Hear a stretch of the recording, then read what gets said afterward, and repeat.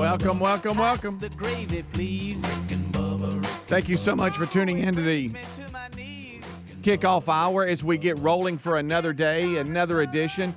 And we thank you for being with us. Busy show on tap today. We'll take possibly some unscreened phone calls this hour. We had fun with that yesterday.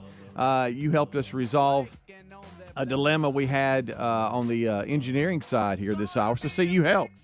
And we thank you. We could do that again, have some fun with the phones, other stories of the world, and, hey, what's going on with us? We got a lot to talk about today. Rick and Bubba Adler all join us in 1 hour from now for the main show. But right now, over to my left is Greg Burgess. To my right is Michael Helms. What's up, guys? How are y'all? Hey. Good. We're going to talk about what happened prior to the show? What happened? Well, I mean, I have Skinwalker Ranch up on my laptop, and then suddenly y'all went, hey, what was that noise? Yeah. Now, I don't know what that was. And then y'all run into the studio, and you're like, what was that? And then I look back at my computer, and I'm like, oh, my gosh. Yeah. I heard something. And it was Skinwalker Ranch was up. Here, and it wasn't that weird sound that comes out of the ceiling. It was different. Well, I don't know. It's just kind of weird that I pull it up, and then there it is. And I was doing that because Dr. Travis Taylor will be with us. He has been with us many times before. I think I can call him friend of the show, and he's going to be in studio today for RBU as we record Rick and Bubba University, the podcast. It will publish on Saturday morning, and he is part of the Secret of Skinwalker Ranch, 512-acre property in Utah, one of the world's most mysterious hot spots for UFO and high strangeness, as they say, phenomenon. High strangeness. And so we'll talk to him. They've got The Secret of Skinwalker Ranch. Season 4 is starting April 18th. That's on a Tuesday on History Channel at 9 p.m. Central. And they've also got in May, they have got The Secret of Skinwalker Ranch Live cranking up. We got in Indy, Akron, Ohio, Detroit, Michigan, Milwaukee, Wisconsin, and those live shows will push as well. But that's why I had Skinwalker Ranch up, just getting information, making sure I got it all dialed in, printed out for Rick and Bubba for today. And then all of a sudden, y'all started hearing noises, and I quickly big bang. I quickly closed the laptop. Yeah, I don't know if I had to do with that or what, but I think you said triggered the whole thing. I know. Man, I was sitting here just doing research and prep for the guys in the timeline of everything that's happened at that ranch, and hey, wow, she's a mystery, isn't she? Well, they said it's a mecca of strangeness. It is. That's what they say. I don't want anything to do with it. So that's today. Something I know like it scares me. And I'm a little bit scared. Look, are we gonna? Well, I don't know. What? Well, there's just a connection with some of the health issues that Bubba had and all that. We kind of started bringing it all back to, could he have gotten it from Travis? Some say a tornado was sent right to his house. Well, I don't know. I mean, that's what I heard. I don't know. If you're just joining us on that, Bubba has a lake house down at Lake Martin in Alabama, and it was hit by an EF1, they think, maybe just a few miles per hour under a 2, and did a lot of damage to him and some of the neighboring homes. And so he's been dealing with that. He sent the staff a video yesterday. Owned me, by the way. That was. I showed everybody that was near me. I was showing people I didn't even know. Right. And this is Greg hadn't seen it. Look. Yeah. I mean, praise God, there was. This is what frustrates me. I know you were on the same text. What are you talking about? Bubba sent a video yesterday of standing in front of a pile of wood. That's what we're talking about. Yeah. Why you acting like I didn't see it? Well, you just acted like you did. You just acted like, what are they talking about? Oh, okay. I wasn't paying attention. But I did see that. He's down dealing with some stuff. Luckily, they weren't there, and there were no injuries. But, boy, they're having to handle dealing with stuff. And it's a beautiful area. Wouldn't y'all agree, of the state of Alabama? It's absolutely gorgeous right there on the water. But some of the scenes that he is showing are not pretty. Their handles is what they are. And I got to give him and Betty their attitude about this. I commend them. I mean, they're putting it in perspective, too, because, I mean, you look at other areas, other states that are just dealing with much more serious situations when it comes to tornadoes, Mississippi being one of them. 25 deaths, I believe. Unbelievable the damage. That's some serious stuff. I think President Biden had said he is going to head to Mississippi, and just sad stuff coming out of that state. So we're putting it all in perspective. But when he got there, he told him he was there for chocolate chip ice cream. Right. And for some reason he went to Tennessee and he was in the wrong state. I don't know why. Hello, Mississippi. Yeah. But anyway, we'll have lots of updates from that. But yesterday, Bubba sent out a video of him standing in front of Mania as they try to get it all dialed in. And hey, where do we start? And I guess first order of business is let's get everything off the house. Yeah. And let's get all the debris up, and then we can figure out what we're going to do next. And I know a lot of you, unfortunately, have had to go through stuff like that, and that's what he's doing right now. And he sent us a video yesterday to the staff that it made me laugh at a very serious situation. It made me kind of giggle because I'm like, man, that's pretty good little attitude about it. Yeah. All right, so that's kind of setting the table for today. A lot going on. We got different things going on within the show as well. So that's all happening today. I've also got a question from the audience. I know we took a break. Well, I got a tongue. Yesterday, somebody sent something, and I thought it is simple. It's a simple question. And I thought I even deleted it immediately because I thought, well, I'm not going to ask that. That's stupid. No, it's not a stupid question, but it's one of those questions that I feel like we've talked about before. Oh yeah. But this is it about the phones not working? No, this person asked me to narrow down to one specific thing or person, and it was really hard for me. So I'm going to ask y'all. Okay. At some point. Did you know when I was little? So you decided, first of all, you didn't want nothing to do with it. I immediately went, Deleted hey, good question. Yeah. Would like to talk to this guy about this. It'd be a good conversation over coffee. But we've kind of talked about these things before, I think, and so probably not going to bring that up. But then as I was thinking about going through the day, I thought, that's actually because I kept thinking, okay, well, this one. Oh, wait a minute. No, I don't know about that. I think it may be this one. So then I thought, well, I'm going to ask Greg and Speedy to narrow it down to one and see if they can do it. It's going to be something I can't see if they can do it quickly. Already. No, it's not. You're going to laugh at how easy this question is. Okay. But anyway, we'll get to it in a minute. You said specific, and do you know when I was young and I couldn't say my S's, I would say Pacific instead of specific. Yeah. Pacific. They in were this like, specific situation. Right. I wish you I still couldn't say did. my S's. I wish you still did that. I say my S's like that. And I couldn't say specific. I would say. I'm trying to be Pacific about this. Right. That's what I do. Pacific one? That's an ocean, buddy. Amanda always talks about she couldn't say her R's. Yeah. And so like instead of red wallet, she would say wed wallet. Yeah. Yep. Terry can't say sandwich. She says sandwich with an M. I don't know why. I just thought I would bring that up. Okay. She loves you. Hey, you want a sandwich? What do I want? A what? A sandwich. A sandwich. Are you sure she just doesn't do that just to do it? No, she's saying sandwich. She's staying with it. Rick and Bubba.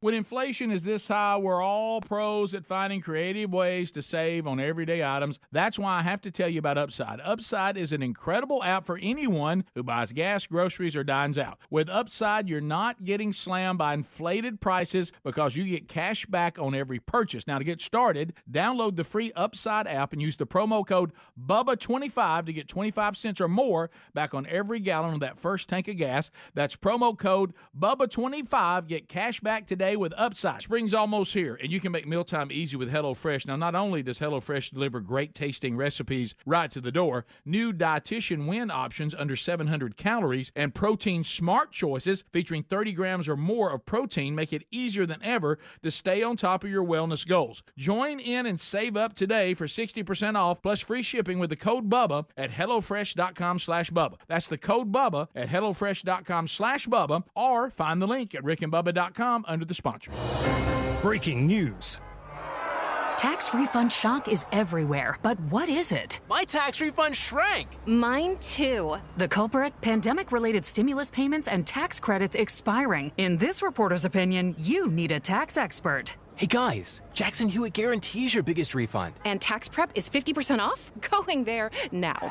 50% off is a limited time offer for new clients filing at participating locations. Max value $200. Visit jacksonhewitt.com/50 for terms. Got you a free silver bar? Well, okay, we've asked our friends at Lear Capital to do something special for our listeners. Look, highly respected financial analysts predict gold prices could soar as much as $4,000 an ounce. Now, there's no magic 8 ball that guarantees that's going to happen, but gold has outperformed the S&P 500 500 for the past 20 years. Right now, new Lear customers receive a free 1-ounce silver bar with every ounce of gold you purchase. Free silver bar offer expires soon, so hurry. Visit LearBubba.com. That's LearBubba.com. All right, folks, you've heard us talking about what Relief Factor can do for your pain for several years now. If you struggle with occasional aches and pains due to aging, exercise, everyday living, consider this. Relief Factor is 100% drug-free. It's made up of ingredients that simply help your own body deal with its natural inflammatory response. And we kid you not, Relief Factor is for real. And the majority of people who ordered the 3-week quick start for just $19.95 go on to order more. Try it at ReliefFactor.com or RickandBubba.com under the sponsors. You don't have to break the bank to make a big deal purchase like with Raycon earbuds, whether you're looking for a pair of everyday earbuds, low latency gaming headphones, or a speaker with a battery that will last all night at your next party. Raycons, they got you covered with premium audio at the perfect price point. Plus, they offer buy now, pay later options. Right now, you can get 15% off at buyraycon.com/Bubba. Buyraycon.com/Bubba. Or find a link at rickandbubba.com under the sponsors. Our friends at TheraBreath have some good news if you have bad breath. Try TheraBreath Fresh Breath Oral Rinse. TheraBreath is dentist formulated by Dr. Katz himself. TheraBreath doesn't mask bad breath like those burning alcohol mouthwashes that can actually irritate sensitive mouths. It's alcohol-free and free of gluten with no added dyes or colors. Find TheraBreath in all your favorite retail and drug stores. Look for the bright orange cap or online at TheraBreath.com. You can find a direct link at rickandbubba.com under the sponsors. TheraBreath, confidence in every capful. Looking for peace of mind when it comes to your car's performance? Look no further than our friends at CarShield. With plans for every budget, CarShield offers protection plans that cover more parts than ever before. Whether your car has 5,000 miles or 150,000 miles, plus they offer plans that come with roadside assistance 24/7, courtesy towing, and rental car options. Call CarShield today at 800-465-6550 to save 20% on your plan.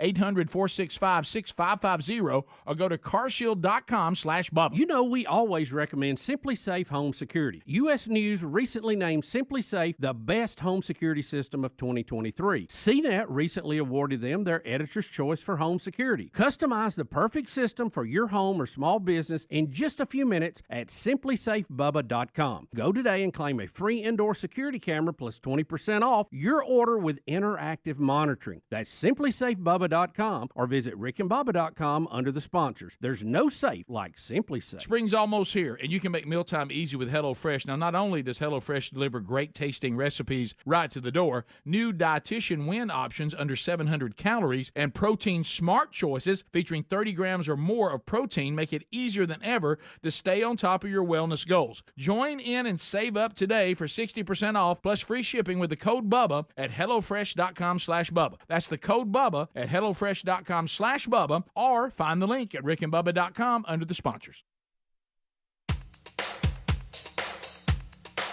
Rick and Bubba's in Ohio! Rick and Bubba. Pass the gravy, please. Rick and Bubba. Ooh, it brings me to my knees. Rick and Bubba.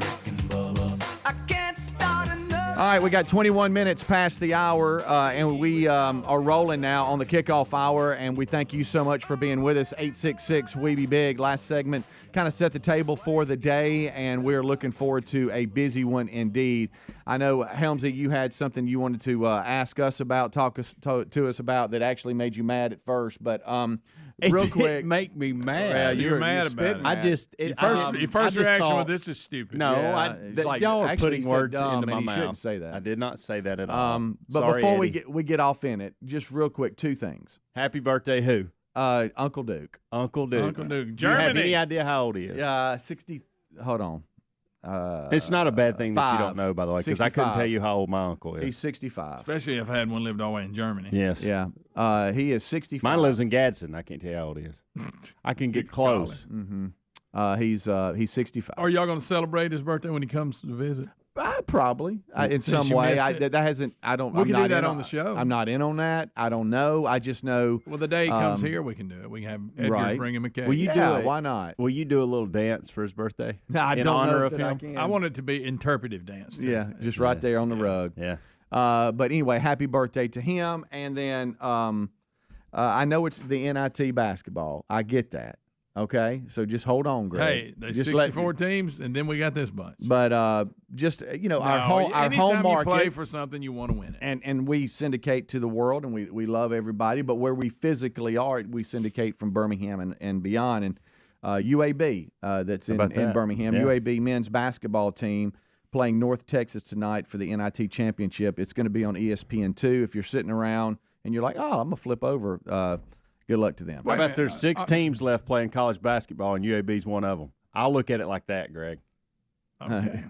How about that? Yeah, you got How about that? Take that. Aren't they in the same conference? Who? North Texas and UAB. I believe. Well, I know in football I don't know how they basketball are. does. Yeah, I don't either.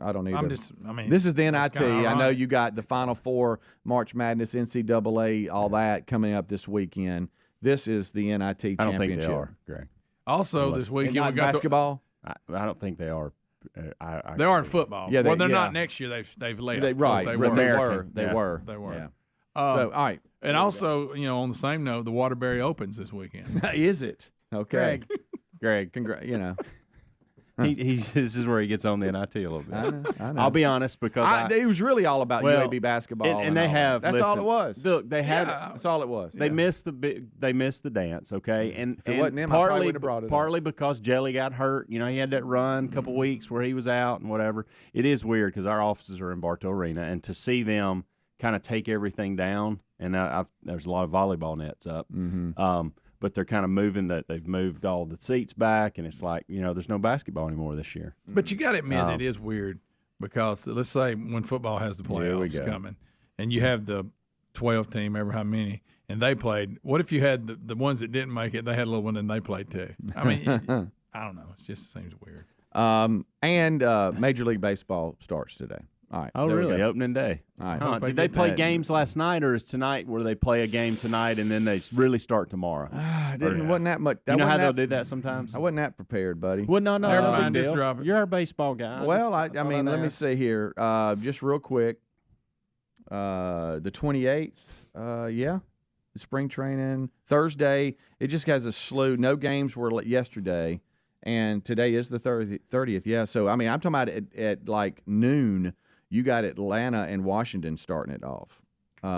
So I didn't see any games from yesterday, but there's a slew today. Good night. Starts around lunchtime. If you're listening live on the 30th, go ahead. Nothing. I had borrowed a tool, and speaking of UAB, from one of the associate athletic directors. But his office is kind of the way our office is and our players' lounge, and it's weird it's in Bartow Arena and not close to the tennis courts. That's a story for another day. But there's a green and gold room, like is a big room for all the boosters and stuff when basketball, you go in there and eat, whatever. And so Matt's office is on the other side of that. And so it's usually unlocked, and you can just walk right through and go through because nobody's ever in there unless there's a basketball game or they have some kind of special meeting or luncheon or whatever. But you have to walk around. If it's locked, which it's normally not, you have to walk around the court and go back the other way. And so yesterday I was piddling around cleaning some stuff up, and I found a tool that we had borrowed from Matt. And I was like, I bet Matt wants this back. It's been like 2 months. It's been sitting in here. It's like you, Greg. You don't return things. So I thought I would take the tool back to his office. And first of all, I tried to go in the green and gold room, and I couldn't get in there. So then I was like, I have to walk around. So, which is not that big a deal. But at that moment, I was like, I had a shortcut. And so walked all the way around, got over there, pitch black in his office. Sure. And I thought, where's Matt? I know he hadn't left for days. He's a hardworking man. Because it was early. And then I thought, I bet he's at the basketball game. Yep. Where is it at, the game being played? It's Vegas, isn't it? I think so. I think they're in Vegas. How about that? Yeah. So I was like, well, there he is. He's at the basketball game. I'm sitting here piddling, trying to return a tool. Right. He has no idea I'm standing in front of his office right now trying to give him something back. Tool with a tool. And he'll probably come in Monday and like, where is that wrench at? I let them Goodens borrow. So I've been known to borrow something and forget to take it back. You remember when you borrowed my shoes that time? Yeah, I did. I don't think I ever got those back, did I? Yeah, you did. If they weren't my size, I would have kept them. Oh. So is it that because I know you, Greg? It's not we were doing waiters or something. Remember that? I know you. Yes, I think we you were just don't celebrity like, waiters. You don't like to hassle with the return. I think it is. I don't think it's that you want to keep it. It's no, just it's not that. I just forget, and then time moves on. Is that Is that what your dad would always say when you wouldn't return tools? He'd go, well, I'm going to go ahead and say bye to that because I won't see it again. Right. So is it you forget about it or yeah, what? Pretty much. I guess I don't make it a priority. Well, Maybe that's understood. I just didn't think you purposely were like, "Ooh, I got me into some shoes. I got me a nice tool here." You just forget, right? That's right. I'm trying to help you. Really, I don't leave and go, I'm stealing it. No. Okay. Well, that's kind of what I I'm need asking. to take that back. Then I move on. Mm-hmm. Okay. So there. All right. Plus, I might need it again. Who knows? Yeah. So we got about a minute. Do you want to talk about what made you mad, Helmsy? By the way, they're on. Is it New Orleans? I don't know. Right? I just know it's on ESPN2 tonight. Are you still on the championship game tonight? Yeah, because I wanted to find out where they were at. Yeah. So the semifinals were in. Yeah, it's in New Orleans, I think. Or no, it's in Orleans Arena in Las Vegas. Okay. Oh. We're dialing in. Okay. We're dialing in. You going? Nah. You headed out? No, we got practice. Practice. We don't have time for this right now. We got a minute. You ain't got to get mad about that. Just me asking. I'm just wondering. I just want to know what your first reaction, and then I want you to think about it and go, because I immediately said something in my mind, changed it for like an hour, and then went back to my original. I was thinking about it that hard, and it's a silly question. Okay, it's a dude question, I think. All right.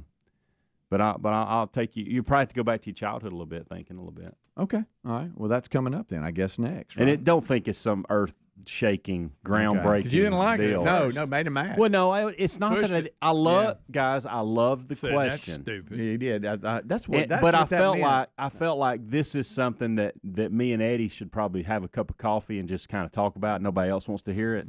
That's kind of what I was thinking because we've talked about things like this. But I'm gonna make you narrow it down to one person. Oh, here you go. One person. I can tell. And that's going to be the tough part. Look, by the way, he'll struggle. He'll never get it. If I struggled as much as I did with it yesterday, this one's really going to struggle. Y'all would be proud of me yesterday.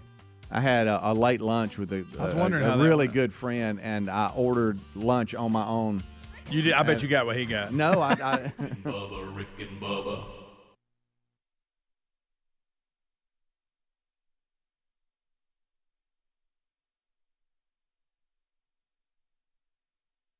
When inflation is high, we're all pros at finding creative ways to save, whether it's driving that extra mile for lower gas prices or grocery shopping on sale days. Saving money has never been so important. That's why we got to tell you about our new favorite way to save, Upside. Upside is an incredible app for anyone who buys gas, groceries, dines out. With Upside, you're not getting slammed by inflated prices because you're getting cash back on every purchase. To get started, download the free Upside app, use our promo code BUBBA25, and get 25 cents or more back on every gallon on that first tank of gas. Next, you just claim an offer for whatever you're buying on Upside, check in at the business, pay as usual with your credit or debit card, and get paid. Upside users are earning more than $1 million each week. That's probably why they have a 4.8 star rating on the App Store. Download the free Upside app. Use the promo code BUBBA25. Get 25 cents or more back on every gallon on your first tank of gas. That's promo code BUBBA25. Spring is almost here. We're already digging into new flavors with HelloFresh. Not only does HelloFresh deliver great tasting recipes to the door, their new Dietitian Win options under 700 calories make it easier than ever to stay on track with wellness goals. Or if you're looking to power up with protein, simply choose from the new Protein Smart recipes like one pot pork and bean chili or creamy Dijon dill chicken featuring 30 grams or more of protein per serving. We love to eat well, but hate the hassle. That's why HelloFresh delivers pre-portioned ingredients that cut down on prep time and food waste and save an extra trip to the grocery store. And since their produce travels from the farm to your doorstep in less than 7 days, I know what I'm eating and I know it's fresh. Why not taste it for yourself? Join America's #1 meal kit today and get 60% off plus free shipping with the code BUBBA at HelloFresh.com/Bubba. That's the code BUBBA at HelloFresh.com/Bubba. Have you tried tried the innovative Helix Sleep mattress yet? Well, nothing beats a great night's sleep, the kind you get with Helix. So we love them, and Helix has over 12,000 five-star reviews with customized mattresses that fit your sleep needs because they know everyone is unique. They even have big and tall mattresses and mattresses for the kids. But how do you know which mattress is right for you? Well, Helix has you covered. Just take the Helix Sleep Quiz and find the perfect mattress in under 2 minutes. Place your order, and your mattress will be delivered right to the door free of charge. And the best part, Helix knows there's no better way to try a mattress than by sleeping on it in your own home. That's why they offer a 100-night trial for you and a 10 to 15-year warranty. Right now, Helix is offering 20% off all mattress orders at helixsleep.com/Bubba. Best offer yet, by the way, and it won't last long.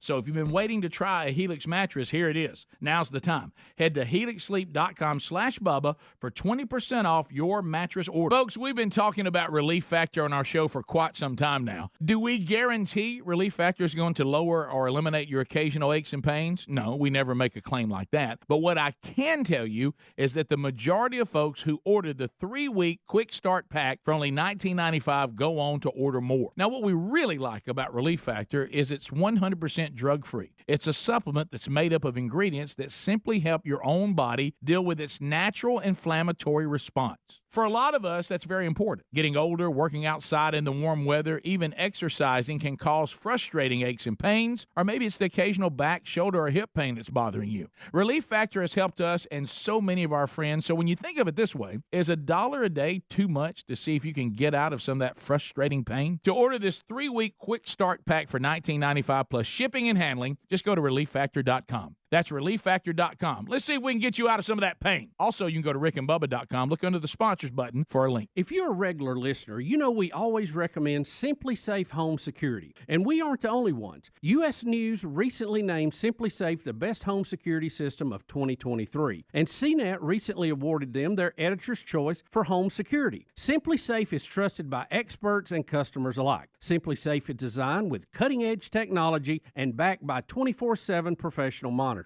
In an emergency, agents use Fast Protect technology only from Simply Safe to capture critical evidence so you can get priority police dispatch. 24/7 professional monitoring costs less than $1 a day and half the price of traditional home security systems. You can lock your doors and access your cameras from anywhere. Customize the perfect system for your home in just a few minutes at simplysafebubba.com. Go today and claim a free indoor security camera plus 20% off your order with interactive monitoring.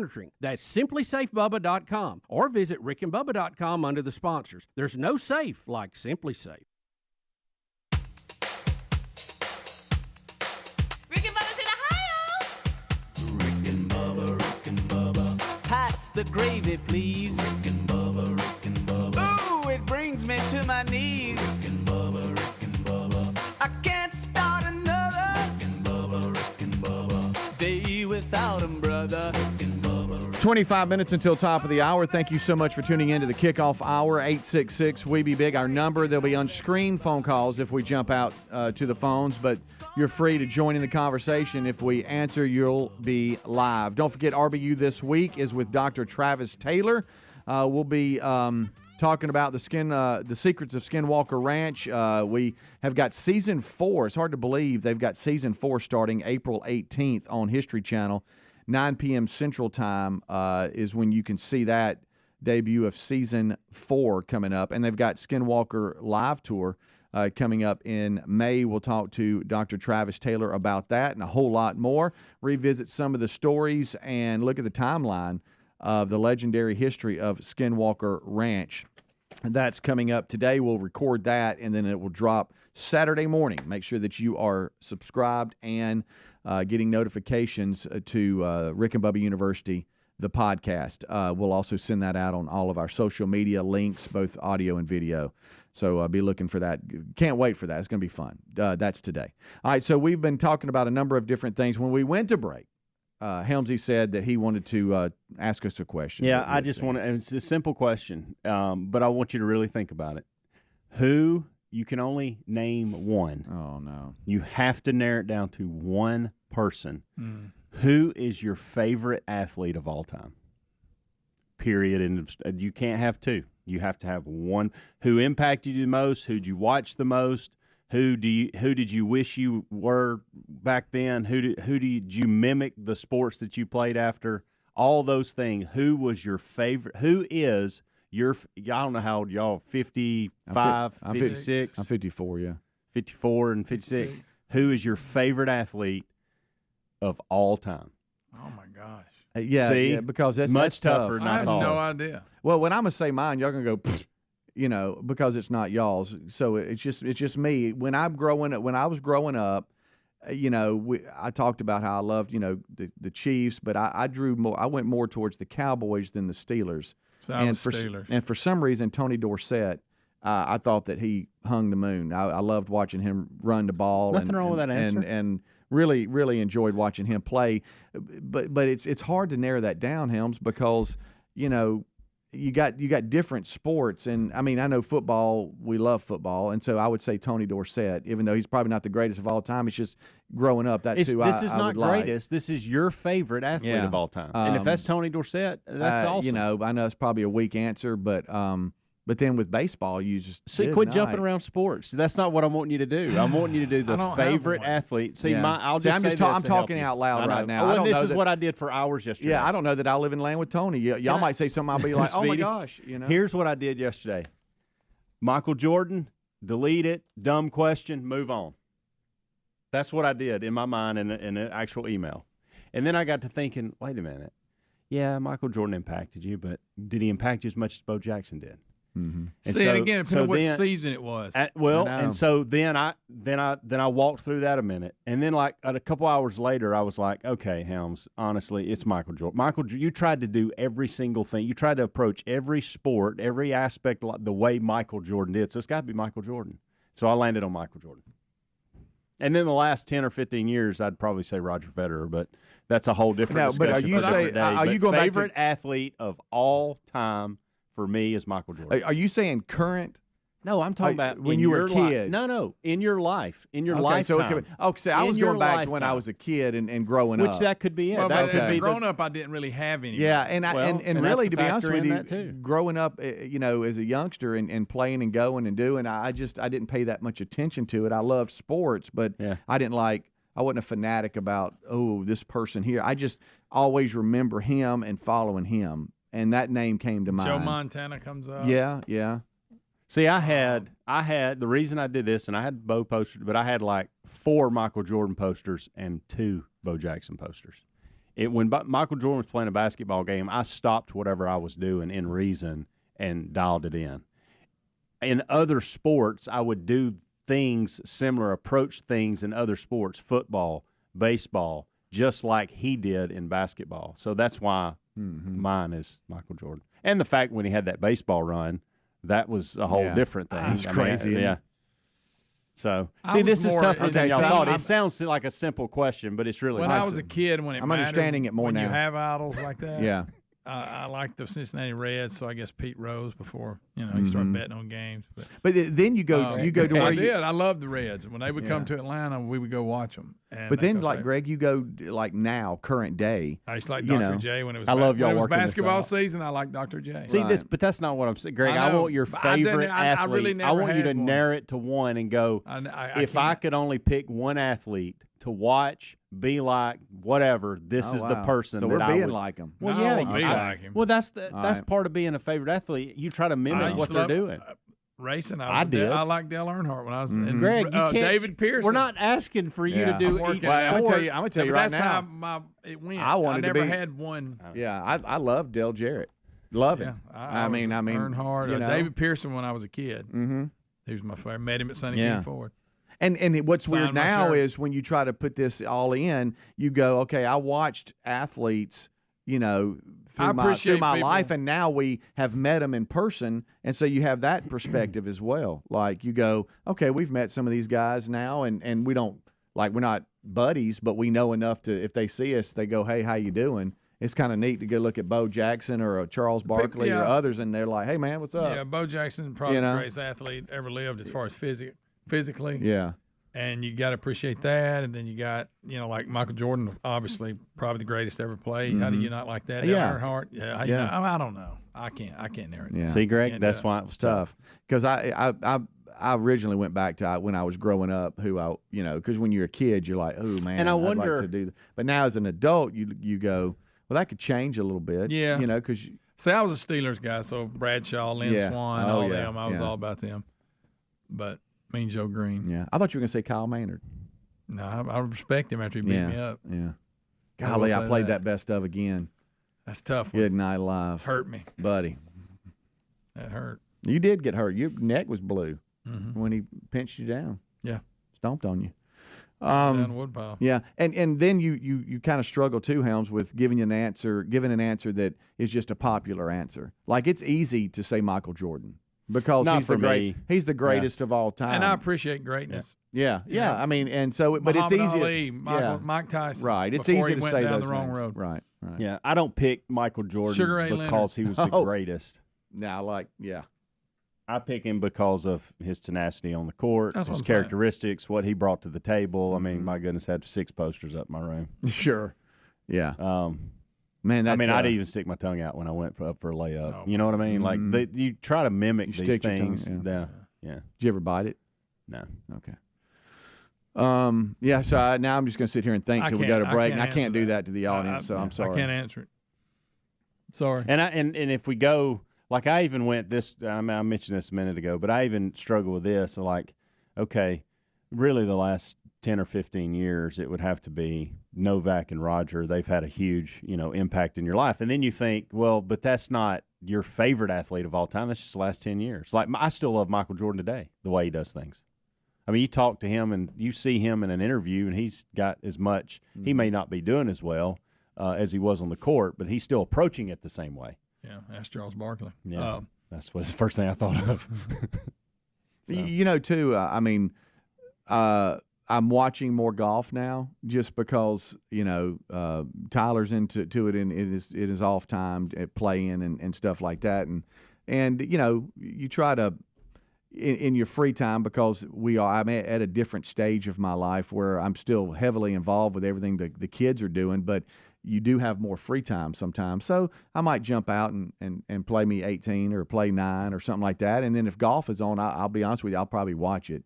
And the influence, I mean, Tiger was always really phenomenal, and I love his story. And I'm talking about on the course and all that. But now seeing all the young kids that are adults now and that are playing in their 20s and what he means to them and how he's helped them behind the scenes and stuff, it's the influence he's had on golf it goes a lot deeper than I think we even realize, But I know for a lot of folks they would probably say Tiger. And a lot of older people that love golf would say Arnold Palmer or Jack Nicklaus, sure. and those icons like the Michael Jordans of the world. Yeah, Greg. But I think. Seriously, I think your first answer, if it's your favorite, but I was going back to Larry Bird. I liked Larry Bird. Yeah, I did too. Celtics fan. I did too. So I was too. Greg, I liked Larry Bird too, but he wasn't my favorite athlete of all time. I don't have a favorite. I don't. I never put anybody on that high of a pedestal. Right. I just don't. It's like I have my Mount Rushmore, but that's about it. Yeah. We'll be right back. Rick and Bubba.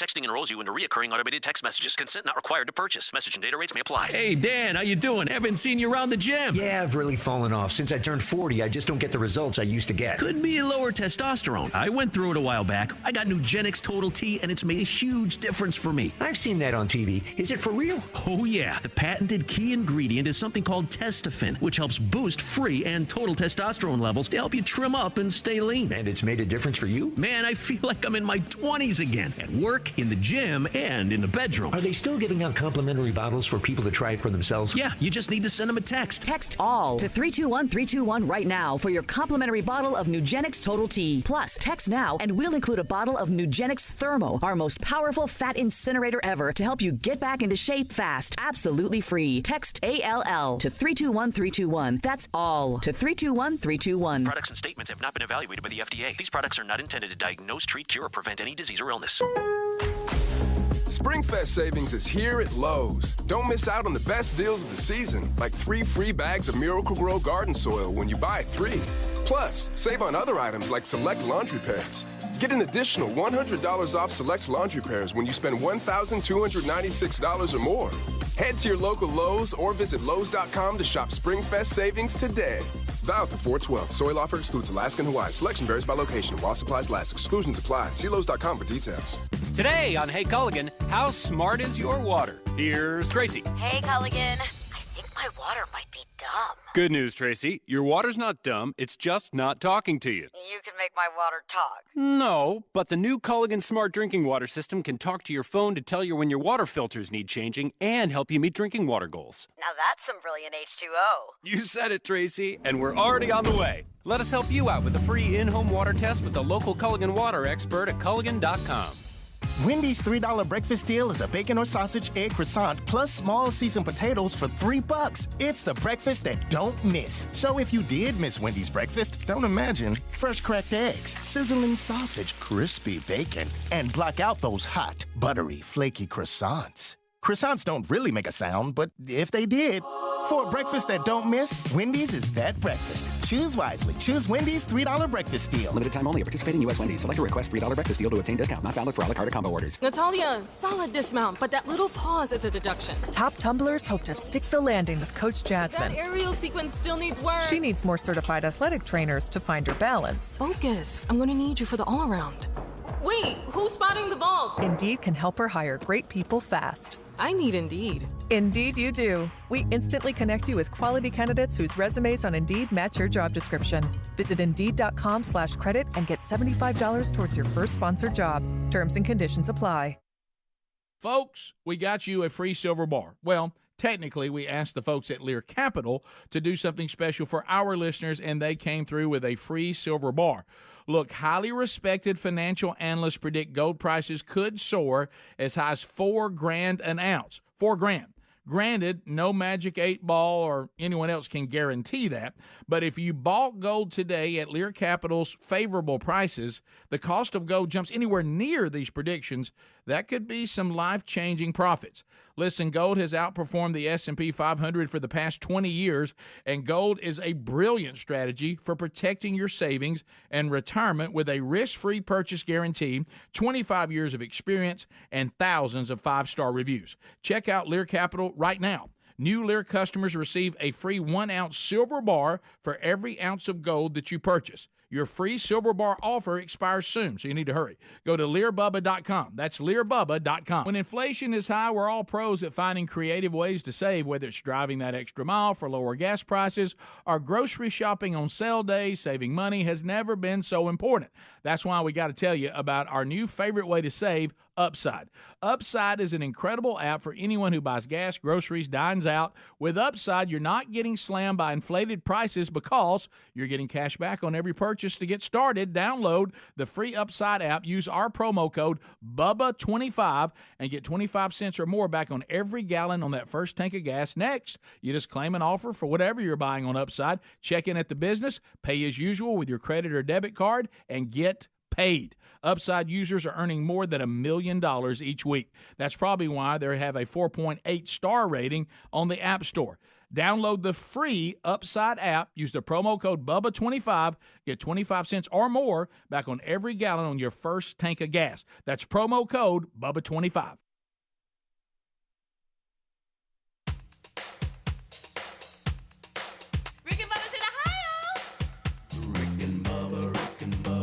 Pass the gravy, please. Ooh, it brings me to my knees. All right, 10 minutes until top of the hour. Thank you for tuning in to the Rick and Bubba Show. This portion of the show sponsored by carshield.com/Bubba. Looking for peace of mind when it comes to your vehicle's performance? Well, we say look no further than the team at carshield.com/Bubba. Look, auto repairs can be a real headache.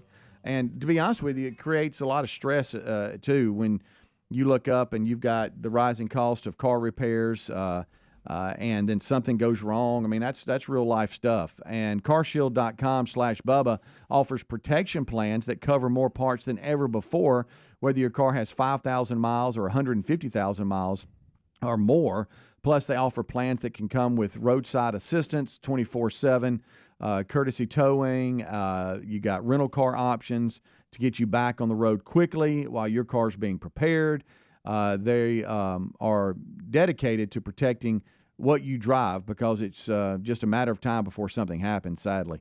But to take advantage of this great offer from carshield.com/Bubba, check them out. You can save 20% on your plan right now. Getting coverage is easy, too. Call 1-800-451-7776 and take our advice. Don't wait until it's too late. Go ahead and get covered now. Save that 20% on your plan. You can also visit carshield.com/Bubba, and you can always be prepared for the unexpected so that doesn't create unwanted stress in your life. RickandBubba.com as well has a link in sponsors. Just click on that, and you'll see all our national sponsors there on that page. But carshield.com/Bubba is where to go to get covered today. Get that coverage plan and save 20%. By going to carshield.com/Bubba or calling 1-800-451-7776. I know we've been a little sports heavy this hour, but, we mentioned Major League Baseball starting today. Did you see where the city of Denver is in uproar right now? Yes, sir. They're facing criticism, all right, for and this is from the homeless advocates that they're upset that they are removing these little homeless camps with their little from tents around and Coors boxes Field, ahead of the Colorado Rockies opening day. Some are saying it's disgraceful. They're not trying to solve the problem. They're just cosmetically trying to make things look better around the stadium, almost like it's hiding the homeless problem. Well, I would say this. First of all, homelessness is a serious situation, and you never know somebody's story, what got them there. And so I'm going to take that part and just slide it over. But I would say this. What do you expect the city to do around Coors Field? If I'm taking my family to a game and I park adjacent to Coors Field, and then I want to walk into the game and have a nice experience, I don't want to walk through a homeless camp. No, you don't. I just don't, and I don't know what that. And I don't think that's a bad thing. No, this is a business. We're running a city here. That's one of our revenue sources, and we want it. It's an attraction. Right. It's a tourist attraction. We want families to enjoy it, so we need to present a family-friendly. Come to the ball game without having to wade through a bunch of homeless people. Right. Some not being mean, some mentally ill. They're going to harass you. I mean, what? I mean, I see it every day. How is that wrong? I don't know. They're trying to, like I say, that's a tourist attraction. That's a revenue source for the city. Of course. You want to put your best foot forward. Yeah. They're going to open up. People taking a dump on the sidewalk is not your best foot. Yeah. They'll play their first home game. I guess they start the season on the road, but their first home game is Thursday, April the 6th. Yeah. And the city started sweeps this week on a couple of the streets near Coors Field. And the mayor is being criticized for trying to clean up that little area, and it's like, are you serious? What are you supposed to do? What straight up? Well, I mean, come on, man. Give me your answer. What do I do? Gosh almighty, y'all. It says here that a 2021 report estimated the city of Denver spent between $41,000 and $104,000 per homeless person per year. But activists believe the city should increase housing availability for those on the streets and provide more services like trash pickup to the camps in the meantime. The sweeps need to stop, one of the homeless activists says, and we need to provide some basic sanitation to the camps. We need to do trash removal, provide bathrooms, access to clean water.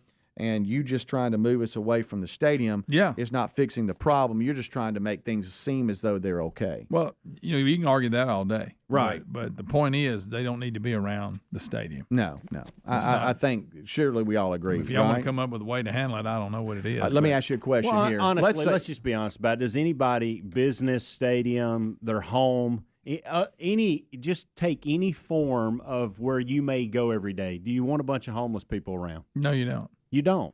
I mean, let's just talk openly about it. And why? To your point, Greg, some of them, not all of them, or have some mental. Yeah, they're unstable. Yeah, and you don't know what's going to happen. So, I mean, and you feel unsafe. And I'm sorry, that's just a fact of life that we have to deal with every day. Ask these businesses in San Francisco that can't even make a living now because they've taken the streets over, and they're having and like I say, acting the way mentally ill people do. Some of them. If you had company coming over, I love my newfound job down in downtown Birmingham with the University of Alabama Birmingham. Love it. Go downtown every day, and I love the fact that I have a new thing that I get to do, and I didn't give downtown enough. But there are places down there I will not take my family because of stuff like this. Exactly. Because it's so unsettling. Yeah. You just don't know. Yeah. I mean, I told y'all about the simple thing in Chick-fil-A that day. Guy was probably harmless, but nobody in there knew it. Yeah. Because it was so unsettling. And some of the things that he was saying and the way he was addressing people and talking, and this was a homeless man. Yeah, and you got different things. You got the safety side. You've got just how it looks. Yeah. And let's just say right now that y'all had company coming over Saturday. On Friday, you know, you and your wife or somebody would probably go, you know, we need to pick up around the house. We got company coming in. Yeah. You wanted it to look presentable, right? Well, I understand there's a homeless problem there in Denver, and we can talk about how we address that or whatever. But as far as the entertainment district right there around the stadium, we need to clean that up so when people come, they have a good experience. Because I don't know if you price going to a ball game nowadays, it's a lot of money. It is. And I don't want to have to wade through all that to get to the stadium when I fork down all this money. No. God forbid we get a hot dog. Don't want to do that. Don't want to do it. And look, I'm stepping out here. I'm sure the mayor has probably done a great deal for homeless people. But in this situation, we need to move it. And you should be okay with that. Just go to the mayor and the council and say, hey, listen, get what you're doing, understand it. If they can't reason that out, I'm sorry. I agree. I mean, just, hey, now what are we going to do? Got to get them away from the Now what are we going to do? And I guarantee the mayor would help. Yeah. Just like we would. It says play ball. Apparently, the mayor is, if this matters to some of you, he's a Democrat, and Michael Hancock is his name. He's being criticized because in 2021 he did a same type of sweep right before the Major League Baseball All-Star game. And then it goes back into they're showing other things that he's doing. It's like, okay, you keep cleaning up around these sporting events, but you're not doing anything to address the problem. You're just and look, that's an argument for another day. Absolutely. Right. If y'all want to have that conversation, absolutely. Right. But getting it away from the stadium is good business. Or if this is really what you want to help with, okay, stop worrying about the mayor and go move them yourself to a location where we don't have to deal with this and you can make it better living situation for these people. Let's really take the bull by the horns if this is your thing. Right. There's so many issues here. Safety, just cosmetically what it looks like. And if you don't have enough common sense to realize that, then we got problems. We'll be right back. Rick and Bubba, Rick and Bubba.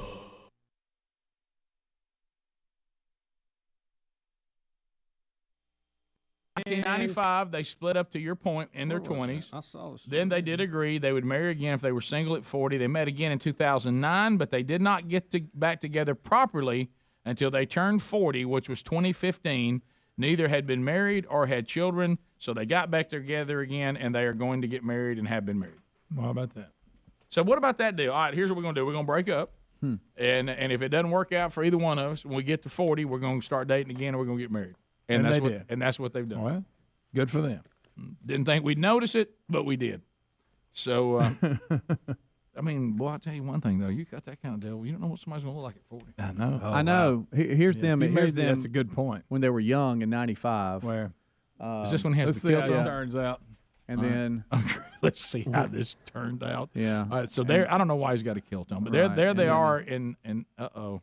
Oh, wow. They're there now. Well done on his part. The couple He got back together again. He did great. She didn't. He kind of went downhill a little bit. Well, they looked like a member of the Breakfast Club there on that first one. There's early. There's got to be a crazy factor there for her not to land somewhere. Are you saying that she's too much of you know what I mean? Like for this to pan out for him, there's some kind of crazy. There's something dark going on. Look in her eyes. So she held together pretty good. She held together pretty good to get to 40 and not have a husband or any kids or anything. Never been married, no kids. A lot of questions on that one. Right. Let's check in with Kim. Look, it's still a sweet story. It is. Y'all don't It knock is. a hole No- in it. no It's question. great. It's a beautiful story. Sorry, Bub. Hey, how about this?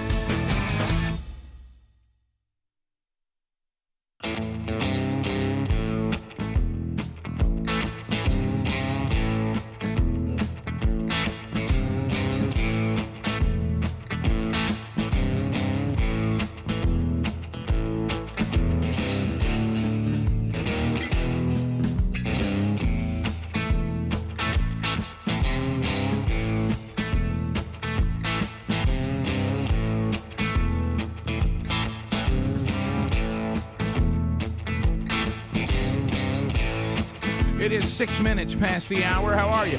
A brand new hour is rolling now from the No Name Studio as we live out on the bleeding edge of technology. We go before you, trying new technology, working it out, literally live on the air. We welcome you back for another hour. We'll start this one as we have since the attack on America on 9/11. Here's the national anthem.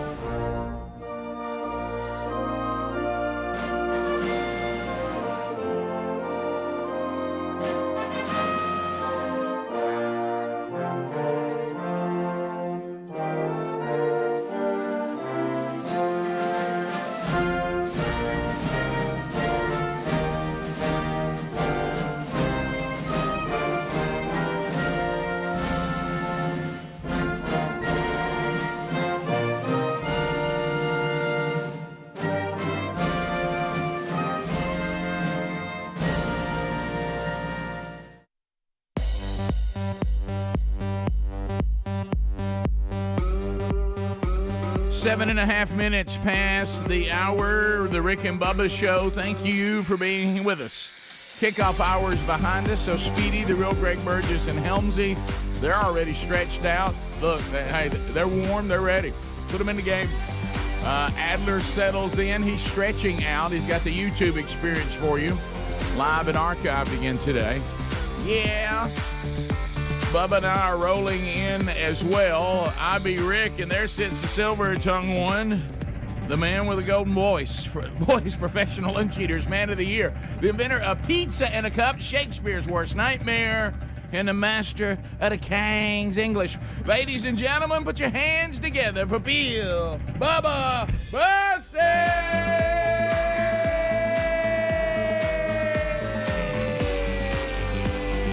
Howdy, Bubba. How about it, Rick Burgess? Friends, neighbors, associates everywhere, come on in. Let's get it started. Everybody.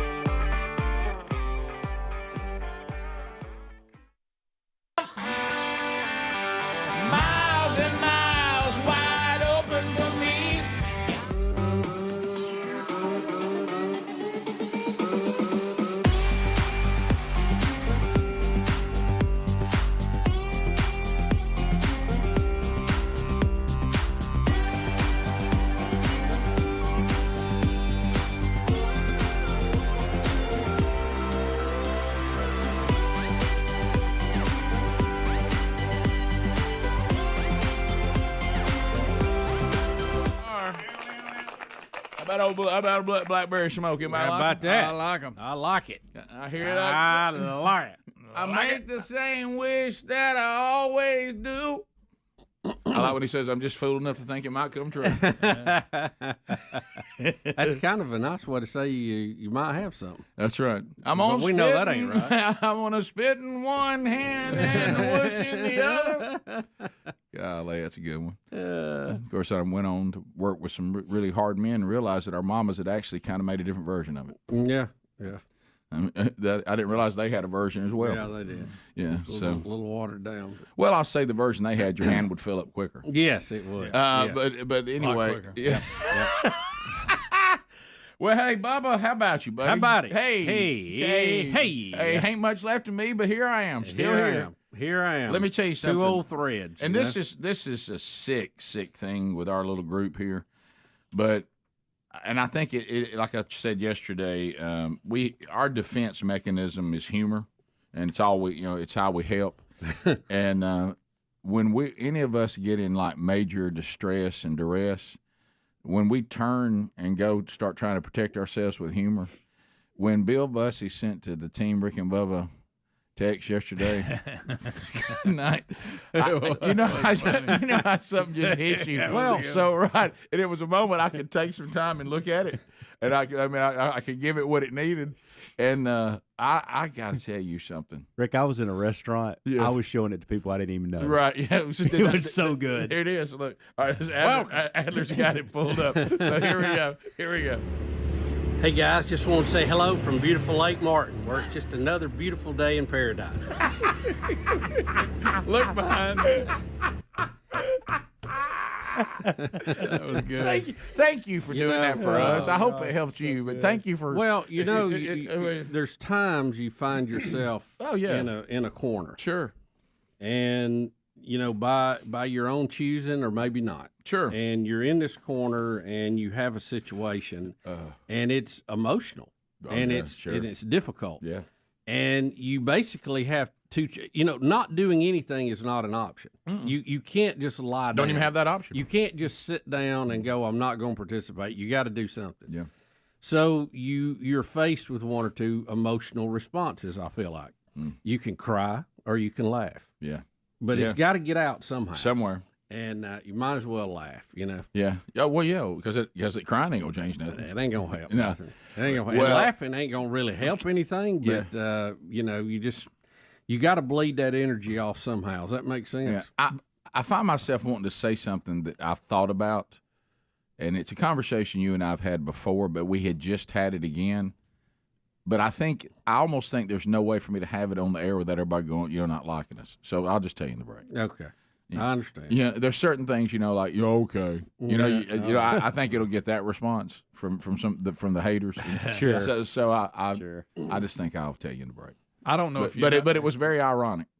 Bubba was being very creative yesterday. He also rewrote a song. I shared some lyrics with Greg.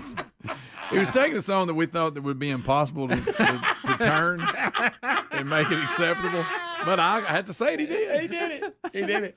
Well, look, I hate to say it. It's these kinds of things. What do songwriters always tell you? They write their best songs through difficult times. Right. Yeah. So it does. Like, I think it's back to what you said. I think it is a coping mechanism that if you're someone who writes stuff or you're someone who does comedy, I think difficulty. Because think about, what do you always hear about some of the funniest people that we've ever heard? Man, they struggled. They do. Yeah. They had tough lives. Yes. And there's difficult. Traumatic. Look, and I've said it before. It also works spiritually. Doggone it. I wish difficulty didn't do as much as it does, but it does. It does a lot. Yeah. Well, we've heard that quoted from football coaches here the last few weeks. Oh, yeah. Good times create soft people. Yeah. Yeah. And sadly, hard times create good people. Yeah. Well, yeah. Well, tough people. Go back and look at God's people. Yeah. They struggled, and they turned to him and just begged that he would forgive them, and they wanted to be right with him. He'd bless them. Then they take the blessing, start taking advantage of him, forget who he was. It's just a cycle. And then he'd have to take it away and bring them back to him again. And you see this, too, in physics. Like, when you have a car crash. And, the logic, you think, well, we need a bigger, stronger frame to withstand the crash. But that energy has to be bled off. That's so good. And the crumple zone in the car will do that and can very much save your life, where you think, wait a minute, you're making the car so it tears up. Yeah. But that energy has to bleed off. If not, guess what? It goes right to your brain. Right. And that will bleed it off, and it's not good for you. We've talked about places in the world that are pressure cookers, the Middle East. Oh, yeah. We've said it jokingly, but if they had a good softball league to kind of burn some of that energy off before it builds up, and it's kind of the same thing, just different forms. Yeah, talking about the Middle East, and like I said, I've got some friends that are there now, and Sherry's going to get a chance to go back this summer. And the first time that Sherry and I went, we didn't know that much about it, and we were trying to talk about and this is what we were told. We will never tell you it's safe to go. Is that what you're waiting on? Yeah. So that will never happen. People go anyway, but you're never going to be given the, hey, it looks great over there. Yeah. Because something could break out while you're there. There's no. If you go, you take on an understanding, to your point, that there's always turmoil there. Yeah. There's degrees of turmoil, but there's never none. I got a couple other cool things to tell you about. We'll come back to 16 minutes past 866 We Be Big is our number. You got another edition of the Rick and Bubba Show. Thanks for being here. Rick and Bubba, Rick and Bubba.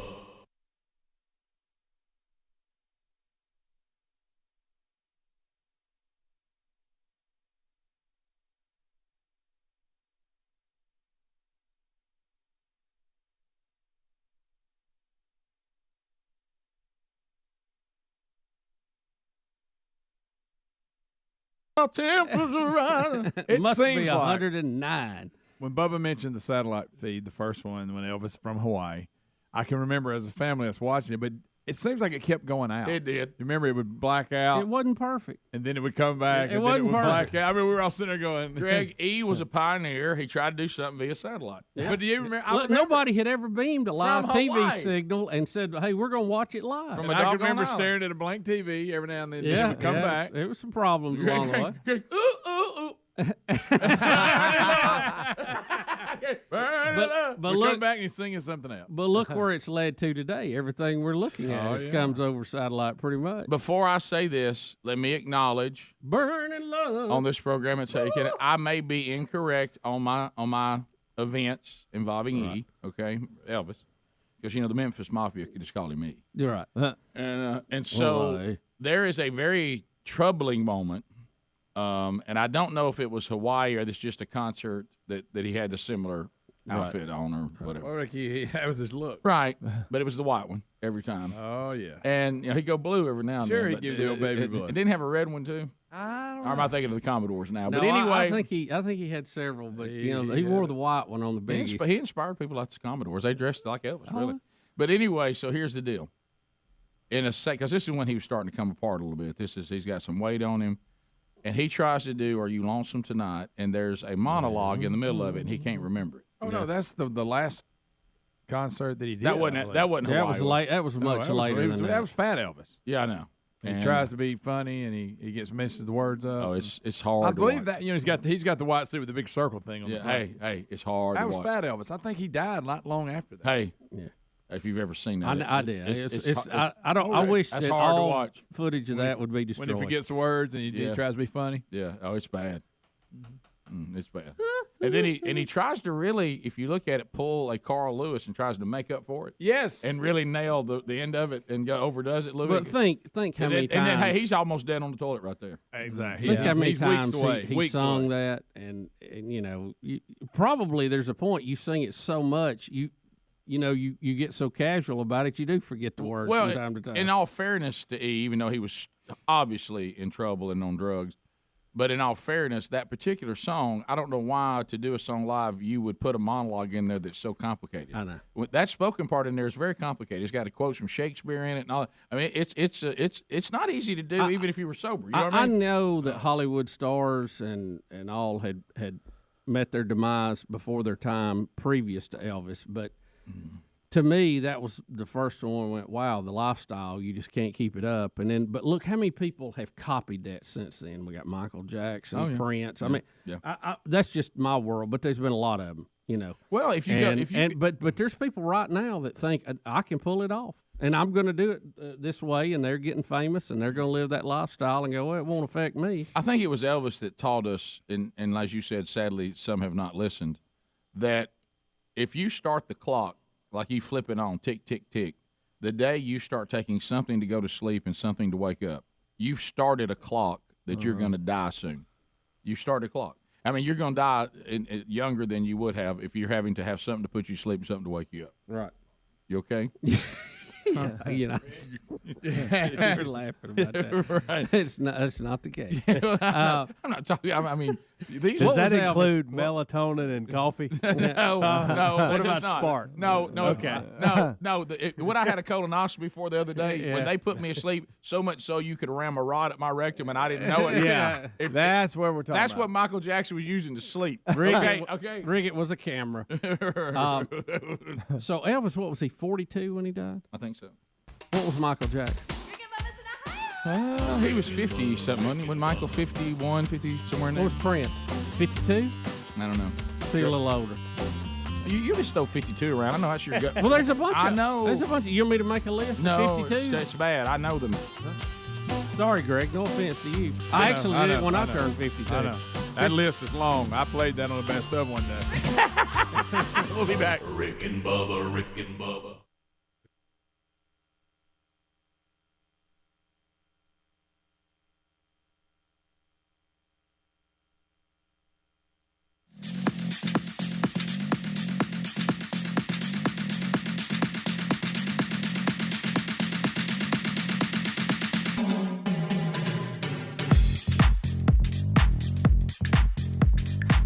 Minutes past the hour, the Rick and Bubba Show, 866-WE-BE-BIG is our number as we make the way back. Now, Bubba, you said you had a few cool things you're going to share with us. So, yesterday, as we were continuing to watch, we got a lot of people we're going to have to thank. But I want to get through this process to tell you how cool it is what they've done.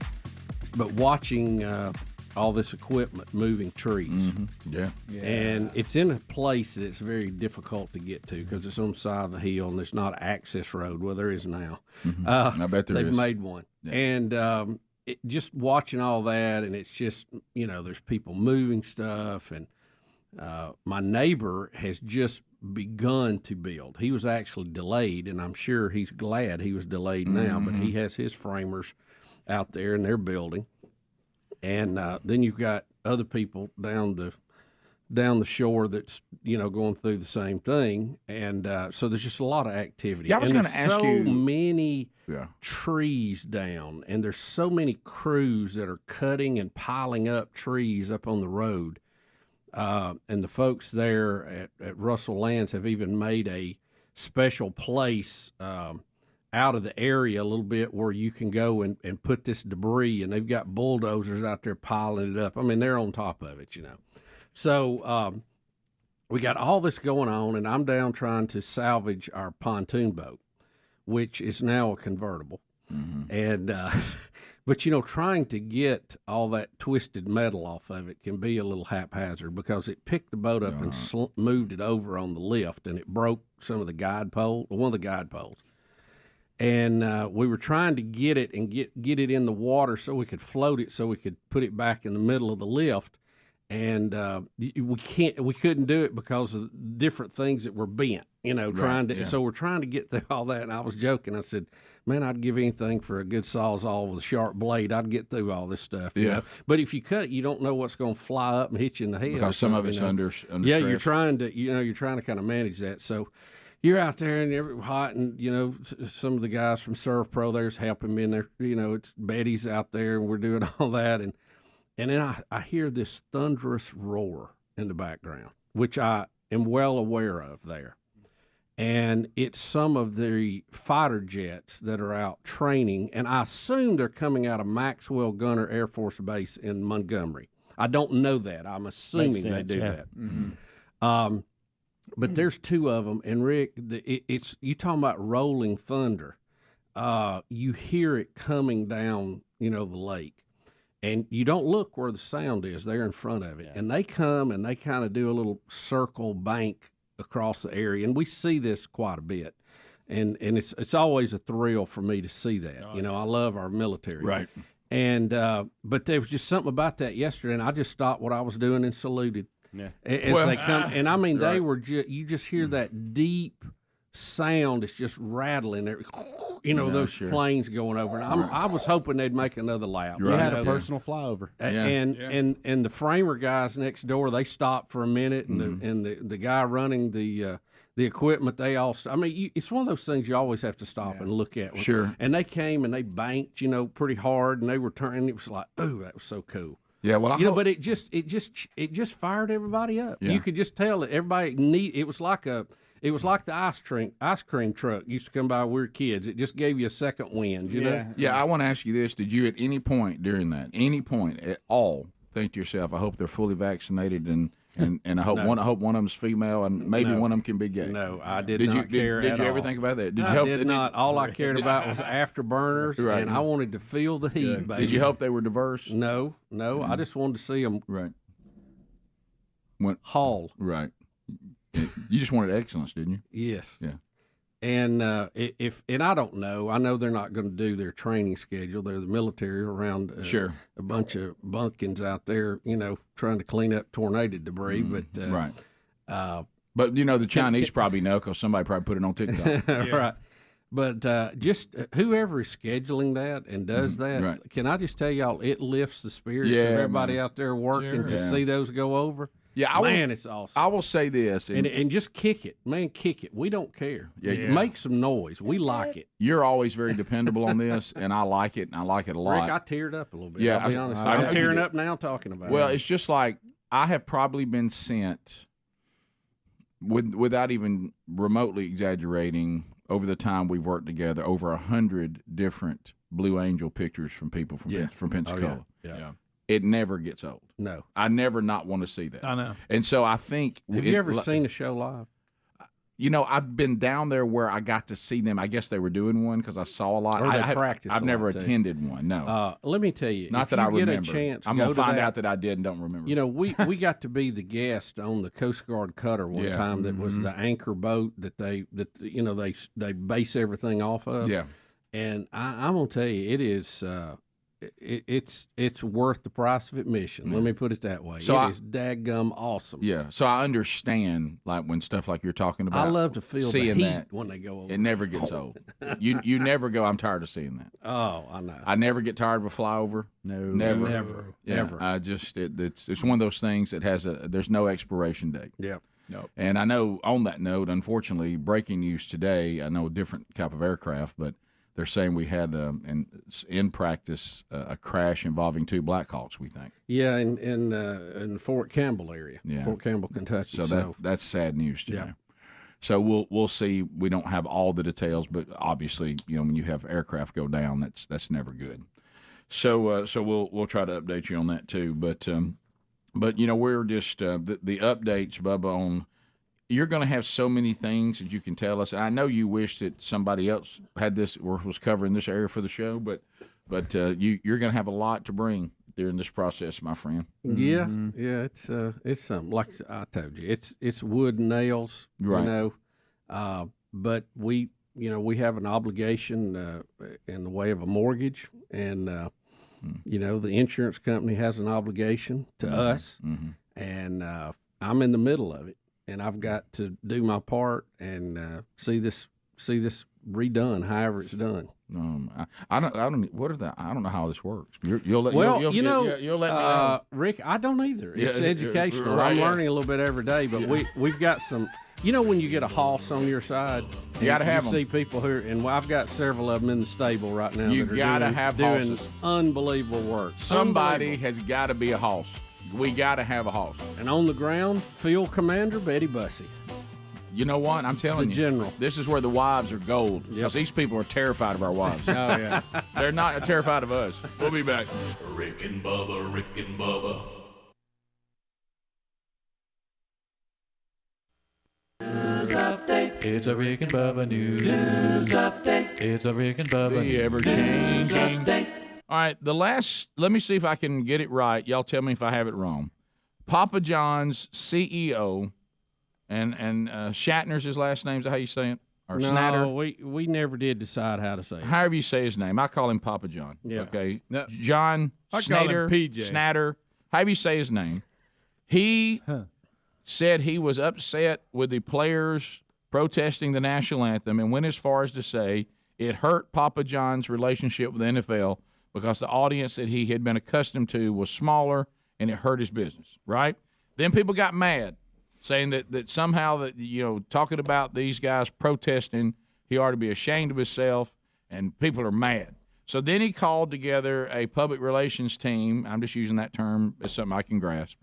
I don't know what their official name is. Right. And we're going to get together and talk about how we get our brand back. We took a little hit on the kneeling of the national anthem, and what do we need to do to get back? And in that conversation, it was alleged by somebody there that he said, I don't know why I'm getting so much flack, and I'm paraphrasing, about this kneeling of the national anthem. My goodness, KFC's got an icon, Colonel what's-his-name, that used to use the N-word, and he said the word. Right. Okay? And then somebody in that meeting with the team said, we know you said it, and we're going to let everybody know you said the N-word, even though he was saying someone else said it. You can't say it at all. He was quoting something. He was quoting someone. Call, yeah, and we're going to ruin you. And he claims they tried to extort $6 million from him. Right. He wouldn't pay it, so they came out with it, and then he resigned. Does that update us to today? Well, when he came out, the board, pressured him into resigning and wanted to distance themselves from him. I mean, we had people were dropping their affiliation with him. I mean, it was a PR nightmare. Louisville's took his name off stuff. Yeah, I mean, he was on the board of directors at several places. Good night. Things. We're all mad because he quoted somebody. Well, now he says, Rick, he believes that he made a mistake in resigning. All right, so now we shouldn't have resigned. That's what he's saying. He said, I will not allow either my good name or the good name of the company I founded and loved to be unfairly tainted. He said he's confident that an examination of the facts will bear out what I have written in this letter and show that once again our company has demonstrated that it does not know how to handle a crisis based on misinformation.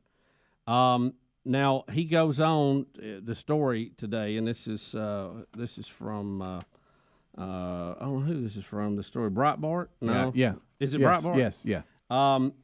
He has retained a high-powered Los Angeles trial attorney who requested that the board appoint a special committee to investigate the matter. According to an anonymous Wall Street Journal source, however, the request was made while such a committee was already being formed internally. For now, the company is still pushing away from him that he is no longer allowed to use office space in the Louisville, Kentucky headquarters, nor will he continue his role as a mainstay in their marketing efforts. Well, he's not only that, he's been the pitch man. Mm-hmm. Yeah. He currently has a share of the company of about 29%, which is valued today at current value of around $500 million. Wow.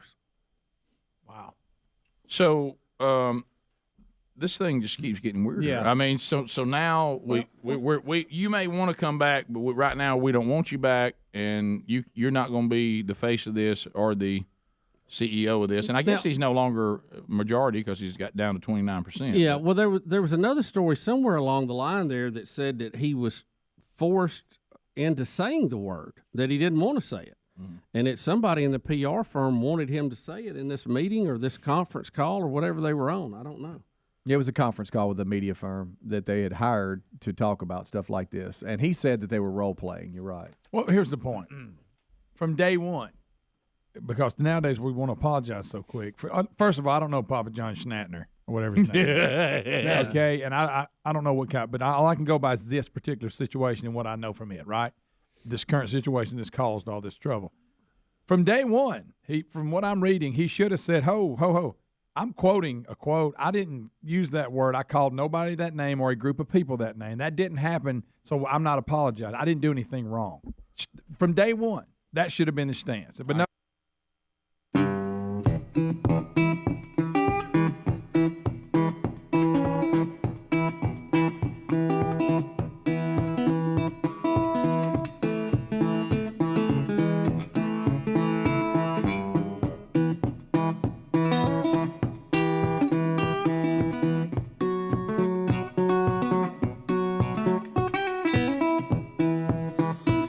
35 minutes past the hour. Rick and Bubba. Thanks for being with us today. SimplySafeBubba.com is a, well, let me tell you, now more than ever. I know, I wish it wasn't that way, but it is. SimplySafeBubba.com. Get a security system that is actually using today's technology. The cutting-edge technology is backed by 24/7 professional monitoring. In an emergency, agents use Fast Protect technology. This is an industry exclusive from SimplySafeBubba.com. They capture critical evidence so you can get priority police dispatch. Also, like the 24/7 professional monitoring service, cost under $1 a day. That's less than half the price of what a lot of other security systems want to charge you. You can lock your doors at home or your small business and access your cameras from anywhere. Customize your perfect system in just a few minutes at SimplySafeBubba.com. Claim our free indoor security camera plus 20% off your order with the interactive monitoring. That's SimplySafeBubba.com, or find a link at rickandbubba.com under the sponsors. There's no safe like SimplySafe.com. So go to the link too. Bubba got an email here. Mona says the jets that Bubba is speaking of most likely are part of the 187th Fighter Wing at Danley Field in Montgomery. Okay. So I'm not saying that she says likely. So yeah, I don't know. I'm not familiar with how all of that is arranged now. But I know there's several airfields there in Montgomery. So Right. and I know we have a fighter group based there. Yeah. but Where I did didn't we- know what their arrangement is. Where did we fly out that time we were with Denver? Maxwell. Maxwell. And I think they've put Maxwell and Gunner together, even though they're not physically together now, from what I understand. Did you know this was kind of interesting because I was trying to research to find out where they were based out of, and that Maxwell Air Force Base actually used to host a Wright Brothers flying school. It was one of their first schools they put about teaching people Is that something flying. you've just thrown in? No, that's real. That's serious business. Because I admit, Straight up, man. Straight up, serious business. That sounds like one of those Win, things. play, show. Down at the hardware store, guys out there and rocking chairs. Somebody added. It's documented. Yeah, okay. And how about when I was in D.C., I saw their first plane, and Rick Burgess. I know. I'm gonna tell you, they were desperate to get in the air to climb into that thing and go into a headwind. You know it. Well, you know what I was thinking about is how. What about Orville? How in our industry, how youngsters will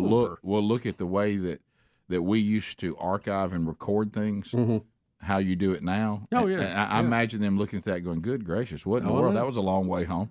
I mean, I want you to think about the picture. Of course, he would know it because that would be you'd have to know it. But we thought it was amazing to watch Greg go in there and learn how to edit. You know, and the way we edit now. Can you imagine, Greg? What if you just showed up here and it was reel to reels, and you looked over there and there was tape, and there was the plane to cut it, razor blades everywhere, cutting blocks, and tape. I mean, you talk about a complicated setup. If you was going to edit something, I mean, Greg, what if every edit you did, you had to cut tape, tape it, unbelievable, and then trim That's the why edges I and worked all for that. the power company during that time. I was waiting to Right. advance a little bit. Right. Yeah. It was and then there was kind of a period of time. And Bubba figured it out with the VHS tapes, which we've talked about before. There was a time when, this used to be standard in the studio. You had to have one of these, and in production and in here. Yep. You had to have it. And you know how we take phone calls, Hams, because there was no delay? We would go into the break telling you we was going to do phone calls, record them, and then play them back. And then play them back. My gracious. Yeah, I was watching a documentary. It's all true. A documentary on Sound City, the recording studio, and they were talking about how cutting tape and all that. Oh, yeah. And now you got So- Pro Tools. You just go in there and fix Let me whatever show you doesn't one sound other thing. Like on the reel-to-reel, they used to have a block That's where exactly you what could cut. we use right there. Yes, I think it's probably on the top right there. It used to be mounted like right here. Yeah, Right. You're right. I bet you set it up on the top, Tape Bubba. out, put it in there and do your cut. Yeah. You see on the top of that gray? I bet you can set it up top there. You just can't see it here. Yeah. The angle. Yeah. Isn't that crazy? Yeah. But Rick, there's a whole. I so remember There's one a of whole those. big room at the Smithsonian dedicated to the Wright brothers. Really? And I've seen a documentary on them before. It's a very complicated story.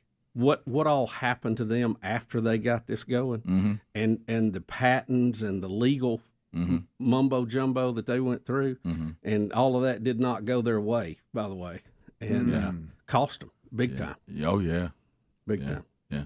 And then, of course, they like to kill themselves several times doing demonstration flights with a gust of wind come and turn them upside down. Yeah, well, let me tell you, when you decide, Basically, we're just laying on a wing. When you Yeah. decide to be the human beings that don't just say, "I think we can fly," you go, "I'm going to pull it off, and let's see what we can do." I mean, you talk about something that on the downside that says this may not work. I mean, it's one thing to Look, I hope this works. It was a big deal to step on the moon because people have looked at the moon since Adam and Eve has been here, to go to the moon, and they've always wondered. And to do that was a big deal. But I'm gonna tell you, to get off the ground, that first step the Wright brothers did was big. That was a big I see step. your eyes watering. Yeah, No, you I'm are. not. I'm Yeah. just You are. fired I up see- about I it. And see. Greg Because was it's wanting cool. to talk about the moon. We didn't really go, and I was hoping he didn't interrupt you. But think about this: as long as time for human that, yeah. history, as long as human history has been, Right. we went from Kitty Hawk flying in that thing Here he goes. to Take his landing glasses Neil off. Armstrong on the I moon know. in a very short period of time. And think about how Very how little we've done since, as far as exploration. Thanks, Rick. See, Okay. Bubba, on the right stuff, when Ed Harris playing John Glenn, when he gives a speech about how far they've come, and Wilbur and Overwright flipping a coin, saying who's going to be first, and all that. Yeah. I bet you. Well, like look at that. Greg weighing in. Yeah, Look at Greg weighing in. I bet Bubba's all about. There's that. a tissue box right beside you if you need it. Let me tell you Bubba. something. There's two things I've seen that soften Greg: grandkids and tornadoes. Yeah. Well, Rick, tornado will Rick, soften. what I loved at the Smithsonian, So they had these good. pictures, and then they would tell you the story behind it. And it was early photography, but they were like real pictures. and they would be like in Europe in a parade field, and there'd be a big pile of wood and cloth in the middle of the field. And they would go, well, this demonstration of the Wright brothers flying machine did not go well. Right. Yeah. And so many bones broke. So many, Sure. and it's like, good night. I'm almost certain. I may be wrong. I'm almost certain. I think we just saw Greg show Bubba compassion. I did. Yeah, I think so. I just asked if he remembers A little the empathy. speech. A little empathy there. Take a picture. Get a picture. I just knew that he would know the speech from the movie. All right, so let me ask y'all this question. This is that's a long movie, but I guess the bottom line on all of it was I'm not up on the Wright brothers like I need to be. And when we went up there and all that, and then I read that they had their flying school at Maxwell. I thought that was cool. So let me. This is very really teary-eyed right now. I'm about to do a Helmsley thing. This is right out of Helmsley, okay? Wow. But I enjoy it. By the way, this morning's question I liked. About the athlete. I have no answer for it. Yeah, I really like that. And I did have an answer. All right, so I'm going to go back to this, but this is a very Helmsley-like thing I'm about to do. Oh, goodness. You could be one of two things, okay? You are part of the team with the Wright brothers, meaning you're going to be one of the people to get on one of these, okay, and see if we can fly. It's set history. Or you're sitting there right now in a gown, and this doctor says, I think I can fix your heart. You're going to be the first one we're going to try. Oh, wow. So would you like to be the first person? Now, wait, am I the doctor or the patient? You're the patient. Oh, would you like to be the first person to have open heart surgery performed on you, or the first person to get in one of the Wright brothers things and say, I think it'll fly? I'm going Wright brothers for 200. Absolutely. Because look, I'm closing my eyes. Who is the Wright brothers? You know, Rick, though, somebody had to be that first patient. I was surprised when you said you were going to do a Helmsley thing. I thought you were going to leave and get a funny haircut. Now that's him having to let that pressure off somewhere. That's why I'm letting it go. Yeah, he needed that. Well, he was compassion earlier in the segment. Now he's going back to himself. He needed it. I did. Yeah. I had to redeem myself. It balances We knew it out. somebody was in danger now that Bubba's protected. Right. I didn't mean to quote John Glenn. I don't know what I was doing. Greg, that was very kind. Yeah. I mean, I thought Bubba saw the movie. I did. I saw. I saw Mercury 7. I saw the. Let's see, which one was I'm that? talking about the Glenn, right or was stuff. it- I didn't know you were going to take the squalling. It was the actor. I did. It was I the did. actor in the I movie. saw it, but it was a long time ago. Bubba did. a long one. When you were standing right good there, movie. you know, right where the Wright brothers exhibit is, and you were standing there. Did Betty ever pull you by the sleeve and go, "We got to go. We got to move on"? Did you want to stay there all day? No, I mean, it was. I could have stayed and read more. Okay. There's no doubt. But there I know there was a lot to do. There was a definite pace we had to stay at to make everything. But honestly, what you just described is what we talked about yesterday. You don't go over to a dog that's hurt. No. I'm gonna tell you, really, the Bubba's reading about the Wright brothers. Leave him alone. Let him finish. Let him finish. Let me tell you, the one that I was staring at that you really think, wow, is Neil Armstrong's space suit is there that walked on the moon. First one, and you think, wow, so it's been to the moon. That piece, that right there, has been to the moon and back. I just wish Neil would have talked more about it. That's beautiful. Yeah, It's yeah. Bubba. You know? I hated his silence. Bubba, that's just beautiful. Did you want to break the glass case and try to get it in? Oh, there you go. Got tissue out. Oh, there you go. Box cherry wine. It's beautiful, Bubba. It's beautiful. I like the struggling adrenal emotion. Fight it. All right, we'll be back. 15 minutes to the top of the hour. 866-WE-BE-BIG is the number. More of the Rick and Bubba Show coming up right after this.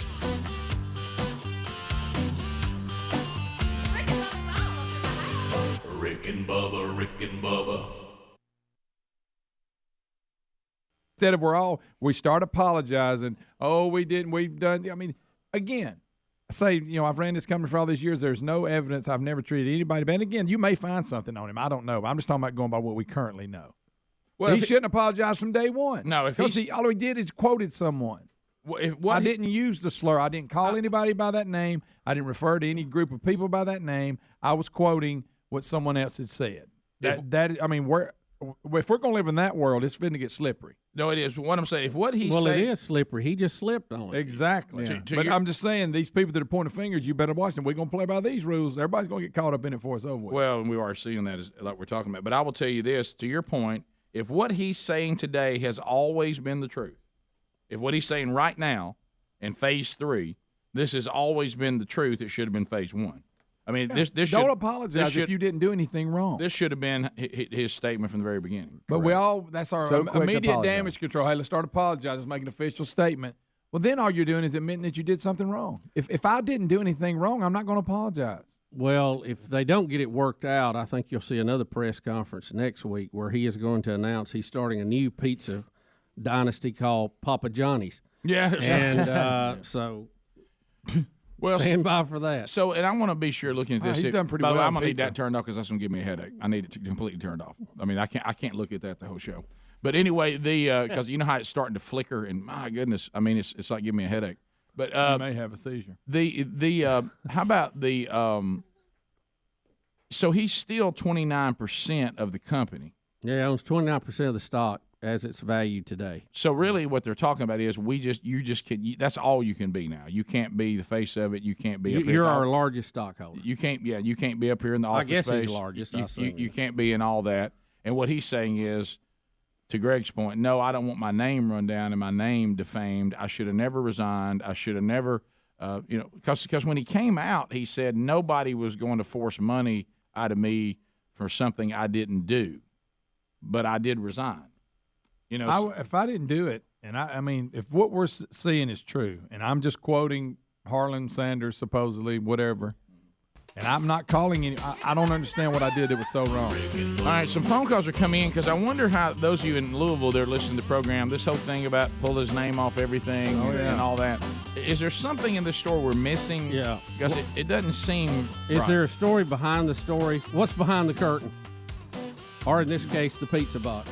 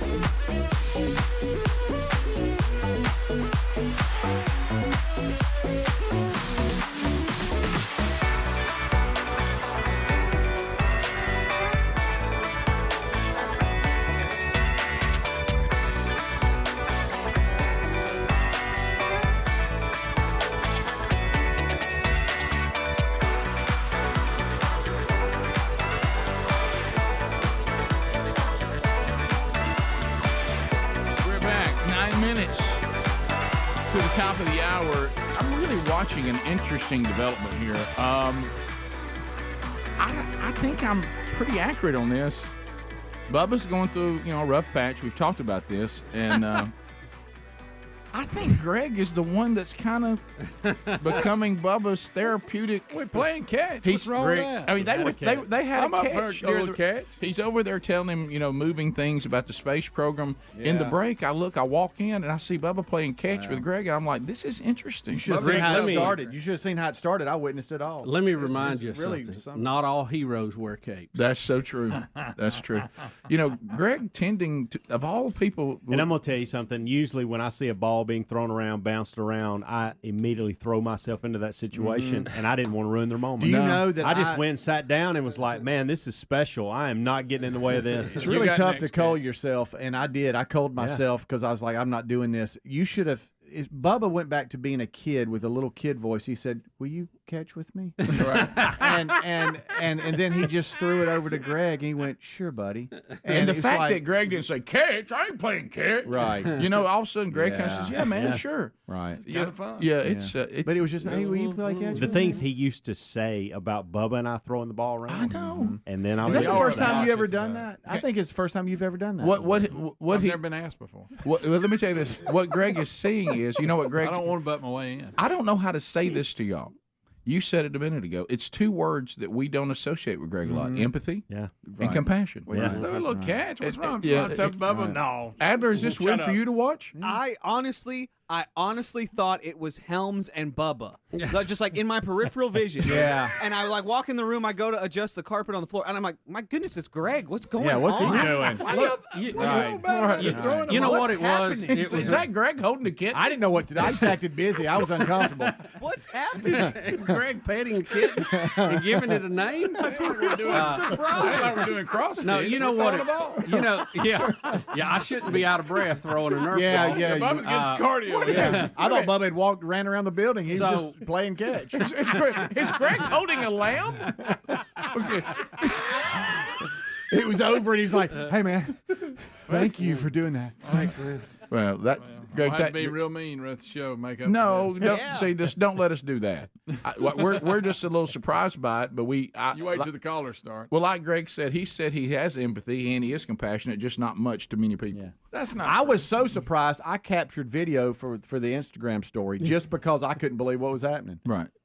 Yo, we're throwing a ball. No, Greg. Greg, we're complimenting you. Throwing balls. We're complimenting you. Hey, Greg. You see that Bubba's having a rough patch, and you're being kind. It's just odd to see. Well, now, if he'd asked me to do something I didn't want to do, it'd have been different. I mean, what I'm saying is, we would not be surprised if you said, I didn't ask him to come haul wood. Yeah, that's right. I'd be like, probably not. But look at that. Look. But let's be honest, Bubba. Which one of these sounds more like Greg? Okay, you ready? I'm gonna give you two scenarios. Here's scenario number one. Hey, Bubba, I meant to ask you if I could come down the lake this weekend. Or does this sound more like him? I won't remember that time that John Glenn was talking about thinking back to the Wright brothers flipping a coin. Hey, you want to play some catch? Which one of those sounds more? Well, I know. Yeah, It's, look at hey, Bubba, what you doing this weekend? I tell you what you're not going to be doing. Now, what does that sound like? Huh? Tell you where you ain't going this weekend. Right. Now, see, that feels a little more. The audience, an update from Bubba on something very interesting yesterday. Yeah, a lot of times when it's easy to feel disconnected from our government. I mean, it's supposed to be we the people. Yes.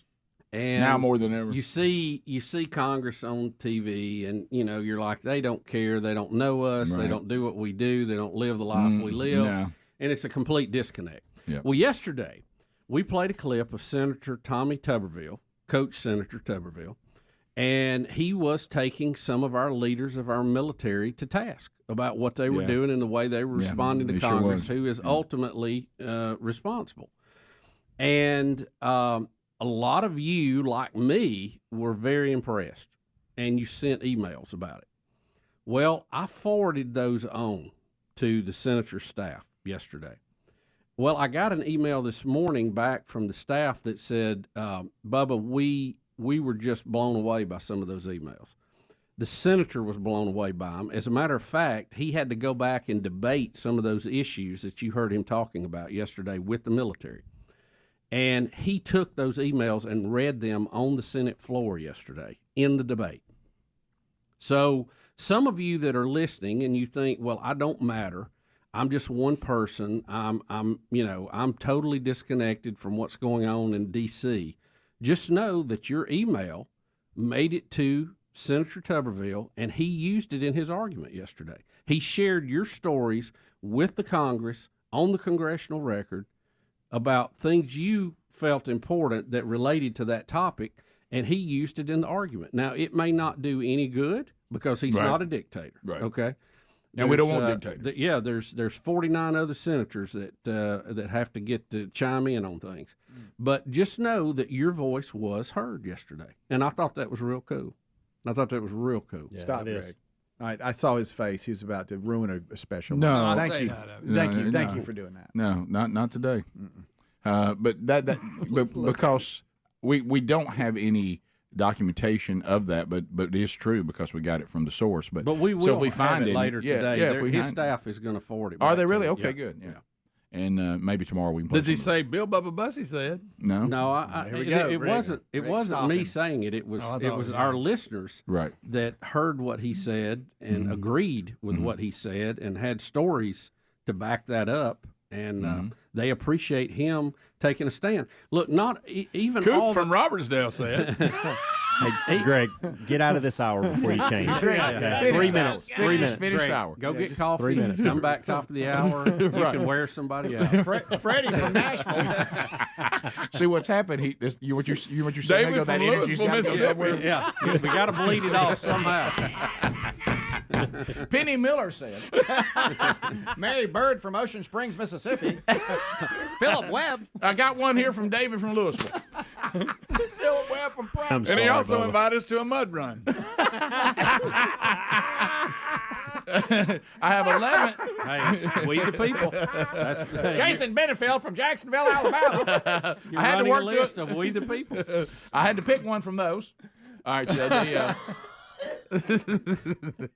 I just spit. Yeah, okay. But you're right. Talman, what's his name? Murphy. Oh, wait a minute. There's some guy in here that goes by a box that doesn't want me supporting the NFL. Let me put it I do that. He's punishing himself. Right. There's one guy that if we even remotely mention the NFL, he sends us an email every single time. Can't believe y'all support that. I mean, buddy, we just gave a score. Yeah. I'm not buying a ticket. You just got to pick your battle. Right. There's some hills I'm just not going to die on. We were just updating the playoffs. It's all right. Top of the hour. Hero of the hour, Greg Burgess. That's right. More of the Rick and Bubba show coming your way right after this. Rick and Bubba, Rick and Bubba.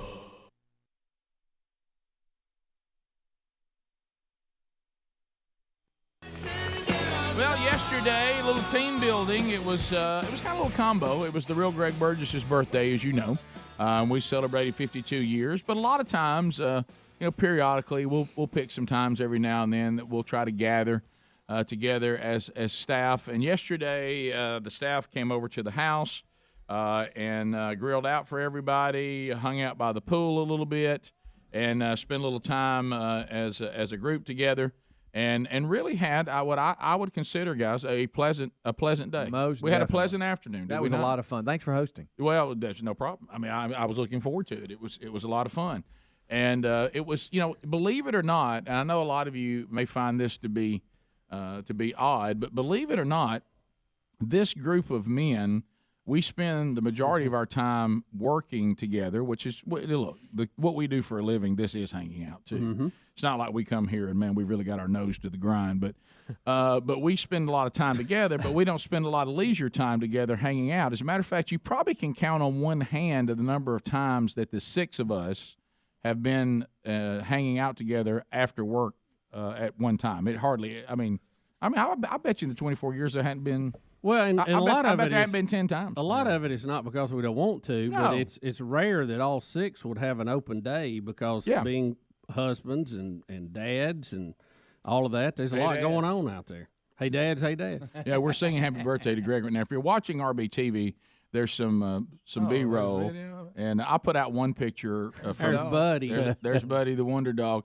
I put out Buddy. Yeah, I actually brought the dog out. You know what's funny? I actually had some friends of mine the other day that came by the house, and they were sitting there talking, and one of them brought up something, and I said something about a dog. I'm not making this up, and I've known these guys for a very long time.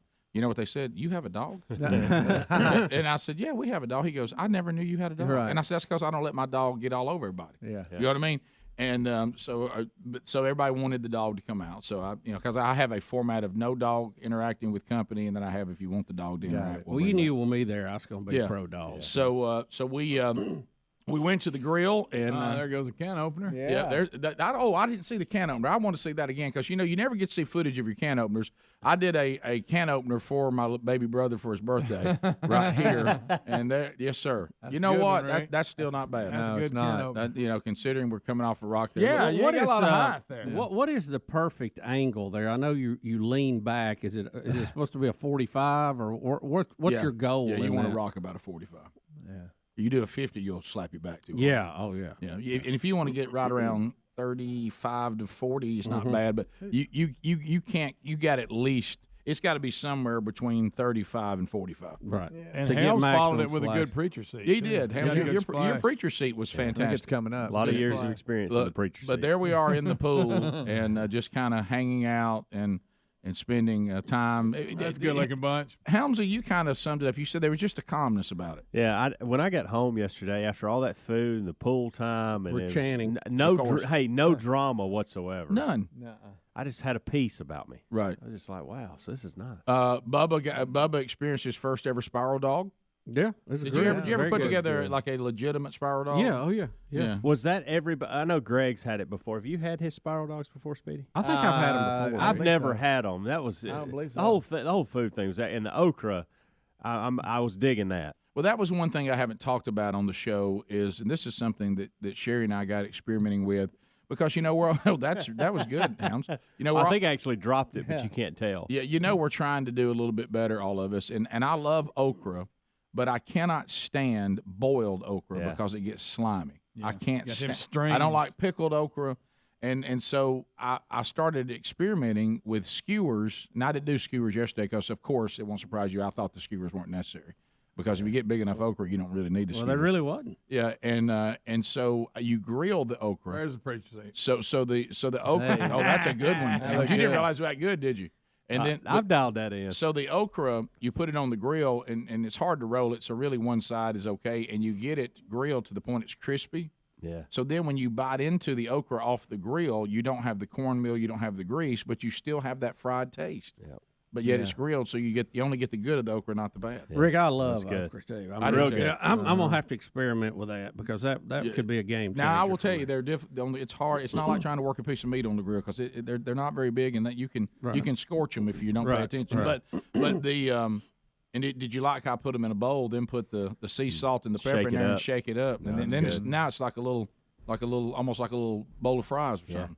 Except it's okra fries. Again, it's healthy. but we didn't fry them. We grilled them. There they are on the grill. Look at that. Yeah, and then did you show the grill? Yeah, okay. There, see right there. That's all that okra on the grill right there. Mm-hmm. And then now a lot of you please don't think we had okra and spiral dogs. There was a giant rib. There was a giant rib eye in the middle, and it was delicious. Good. Boy, was it good. How good.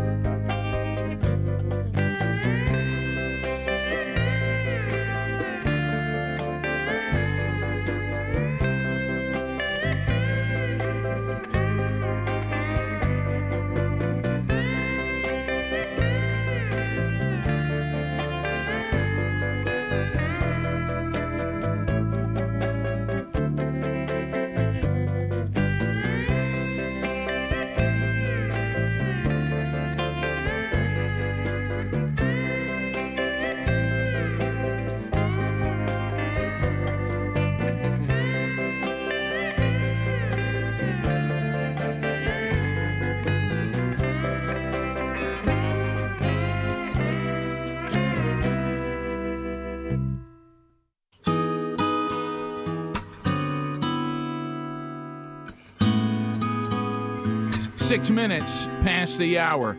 No Name Studio on the bleeding edge of technology. Speedy, the real Greg Burgess, Helmsy, Eddie Van Adler. and Bill Bubba Bussy. So, Bubba, we have a great little montage here. You know, we're living in a world gone crazy.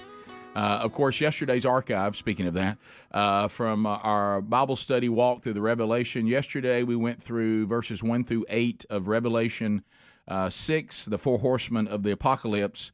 I will quote Bachman Turner Overdrive, though, on this, and it was kind of the theme of yesterday's Bible study. You ain't seen nothing yet. But anyway, so catch that. It's available in our archives.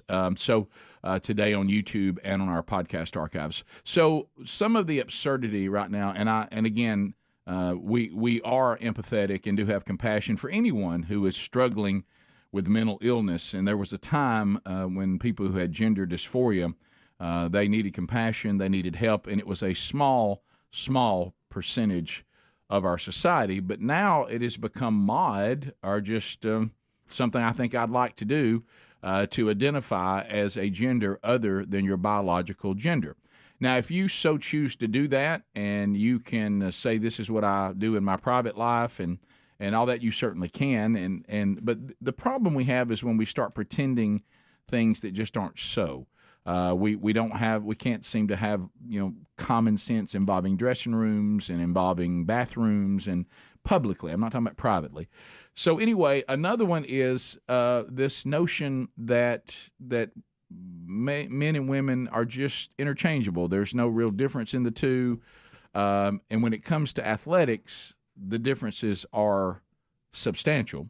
So first of all, we're going to see a 60 Minutes trailer kind of talking about this new trend involving children choosing their own gender. Of course, as all of you have pointed out, when we were children, we wanted to be all kinds of things like superheroes and cowboys and and firemen. And, sometimes you can grow up and do that. But as a kid, I remember dressing as these things, but it didn't make me one. And then the cowboy and Indian thing was big. Yeah, it was big. And then when you get to our second video, you're going to see a male powerlifter making the point about sports in Canada in a really, really cool way. But let's start with the 60 Minutes trailer first. Here we go. We didn't assign a gender at birth. I'm letting this little person be who they want to be. It is an experiment. What they're doing is unprecedented. On 60 Minutes. You can't tell what your gender is by looking at your body. What are some of the biggest challenges? Strangers in the street have had quite a strong response. Why are you so obsessed? Why do you need to know? We're not trying to eliminate gender. It's really helping kids find their own path to it.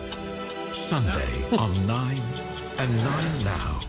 I don't even know what that is, but 60 Minutes. Now, I want y'all to hear what these parents are saying. How does anybody not go, "Ooh, I don't know about that"? Yeah. That doesn't sound like we're raising mentally strong. Can you believe that? There's no setup. You can't tell your gender by looking at your body. It seems like that we're actually. That's that's the definition. This really feels like mental and emotional child abuse. It is. And I mean, how does anybody not see the dangers of this? How can anybody not see that? And I'm not talking about the percentage of people that through growing up struggle with this. That has been around a long time. It's not a large number of people, and they need compassion and they need help. But this thing of it's mod and trendy, something this serious should never be mod and trendy. No, and what you've got is it's a scary time because the professionals that are in charge of labeling someone as having mental issues, they're scared to death because this gets a pass. So if they label someone that, then now they are going to be criticized or they could be canceled because they're you know what I'm saying? They're going, okay, you have a mental disability. What do you mean? What do you mean I have mental disability? No, I don't. You can't say that's so you there's certain topics that are off limits, and this is one of them. Yeah. Because if you had someone else doing something like this in a different situation to their child, they would quickly be having a visit from DHR or something. No, you're right. And I mean, because you can't touch it. Right, but with this, you got to be careful because, hey, watch out. Now, what do you mean? Why are you singling out them? Right. And before you know it, you've lost your job because this has been the chosen, you can't touch this topic. Right, and you see the Nashville shooter, and there were others before the Nashville shooter, not one that had a manifesto like this, but you're seeing the where this ends up. I mean, we all sort of thought that everybody would say what this person did was evil, wicked, and there's no excuse for it. But you're seeing that in some camps, but there's other camps saying, well, this is what happens when parents don't go along with it, and hey, this is what happens, and transgender vengeance, and we're like, what? Is there anybody that we're not okay with this? Are we? And well, I mean, hey. At Christian school kind of had that coming because of their biblical stance. Now, keep in mind, I promise you, and they would have a more extreme stance on this. I promise you, if the shooter had gone onto a school that was run by Muslims and had killed a bunch of Muslim children and Muslim teachers and principals, it would be a completely different response. You have to see, and it was part of the Bible study yesterday, everything is going to move toward, and you see it happening, these people that have a biblical worldview, meaning they believe in a triune God, the Father, Son, the Holy Spirit. They believe in the great I Am. They believe in Yahweh, and they believe that his son Jesus redeemed the world and no one else did, and there's certain commandments that they follow from the God they say created us. These people are a problem. And they need to be removed from our society, and we're not there yet. But just notice you got to look for, as Jesus said, look for the birth pains. But look how far it's come. Look how far. There you go. 20 years. There you go. In 30 years we've been doing the show. Look how far it's come. Look how far it's come. Yep. All right. The next one is the notion that men and women physically are no different, and so if a man wants to be a woman, he should be able to compete in female sports. If a woman wants to be a man, she should be able to compete in male sports. You're not going to see near as much trouble there. But a male competing against women already a problem, and so there's a male power lifter, because here's how Canada sees all this. This is in Canada. Canada right now says that the rules are that anybody who self-identifies as a woman can compete in the female category of weightlifting. Okay? So there's no testosterone limit nothing. Or any of that. If you identify as a woman, you're in. So there's a biological man who says, if that's the rules, I'm going to identify as a woman. I'm going to walk out there, go ahead and put on the weights, the female world record. I'm going to come walk into a tournament. I'm going to break it in one lift, and he does. Watch this. And the and what makes this even more beautiful is that this guy, his name is A.V. Silverberg. He is a team. He's a powerlifting coach, Canada's team powerlifting coach, and he's going to go break the record that is held by a biological man. So Ann Anders is a man that identifies as a woman who entered this competition and now holds the record. Of course, it's 270 pounds, and so AV, another man, is going to come in and say, "Hey, buddy." That's great. You're beating all these women. Right. Here's a man. So he's making 2 points. Yes. Yeah. Big time. Yeah. And what I love right here is on the screen, there's Mr. A.V. Silverberg in the women's bench category. Is hilarious. And it says it on and the all screen. you got to do is say identify. That's correct. it. Yeah. In Canada. In Canada. Yep. So he's going to – it actually has no audio. I don't know why not. Sorry about that. But he's about to throw up over 270 pounds to defeat Ann – I'm doing air quotes here – Anders is women's – I'm doing air quotes again, bench record. Right. Yeah. And this is just phenomenal, guys. So he throws it down, throws it back up, racks the weights. Pretty easy. Stands up, and walks out. Yeah. Yeah. And with a beard. Don't forget that. Yeah. Keep in mind that 270 pounds for a man is nothing. And guess who watched front row right here? There's Ann Anders. Watching her record be broken. So a biological man comes in, sets the female world record, but in the men's division, he would have not even been mentioned. Right. And so this guy walks in and says, I'll break that world record in seconds, and then walk off. Yep. It was a Heroes Classic. Yeah. So that's how it's fun for everybody except women. Right. Yeah, right. How hard did that woman have to work to get to that record? Right. A biological He just woman. woke up, didn't do anything. Nah. Yeah. And just walked in there and said, country strong. So he's showing the difference. That has nothing to do with the quality. No. But it has a lot to do with strength. Yeah. It has a lot to do with physical strength.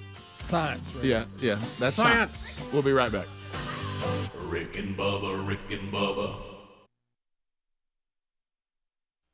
I wish I had one right now. There's mashed potatoes. We had mashed potatoes. Yeah, those were really good too. Yeah, and then we had her buddy. Let's talk about that ribeye. Mm-hmm.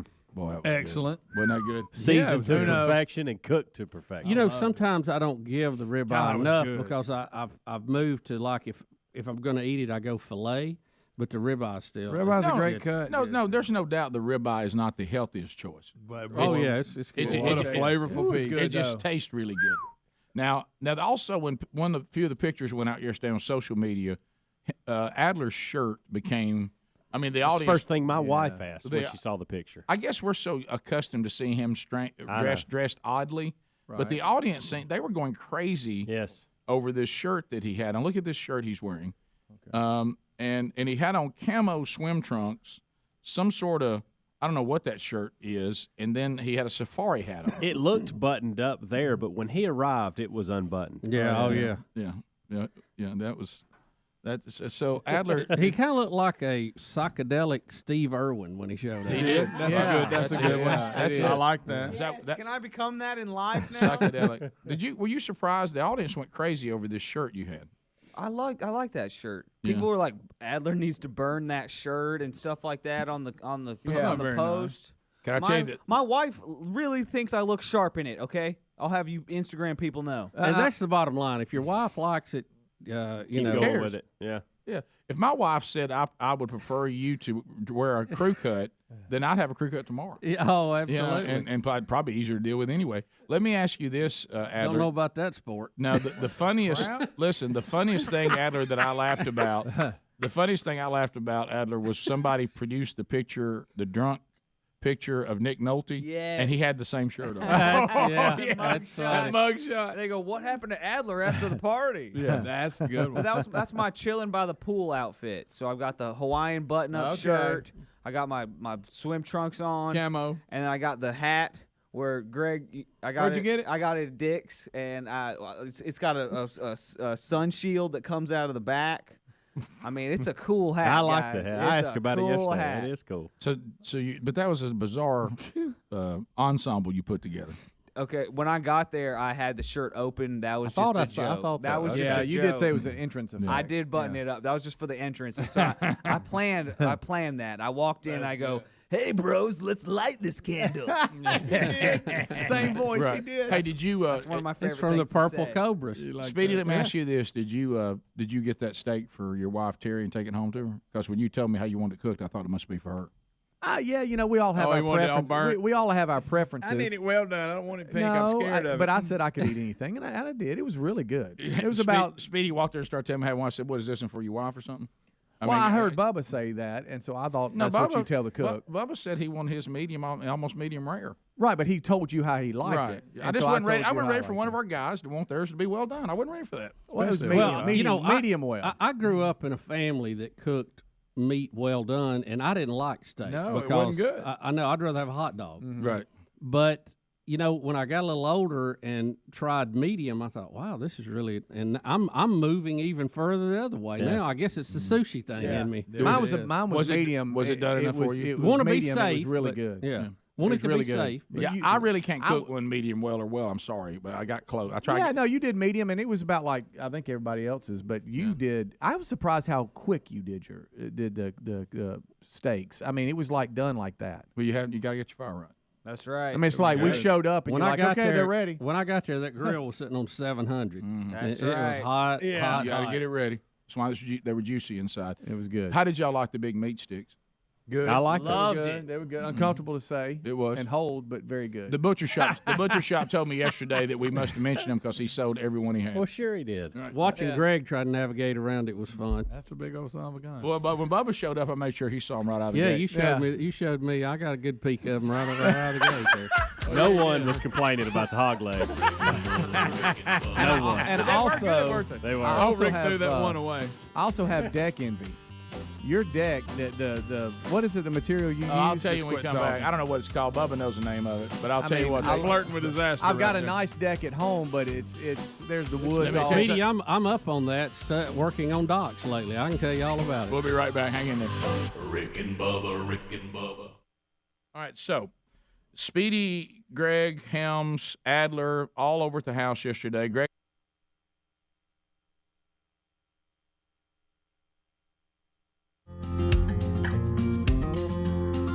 It's 22 minutes now, past the hour. Phone troll, here we go. 10 lines available. The real Greg Burgess ready to screen your phone calls and get you up and ready to go. You can join us now, and the real Greg Burgess will get you in line. Now, this is a troll. That means the buzzer rules. At the end of 30 seconds, buzzer grabs you. Next caller gets their chance. No meaningless shout-outs, no shameless plugs, no baby predictions, anything like that. We're just talking about comments, questions, bringing information to the table. Check Rick and Bubba on social media. Hopefully you follow the show on social media. Yesterday, Helmsy put out some of the new items that are now available at the store there at rickandbubba.com. Check them out for yourself. You can get a look at them if you want to before you decide what you may or may not want. So that's available to you today. And this weekend, Bubba, Dr. Travis Taylor returns to Rick and Bubba University, the podcast, The Secret of Skinwalker Ranch, Season 4. And it comes April the 18th, I think. So we'll talk to him about that coming up this weekend in Rick and Bubba University, the podcast, wherever you get podcasts. All right, let's start with Clyde. Clyde is out of Jackson, Alabama. Trolling. Keep them phones a trolling. Here we come, phone trolling, phone troll. Clyde, you got 30 seconds, buddy. Go ahead. All right, I won't need but just half of them. Rick, Bubba, do you think that this transgender sports playing deal is just a big ploy to drive up the interest in the WNBA? We get better ball playing. No, I think we have a bunch of people in America today who are nuts. Right, I think that's right. I think we've had it so good for so long, we've got a bunch of crazy people here. Felix, go ahead, 30 seconds. Hello. Hey, Felix, you're on the Rick and Bubba Show. Go ahead. Hey, buddy, I'm a long-time follower of y'all. I've been to Orlando with you and all, but I'm wondering if y'all on this subject of the transgender and all, and have y'all discussed the TV series that's called Homecoming? Let's see, All American Homecoming. Never heard of it. Oh well, they've got two of them. One of them's All American Homecoming.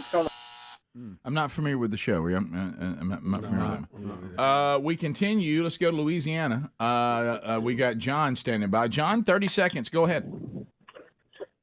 Guys, Greg said y'all didn't cover the Mike Tyson video this week. He interviewed this.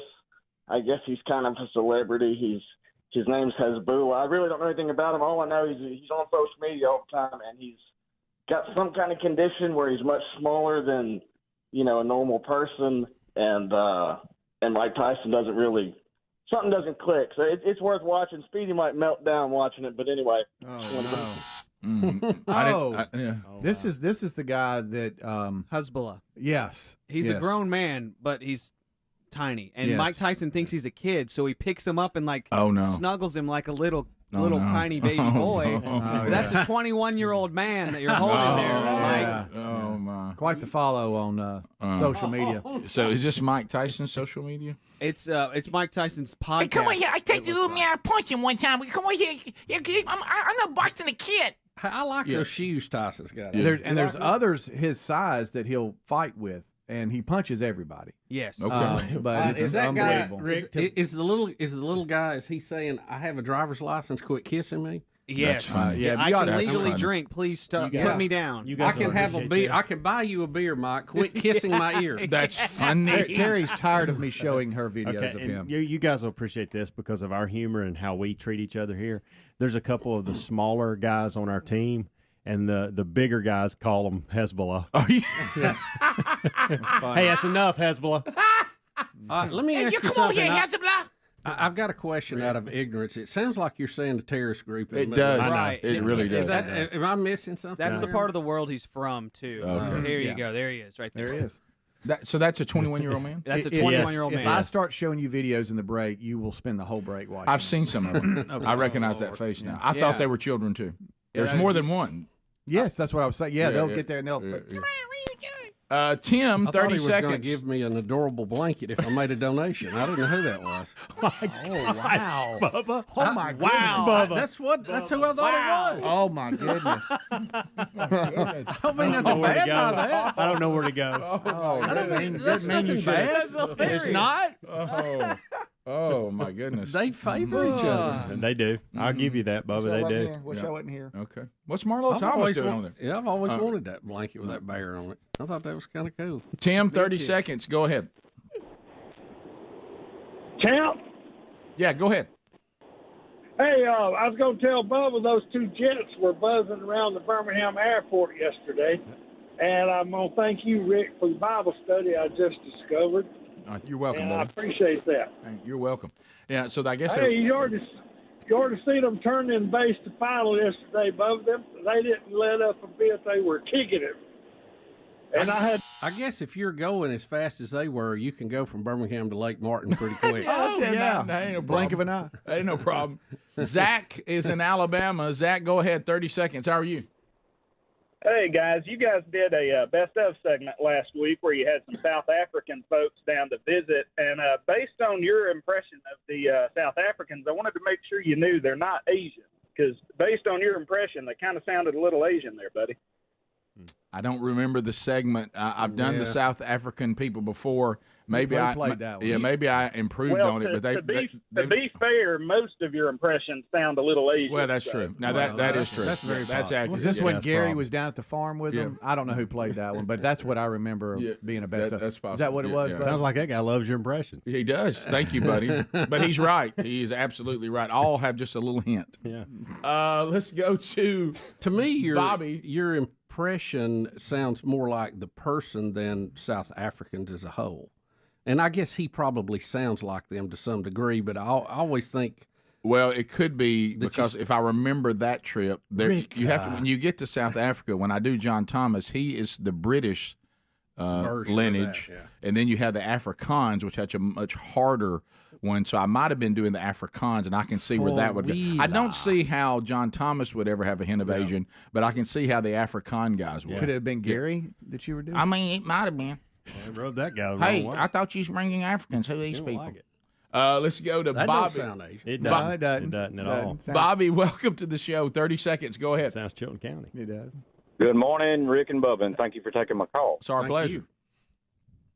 I have a dollar bill, but I identify it as a $20 bill, and I would like for y'all to turn around and respect that and treat that as a $20 bill instead of a dollar bill. That won't happen. Bottom of the hour, 866 We Be Big, but we see the point. We'll be back. More to cover on this edition of the Rick and Bubba Show. Check upcoming events at rickandbubba.com. Find one near you. Rick and Bubba, Rick and Bubba. Birthday, Greg. I hope you had a great birthday, buddy. I did. And Willie G celebrate? So how did Willie G go? We're going over to Mom's tonight. Oh, okay. You always extend it for a few more days. Yeah. Mom's cooking lasagna. Oh, all right. Yeah. So you brought up, because anytime the guys come over to where you actually live, there's an assessment of yards and grills and decking, things guys are always concerned about, and so Speedy, I'm going to try to see if I can't tap the brakes on you before you go any further. Yeah. Well, I know it's I know. buddy. I know where you're. You going want on no that. part of this. I remember when you were having this done and trying to get all that worked out. You talked about how proud they are, but then you never have to worry about it again. You know that I'm not to the level you are about sticker shock. I experienced sticker shock with this decking to the point that I delayed it to the point that I fell through my deck. Okay, I forgot about that. That actually happened. I forgot about that. Yeah, you're on up there too. And the problem you get because what happened was, even though I love the design of our home and I love our home and my wife has made us a great home, the one thing about the home that was an issue is the part where the decking is on the back of the house is in a brutal place when it comes to weather. Brutal. It takes the hottest of the hot, the coldest of the cold, the wettest of the wet. It's just exposed to everything in a very severe way. So the wood would buckle and bend, and the screws would come out, and then like I said, and then of course just the wood reacting to the change, and the weather would shrink, and then it would come off where it was, and you would fall through it. And I kept delaying it because the first, I love the idea of once you put this kind of decking in, you're done with it. Yeah. I like the idea of that, and it is, by the way, careful.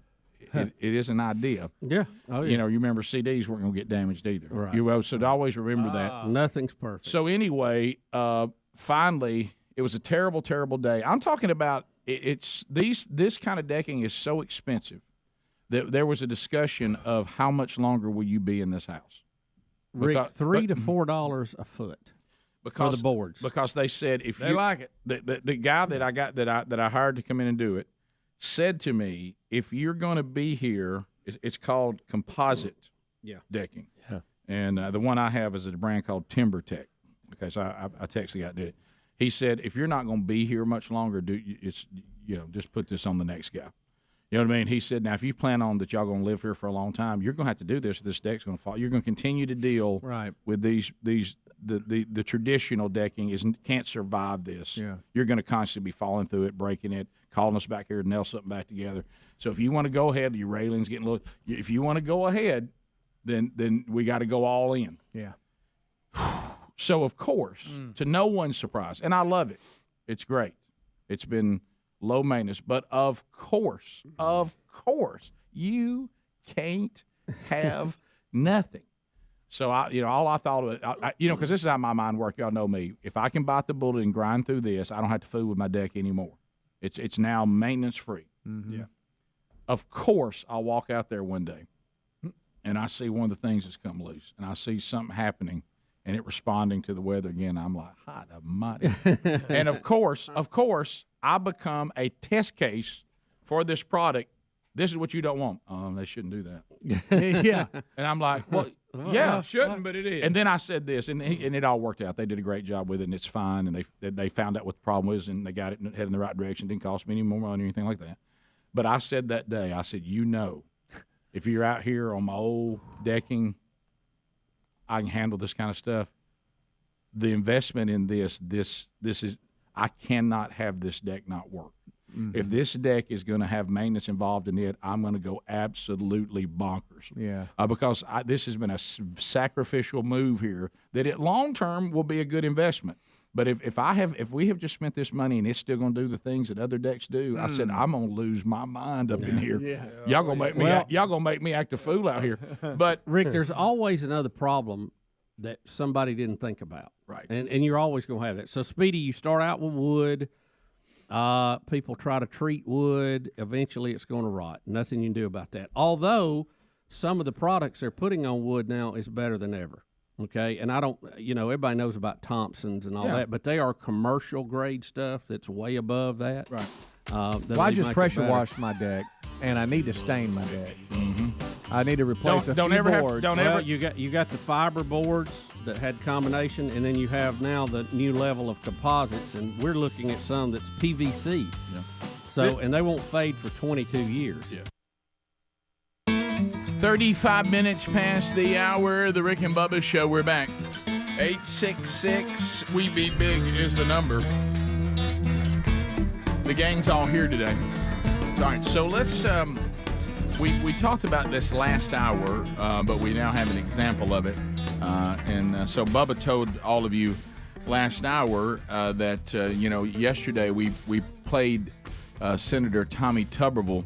And what he is taking on, and a lot of you in America are glad he's taking this on, no matter where you live. Like he said yesterday, the people of Alabama sent me here, but I'm also here to protect all the taxpayers all over the country, the 320 million of you. And so what he was saying is, as usual, the left they're not sticking to what the topic is. He said they're telling us that if we don't let taxpayers fund abortion on demand with our military, we're not ready to take on our enemies. And he says, I'm having a hard time drawing the line to that. And then they say that these women won't have access to abortion. He says, that's not true. That's not the topic either.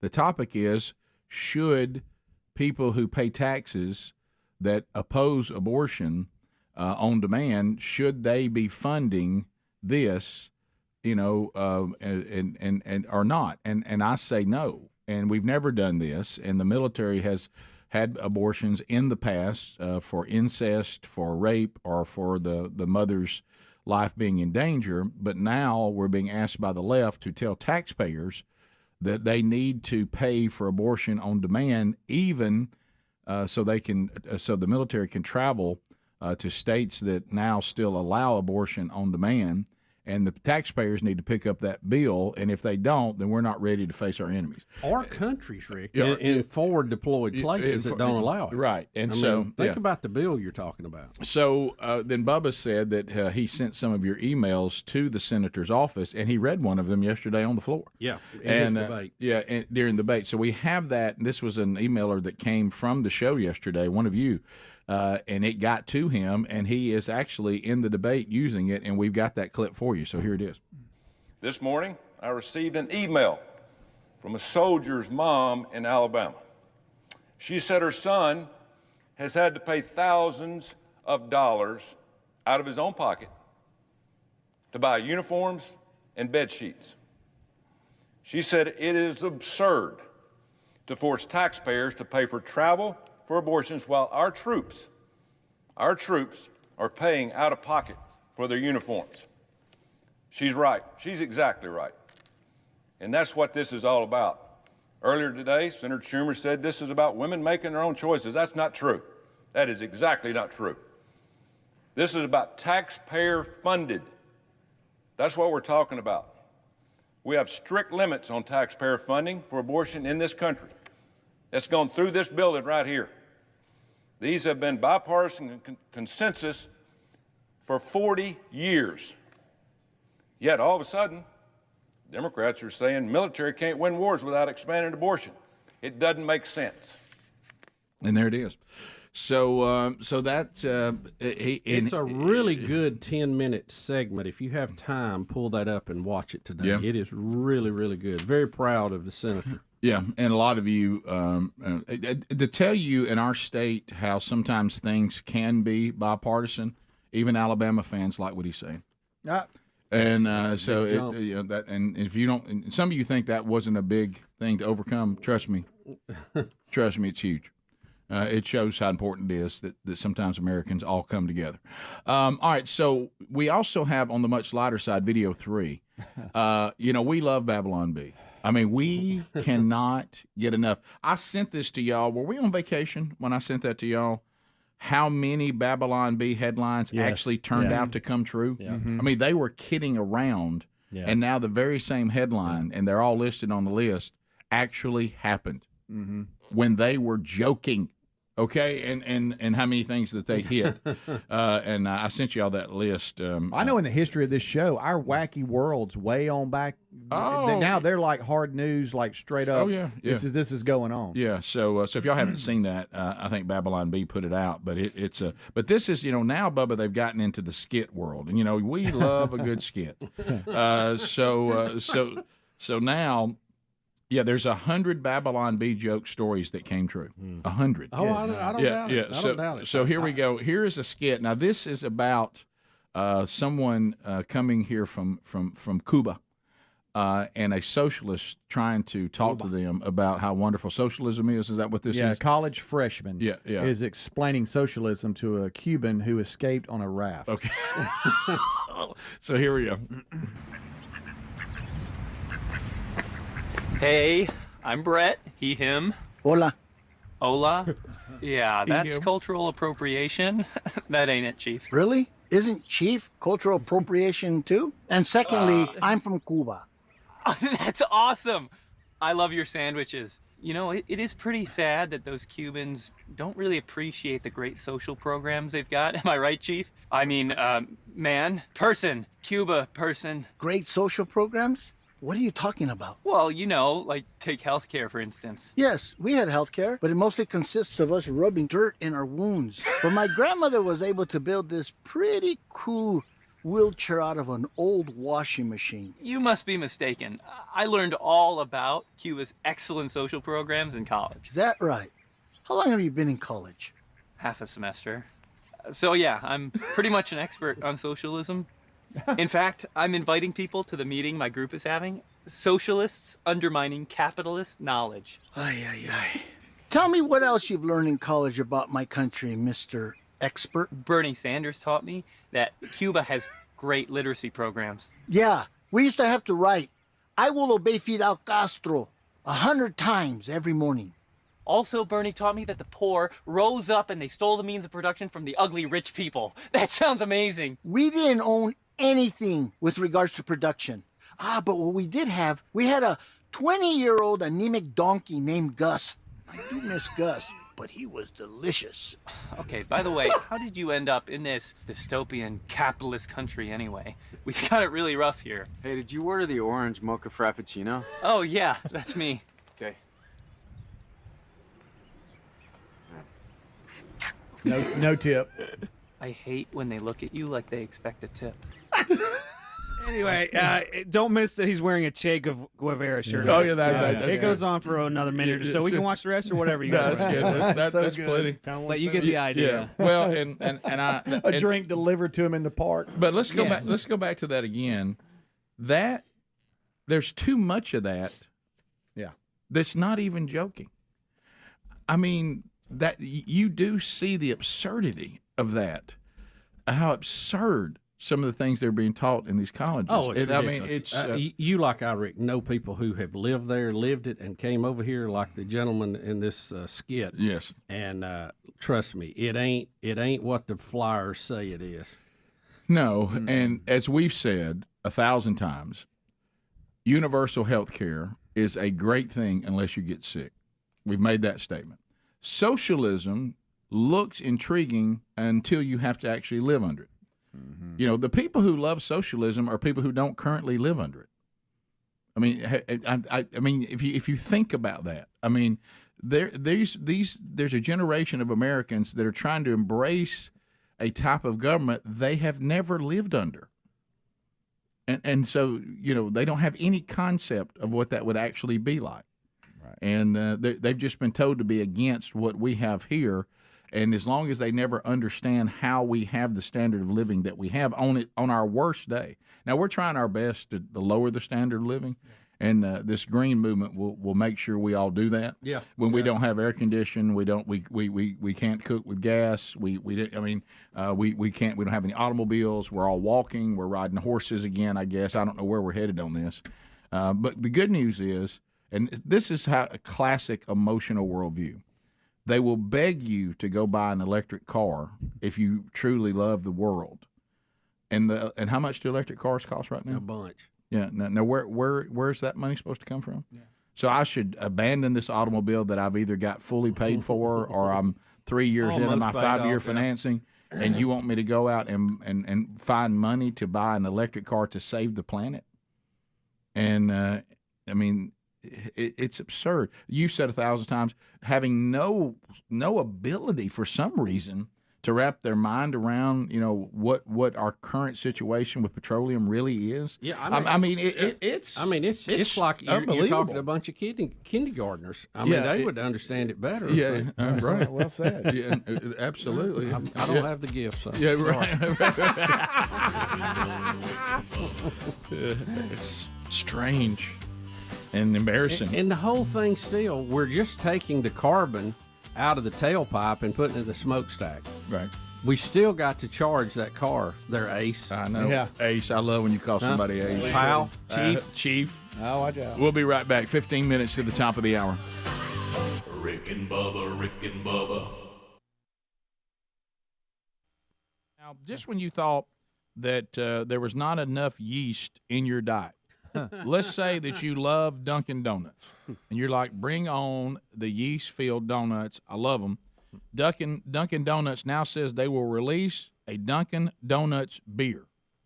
Now, Greg, it says... Wait a minute, what's going to be the name? It ain't donut-flavored beer, is it? No, they're just going to do a brand of beer that they're calling... Now, Greg, help me here. I'm not familiar with this. You know, this is, to me, probably what you're going to call, you know, this is tampering. They're going to release coffee beer? That's my point. It's Now, going to be flavored? Now, I know that we had, you know, it started out where everybody said we're all pretty much hot coffee. Then you had the cold coffees and then you had what became these filtered cold coffees. Is that the right That's word for just that? weird. You know, where you now have them over there where you go What get about the dairy. the lukewarm coffee? Yeah, shake? so now there's going to be coffee beer. Yep. I mean, yeah, we're mixing Wait too a many minute. things here. I don't. Wait a minute. That can't work. Dunkin' Donuts is partnering with Harpoon Brewery. That's not two great tastes that taste great together at all. No, to release their own beer around October or early November, late October, early November. It will be brewed. Here it comes, Greg. Are you ready for this? I'm ready. With Dunkin' Donuts brand coffee, and it will have 6% alcohol by volume content. So we're going to have beer, coffee? That's just weird. Should we let beer? You're going to have a lot of people drinking early. How about that? Right. Should we have? Now you're going to have a bunch of drunks that are alert and ready. I mean, so that's the most alert drunk I've ever been around. But paying attention. Are you see what I'm saying here? Are we talking? Because you ferment for alcohol and you know, That's and just a weird combo. and barley and yeast and the coffee.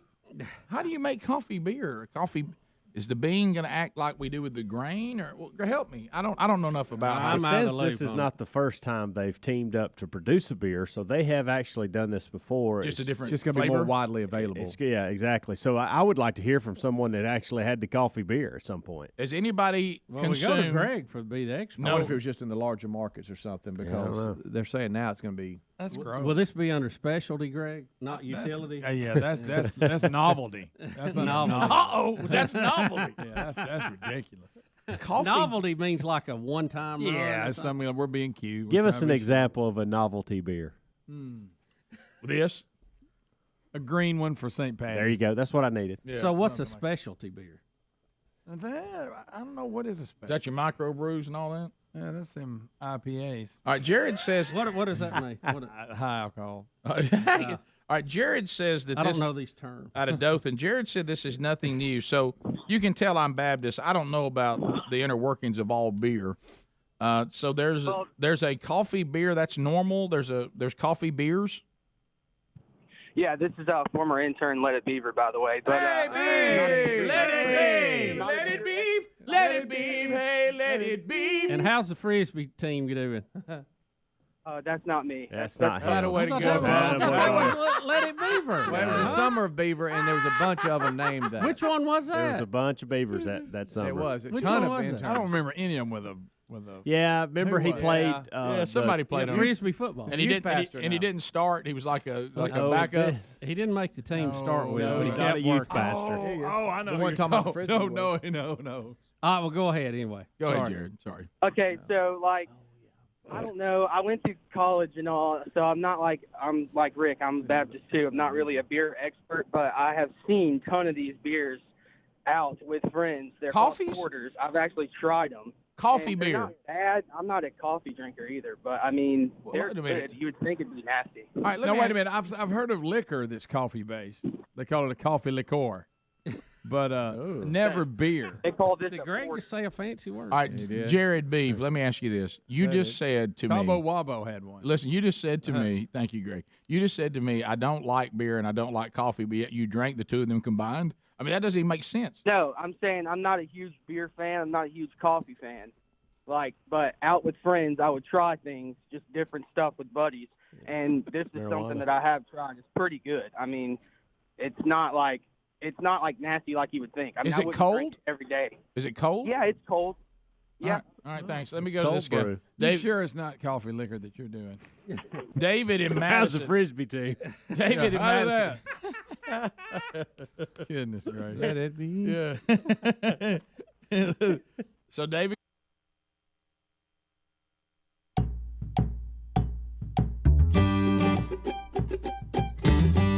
It is 10 minutes to the top of the hour. The Rick and Bubba Show as we make our way back. And we're thankful that you're with us today. Relief Factor. Let me tell you something. It's got it in the name, relief. Look, the aches and pains of life, the body's natural inflammatory response to inflammation in the body.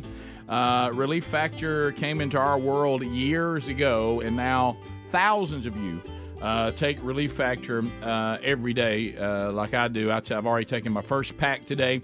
4 botanicals. It's all natural. You can take this every single day. Let's see, resveratrol is in there, curcumin, icariin, omega-3. That's kind of the Avengers of inflammation. And you take this, and if your body is struggling from the inflammatory response, then this should help. And the majority of you that order the Quick Start Pack, you're ordering more because it is helping you. And right here is Cheryl, who listens to the TuneIn app out of Indiana. And she said, I have struggled with arthritis, and I also have an autoimmune inflammatory condition. And my rheumatologist has tried many of the first-line medications. I mean, I've tried the latest and the greatest, but I started listening to you guys, and I took Relief Factor, and thanks to you, for several months, I've been feeling a lot better, less stiffness and pain. I just got the results, and I don't know what this test is, and somebody sent me an email to explain it, and now I forgot that too. The ESR blood test, I guess this is if you have one of these autoimmune arthritis things, and it says it measures inflammation in the body, and it said normal is 0.30. Several months ago, mine was as high as 62, but now it's back down to 41.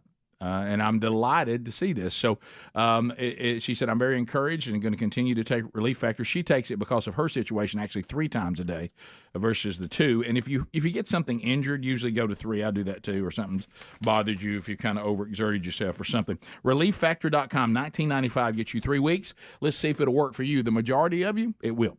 All right, so I know that we're living in kind of a weird hybrid time when it comes to COVID-19, but let's admit that because of the whole pandemic and all this, and again, it's weird, some places people are still terrified with masks, and I don't know their situation, so that's certainly their own choice as long as, and then I've even noticed now we've hit a weird time where you'll walk into a place, this has happened to me now twice, that says, please put on a mask.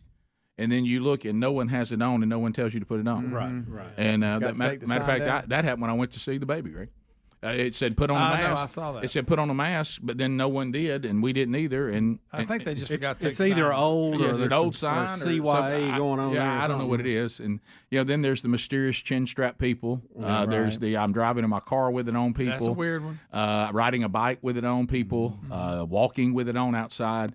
But anyway, we all have become a little more aware of somebody coughing around you. Yeah. Okay. Absolutely. Yeah. I will say that I experienced, maybe I shouldn't say the day, I experienced sometime this week one of the most, because we've all talked about this, that we've lost self-awareness. I mean, that's vanished from our society. This goes back to the people that can't seem to comprehend that a crying baby should be taken to the lobby. Yeah. Okay. Yeah. They can't seem to comprehend some of the simplest social things. Talking on a cell phone in a waiting room. Yeah. Loud. That kind of stuff. We talked about bathroom etiquette. It's all gone. And so I was having lunch with some friends, and look, it's one thing for someone to clear their throat. I'm not one of these overly concerned about people coughing and all that. But then I have to say, there's times where you think, okay, the things I'm doing for my immune system, today's the test. Okay, we're gonna get a test today. And so, please don't think that the person sitting behind us was mildly coughing. Don't think that. Okay. And I mean, there were times where I was convinced that the back of my hair was wet. Okay, I mean, it started to feel kind of damp. Oh, Rick. And I mean, I've never had so much thrown at me from a near table. Oh, it was the coughing.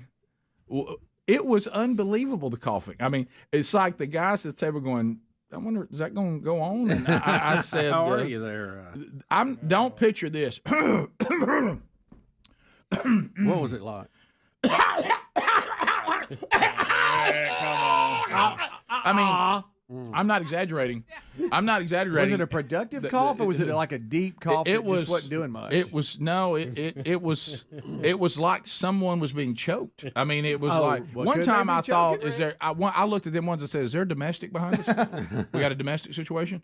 And the guys were like, "No, it's just a cough. I mean, there's just a, I mean the cough. It's like my hair would move." You know what I mean? It's like you know how you have pieces of your hair that are kind of sticking out. Yeah. It's like it would respond.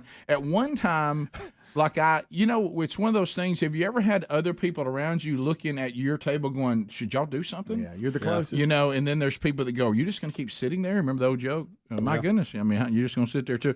I mean, but because I thought to myself, okay, well, that cough right there was so severe. Something will happen. Mm-hmm. You know what I mean? They'll have to say, "That's the one." I'll go to the bathroom, or I'll go get my act together and come back. I've never seen. At one point, I noticed that the server would not return. You know, because they knew they could. You know, they could just be firing. And again, I'm not one of these people that walks. I'm not a germaphobe. I don't walk around thinking everybody's going to make me sick, and I'm not concerned with going into places. None of that bothers me at all. Mm-hmm. But this was beyond any of that. This was. And here's the part that I thought was hilarious, okay? So this coughing goes on, like, picture you trying to tell me something, you're simply, all right, look where Bubba is, picture this being the table. Mm-hmm. You're pretty close to me. Yeah. Picture me not being able to hear you. Yeah. Okay? I mean, like if Speedy go there behind him and cough. Yeah.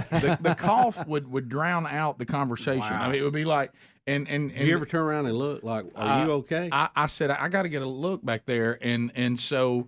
It got to the point that, and so I wanted to see the person, but I would have had to turn all the way around. You know what I mean? It may have been worth it. Yeah, and so I mean, I'd go, yeah, you know, seriously. So now what are we down to? March Madness? Are we down to? Is there 8 teams? Does anybody know the 8 teams? 14. Yeah, or whatever it was. Yeah. And I'm like, yeah. I think Speedy would have gone. I think you would have gone over there. So finally, I get from the guys. All right, they're getting up. There were 2 people, and so he said, "Cougher coming to the left. Cougher coming to the left." And I look up. Guess what is in the back pocket of the cougher? What? A mask. Oh, really? And I thought, well, that's hilarious. I mean, that is. Well, yeah. Ain't gonna matter. I thought you were going to say cigarettes. No.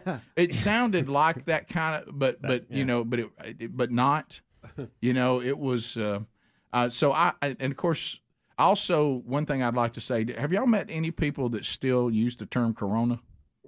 No. Unless they're ordering a beer. Hey, you know, hey, they're referring to COVID as Corona. Yeah. So immediately I forgot it was called Corona. Do y'all hear anything? I forgot it was called that. It hit me the other day. Somebody said, yeah, so-and-so, you know, they didn't get to come last week. Had Corona. I said, what'd you say? Oh, wow. Had Corona. And I was like, what? You know Corona. And Too much to drink? What? Yeah. So we still got some of those out there. I forgot that was the original. Yeah, that was the original. Yeah. Coronavirus. Yeah. Do you remember that? I do. All right, top of the hour. Rick and Bubba, Rick and Bubba. Go ahead. I know. I remember it was. Funky Grass and Green Acres, gentlemen. Hey, thanks, buddy. Appreciate you calling. So he goes, that ain't me, but anyway. All right. So, all right. So go ahead. Well, we lost him. What the? Guys. What? All right. Let's go to Michael. Ask him how the Frisbee team. Michael and Michael, how's the Frisbee team? Michael, how you doing, buddy? Hey, Frisbee team's going good. Coffee stouts are actually pretty common, and there's actually one of the breweries in Birmingham, Good People, that makes like a coffee stout that's really popular and like really good. So, yeah, this is like nothing new, and it's like actually a pretty popular and like well liked. All right, so Michael, let me ask you and Greg this question because I'm trying to get all my different genres down here so I understand. Would that fall under micro brews or would that fall under specialty beers or novelty? I mean, it's typically going to be like craft breweries that make this type of beer. Like you're not going to really find like a Budweiser coffee beer, I guess. Or But I mean, anything what like that, column like from a would you major. put that under, Greg? Who are they teaming up with in this article? Who's it say that Harpoon. Harpoon. Harpoon. Now, I know Like I've heard you craft mention brewery. utility beers before. Well, that's right? just your basic like Miller High Life, Natty Light, stuff like that. But now what are cheap? Now what are the other categories? I Because don't you know, have Bob. microbrew, novelty, specialty, American classics. Well, utility. micro and craft brew are the same. They brew at their own site. All right, Michael. You know what I'm saying? They have their own. So beer. American Classics is a call. I'm trying American to. Classics. Well, that's where you find the king of beer. There he is. And That's Coors the Light and all that. But American listen, so Classic. Michael, you're sitting down and somebody does it Got look imports. does it look kind of like these dark beers, but yet it has a coffee flavor to it? Yeah, it's like a very, very slight coffee flavor. It does look, like a very dark, like stout type of beer. Is it made with coffee or just coffee flavoring? It's actually like I believe they use coffee beans, and somehow like they extract some of the flavor directly from the beans. And the put it into alcohol beer. comes from where? From the just the typical like brewing process. I'm not again. I don't. So brew the beer, alcohol but I- just content from what I comes. understand. It's like the beer is Just a coffee flavored beer. Yeah, it's just a like they got pumpkin spice beer. Yeah, is that what it's just a coffee flavored beer? Yeah. Is that what it is? Does it have caffeine in that's it? pretty much what it is. Does it have caffeine in it or just flavored like coffee? I don't believe it has any caffeine in it. Yeah, because that's going to be very confusing. So would you call it a would be a novelty specialty. beer or a specialty? I guess I would call it more of like a specialty beer. It's just, I mean, you can find it at many like small craft breweries that are going to be brewing, coffee style. There's over 75 You would styles never. of beer. How about this? You would never Different take colors? Greg. To answer your question, Bubba, maybe this will help. Print that out for me. You would never, ever, ever.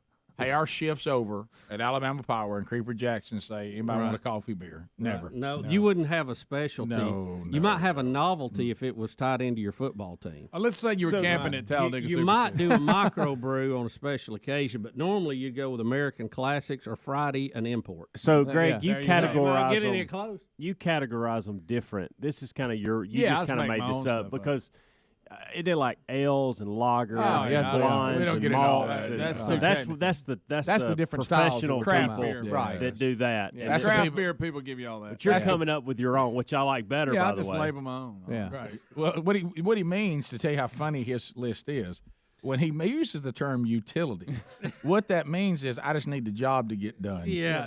And I don't That have. means I don't cheap- invest a cheap lot. and I don't, available. Yeah, I don't have the budget to get the beer I actually want. Right. You know what I mean? Right. And probably the best on that list is the champagne of beers, Miller High Life. Yeah. That's the a number one. utility. Oh, yeah. Absolutely. Oh, my gosh. All right, so there's been coffee flavored beers around for a while, and now Dunkin' Donuts is gonna have one. There you go. All right, then. Beer and donuts, though, but I guess you wouldn't do them together. That's a lot of yeast. That is. We'll be back. More Rick and Bubba next. Rick and Bubba, Rick and Bubba. To cover that we haven't gotten to today. I know that we this story that everybody was showing about this student taking a long walk to work, ends up owning boss's car. And this is out of Alabama. Did you see this story? Yeah, it's local to where we're broadcasting from. It happened a couple of days ago, I guess. So it said a college student in Alabama, which is our home state, hopes to join the Marine Corps, made a good first impression on the first day at a new job, and it has already paid off in a replacement for his broken down car.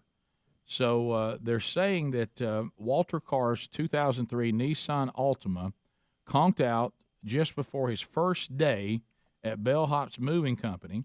So not wanting to show up late on his first day, you got to love this. You think this doesn't exist anymore. 20-year-old Carr left his home in Homewood, Alabama around midnight and started walking alone in the dark so he could get to the job on time.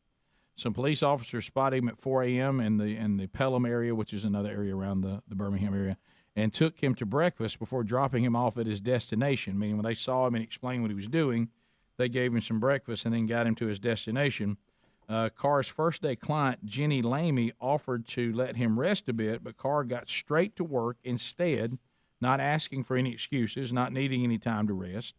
And then she learned that he and his mother were Hurricane Katrina refugees that had moved to this part of the country after losing their home in Louisiana. And how about this? The first client was so impressed by his work ethic that she started a GoFundMe page to try to raise money for a new car for the young man. And as of early Wednesday, the page had raised more than $32,200, well beyond the goal, which was $2,000. So it looks like he'll get a car. Yeah, we were rolling B-roll, Rick.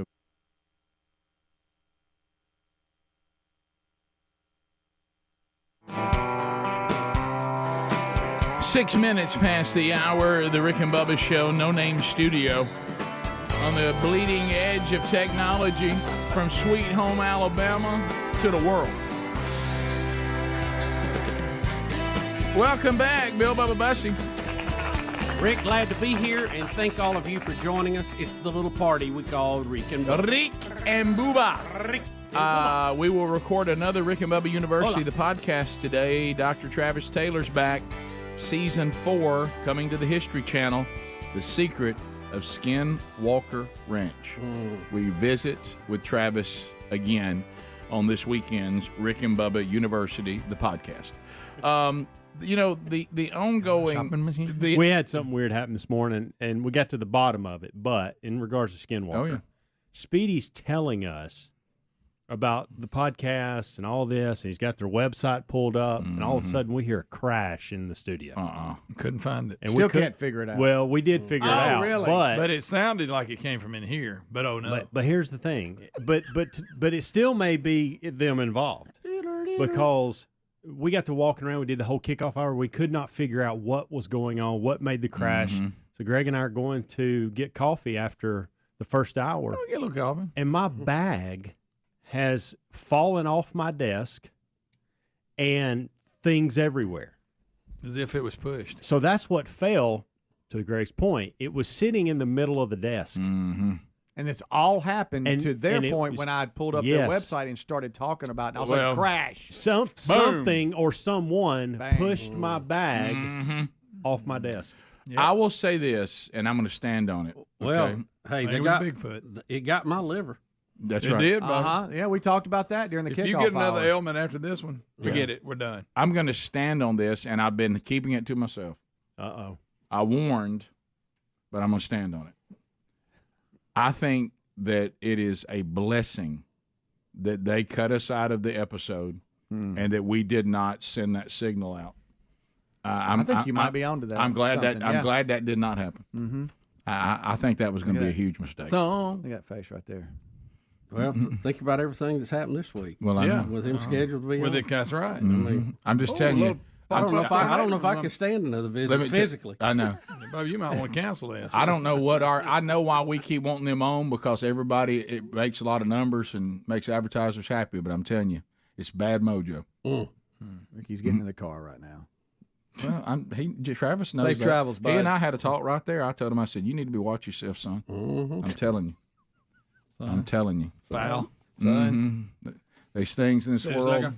There's things in this world that I know are real, and that's all the trouble you need. I'm telling you. Or as Charlie Daniels said, there's things out there we just can't explain. And y'all have to pardon me right now, because you're gonna see a heightened crawl. And it's understandable. But And they say the ghost. I'm immersed in researching and studying the Revelation, so it's going to affect me. You're going to see me talking about things. You're going to see me concerned about things. Okay. You're going to see me pointing to things. But because think about this. All right, I want you to think about this, and this was the approach I took yesterday on Revelation chapter 6. Okay, how many times have we? This is always the great way to learn. Put it on yourself. How many times have you said to a person or to your children, I'm giving you ample warning, if you go down this road, this is not going to go well. Yeah. And then you say, look, I told you. And the fact that I told you is that I love you. I didn't hide it from you. I said, if you go down these roads or you don't change this, this is coming. Well, that's exactly what God's doing. I mean, it's I can't say much. Right. I mean, you know what? That's what the revelation's all about. I'm not hiding it from you. You know. So I wish you had to take a sip of something right now. Do you have any water? Yeah, here you go. Yeah, I'll take a little pop off. Yeah, during that quiet I feel like time. I'm the weightlifter. Just broke the record. right. Just go ahead and take a pop. We're thinking about what you said. Okay. So anyway, yesterday I used the word beg. I'm begging you. I got to that point. All right. So let's look at the president. Oh. You know, speaking of birth pangs. Let's look at the president. Now, this thing where he keeps trying to convince us that nothing's wrong. I'm fine. What are y'all talking about? I'm fine. So he's going to tell us that he's going to apologize for a slight cold. Now, Adler, help me, because I've seen this once, or Speedy, whoever sent it. Have we replaced his voice with somebody else's? It doesn't even sound like No, he's definitely congested. Like, is this like yesterday? Is this one of those fakes? I mean, his voice has changed so much. You're almost like, that's not him. I mean, so. What's weird is the comment he wraps it up with. Yeah. So listen to this. May not be. Hello, everyone. Let me start by apologizing for the slight cold I have. That's the only thing that's happening to me these days. What does that even mean? This is the only thing that's happening to me these days. Wow, that's worse than I thought. Yeah, listen to His it. eyes look good. Wow, let me clear my you've always throat. brought our attention to those eyes. Rick, could he have been sitting behind Hello, you? everyone. Let me start by apologizing for the slight cold I have. That's the only thing that's happening to me these days. Slight, and the only thing happening to you these days. I think he sat behind me at a restaurant. Yeah, I know you probably would have recognized Secret Service and stuff there at the restaurant, Rick, but he could have been behind you. Yeah. And Jill might have ordered. But for what's him. this comment? This is the only thing happening to me these days. This is that y'all stop saying that I'm losing my cognitive skills. And that's kind of odd. I didn't really follow what he was trying to say. I guess he's saying, "Hey, I'm sick a lot." Yeah, but or is he trying to say Is he trying to say, I know y'all think I'm sick That's what a he's lot, trying to say. but I'm really not. But this is just one of the rare occasions of it. That's all, slight that's cold. doing. Yeah. He's basically saying, I got a slight cold. That's all I got. Yeah. And all this other stuff y'all keep saying about me.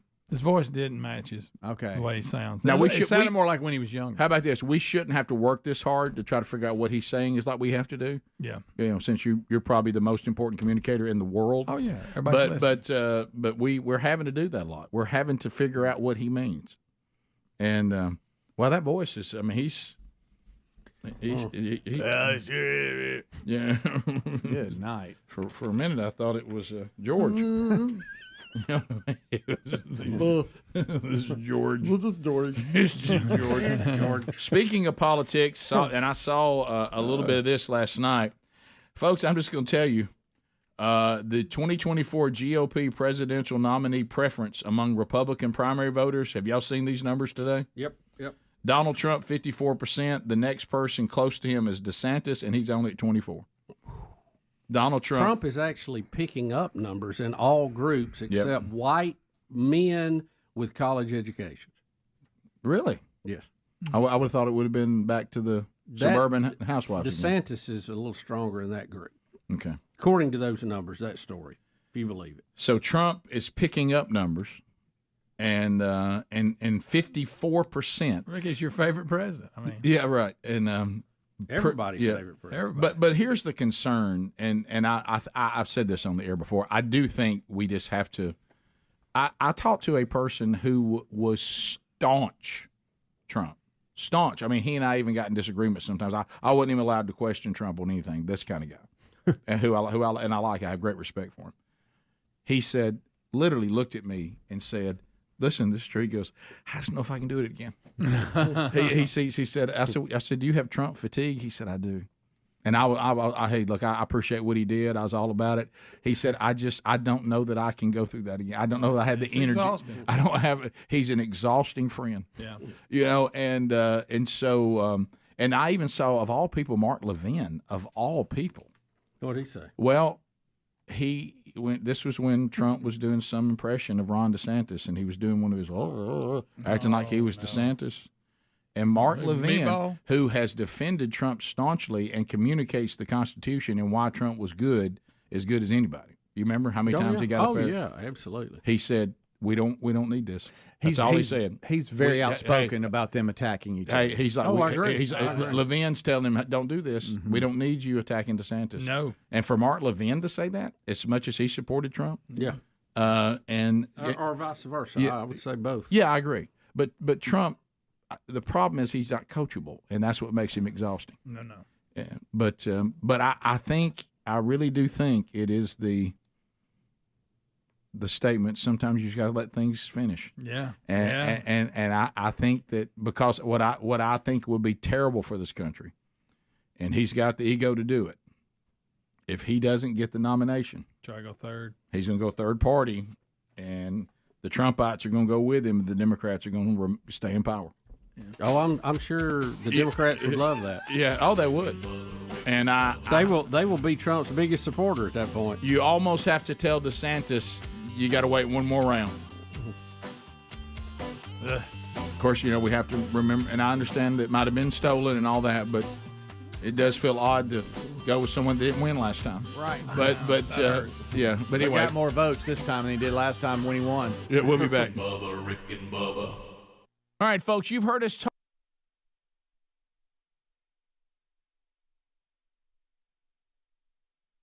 U.S. taxpayer dollars should not support companies that are willing to sell their products to abate human rights and violations, abet human rights violations. Of them presenting the car to him and That's how awesome, shocked he isn't it? is. Well, you know what he did? He's got the work ethic that sadly is missing. Here's a guy that could have had every excuse in the world on his very first day of a new job not to get to work, and he took extreme measures to not miss his first day of work. And then, this is something that it's an extreme example of it, by the way, Bub. But what do we say to the interns when they first start here?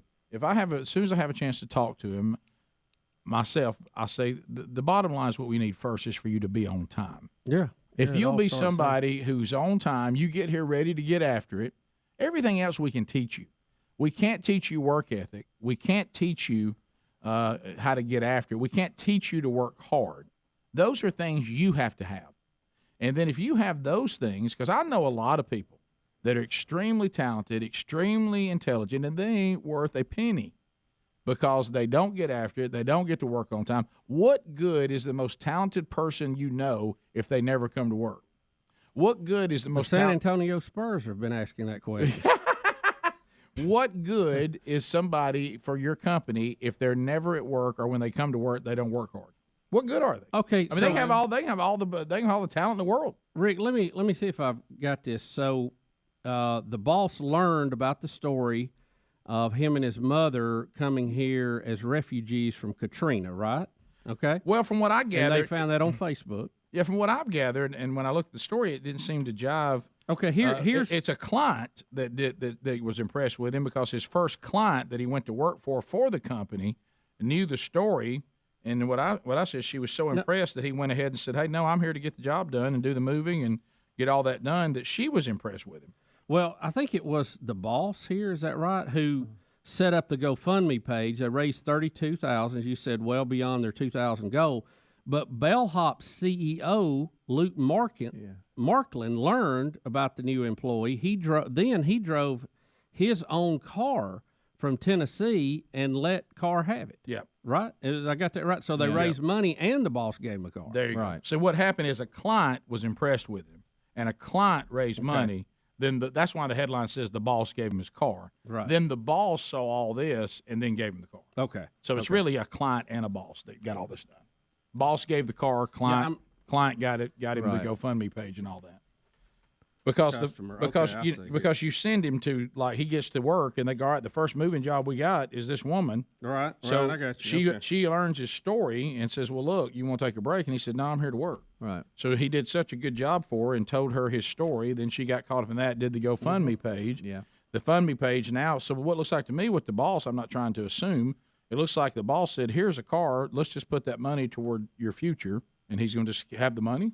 Yeah, I'm not sure if you want to play some of he certainly doesn't need a car anymore. No. He drove a 2014 Ford Escape and gave it to him. Because we got 32.2 sitting there for something. Mm-hmm. And so would that just be some seed money for him to kind of have a foundation to get his life rolling?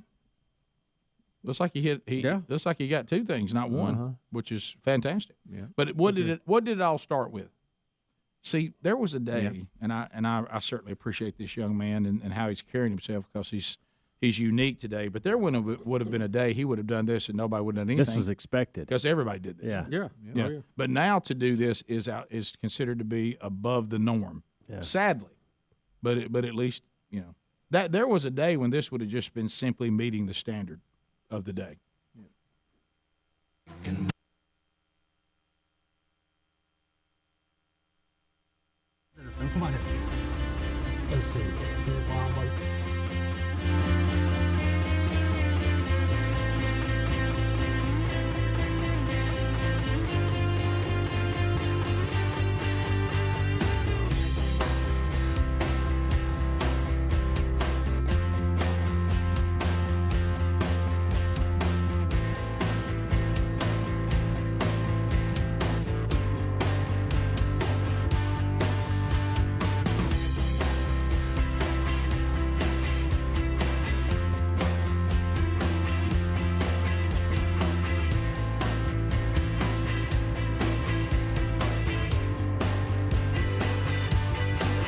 It is 22 minutes past the hour. The lines are open at 866-WE-BE-BIG, and we want to chat with you. Call us right now. Speedy's ready, and we want to chat with you. Let's go. Hey.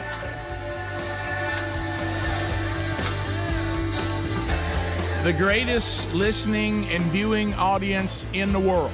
And it's time for you to weigh in. You're programming the show now at 866-WE-BE-BIG. Calvin Speedy Wilburn. We'll get you lined up and ready to chat with us. While you are calling and while he is getting you set up ready to go, let me point you to a couple of things at rickandbubba.com under upcoming events. Omaha, Nebraska, April 14th and 15th, men's conference. They're doing the men's discipleship strategy from themanchurch.com, but they're reaching out to communities all around, inviting men to be in for their men's conference at Westside Church in Omaha, Nebraska. And I will be rolling in sometime on Friday. We'll start it on Friday night. I may or may not make it according to how the flights go. But we do have their pastor there is ready to handle getting it started on Friday night, and I'm scheduled to speak on Saturday morning, the 15th. So you'll find that at rickandbubba.com under upcoming events. And then April 21st, down around Tampa, Florida, Brandon, Florida, we found out, I did not know this, Bubba, maybe in the day you weren't here, that Michael and Linda Adler and little Chris Adler actually you cut yourself or bumped your head on one of the pews at Bell Shows Church, where Sherry and I will be doing the marriage conference. Yeah, back right center pew, smacked right into it, 3 stitches right in my lip. Okay, stitches. I'll look for that while I'm there. I was running. Bell Shows Church, Brandon, Florida, near Tampa. Sherry and I will be there for that marriage conference coming up. It's a one-day marriage conference, and they got a great evening planned for you guys. You're going to love it. So if you'd like to be part of that, April 21st, find that at rickandbubba.com as well under upcoming events. All right, let's go to the phones. Richard is standing by. Richard, welcome to Rick and Bubba. How are you today? Doing good. How are y'all, guys? Good. I just wanted to call and congratulate Adler on being able to cut his first on radio commercial. First time I've heard him on a commercial. And then I wanted to ask Chris Eagle if he had ever done car jiu-jitsu. You know, yes, I've got a Law Tigers endorsements going on, which I'm glad you guys are hearing those, and that's great stuff. By the way, I heard one of those. I appreciate that very much. I'm cutting a new one today. I want to tell a story about how I washed motorcycles, and that's how I paid for my first motorcycle. It's going to be great. Story. And then as far as car jitsu, which is jujitsu in a car, kind of What? kind of silly. It's kind of silly. Oh, a little silly. But it's in a car. It's you're fighting in a car. is What? I don't understand it. I've also seen Am I not boxing. hearing that right? You I can't fight. be, Wait a minute. I can't be hearing that It right. is a sport where you fight in a car. In the car. I wouldn't call it a sport. It's just people A dare? said, hey, let's do jujitsu in a car and film it. They've also had like boxing matches in a phone booth and things like that. So it's It's kind of silly, but if I it liked gets it. clicks, whatever. Got me an endorsement though, doing some commercials. You might have heard. Might have heard one. Let's go to Karen in Sweet Home, Alabama. Karen, go ahead. Good morning, guys. Hey. Something's bothering me, and I've got to ask y'all what y'all think about these reparations in California, because Gavin Newsom, who will probably be running as a Democrat for the presidency in 2024, thinks this needs to be nationwide. And as of right now, they're looking at $800 billion for people in California. Yeah, I saw one proposal, and that is statewide. You're right. San Francisco is working on their own deal because, of course, they can't be outdone by the state. No. And it was for, I want to say $5 million per person. Yeah, but the committee turned that down. And they're wanting more. They want more. Yeah. But even at the $5 million, it was going to cost every non-black resident in San Francisco over $600,000. Yeah. Wow. A person. Wow. A person. And to her point, if he's president, he thinks we should be doing this all across the country. That's right. Well, I they mean, it'll never work. Well, It'll happen. I know this is a repeat, and I'm going to just keep repeating this because sometimes reps is the only way we learn things. I still have a hard time with reparations going to people who never were slaves, and it's given to them by people who never owned slaves. Yeah. If we start down this road of going back to revising history, where does it end? But anyway, so we continue. Let's go to Wayne in Mississippi. Wayne, go ahead. Hey, I got a question, Rick, but first I wanted to say, let's don't forget about those folks in North Mississippi that's struggling. Yeah. I mean, it was a lot of places hit, just like Bubba's house. It wasn't just a couple of small towns. It was a lot of devastation and a lot of rural area across there. Yeah. And let's just keep them in our hearts and prayers, and and just if churches can reach out and help any which way they can, let the Lord go that avenue as well. It's usually the best avenue. I'm. That's exactly right. It's really brought it home, and I mentioned this earlier. What we have experienced is nothing like what these folks have experienced. Right. And I know just the difficulty in trying to get debris cleared, and we got some great people on the job working. But when it's at that level, how in the world do you get enough people in there to work? And where do all these people go? Oh, where do they go to sleep tonight? You know? Oh yeah. It's just we're just one family, and it's a secondary house. So, but when it's primary and you have those numbers, I just don't even know. It's such a daunting task. I don't see how you ever get anything. It's going. amazing they do it though. Yeah, it's amazing. I do, and do it over and over when they have to. Gulf Shore, Sunny 105. XFL is the topic. Craig is the caller. Craig, go ahead. So 2 of the 8 starting quarterbacks have strong ties to Orange Beach, Alabama. Silver, just from Houston, graduated from Gulf Shores. Dad is a city councilman in Orange Beach. And A.J. McCarron was married at Orange Beach Methodist. Well, you know what? These are the little tidbits that only our audience can find. Or tidbits. Yeah. Those also. My mind there. Yeah. Well, it was me trying to handle it the right way, and they got collided. Yeah. You're right. Yeah, and the old mind. It's an interesting thing, isn't it? It is. But thank you, Craig. Craig, Gulf Shore. Good point, Craig. Oh, so Greg, you said that like you're familiar with Craig. Oh yeah. Oh yes, he is. Craig yeah. knows. Yeah. Bottom of the hour. Good listener. Didn't Tuberville read one of his emails? He did actually. We'll be right back. Rick and Bubba, Rick and Bubba. But have you ever, we like to fish and we have a good time with it and all that. But I mean, I would put us down as casual fishermen. Have you ever had a desire to catch a shark? Like I'm gonna reel one in?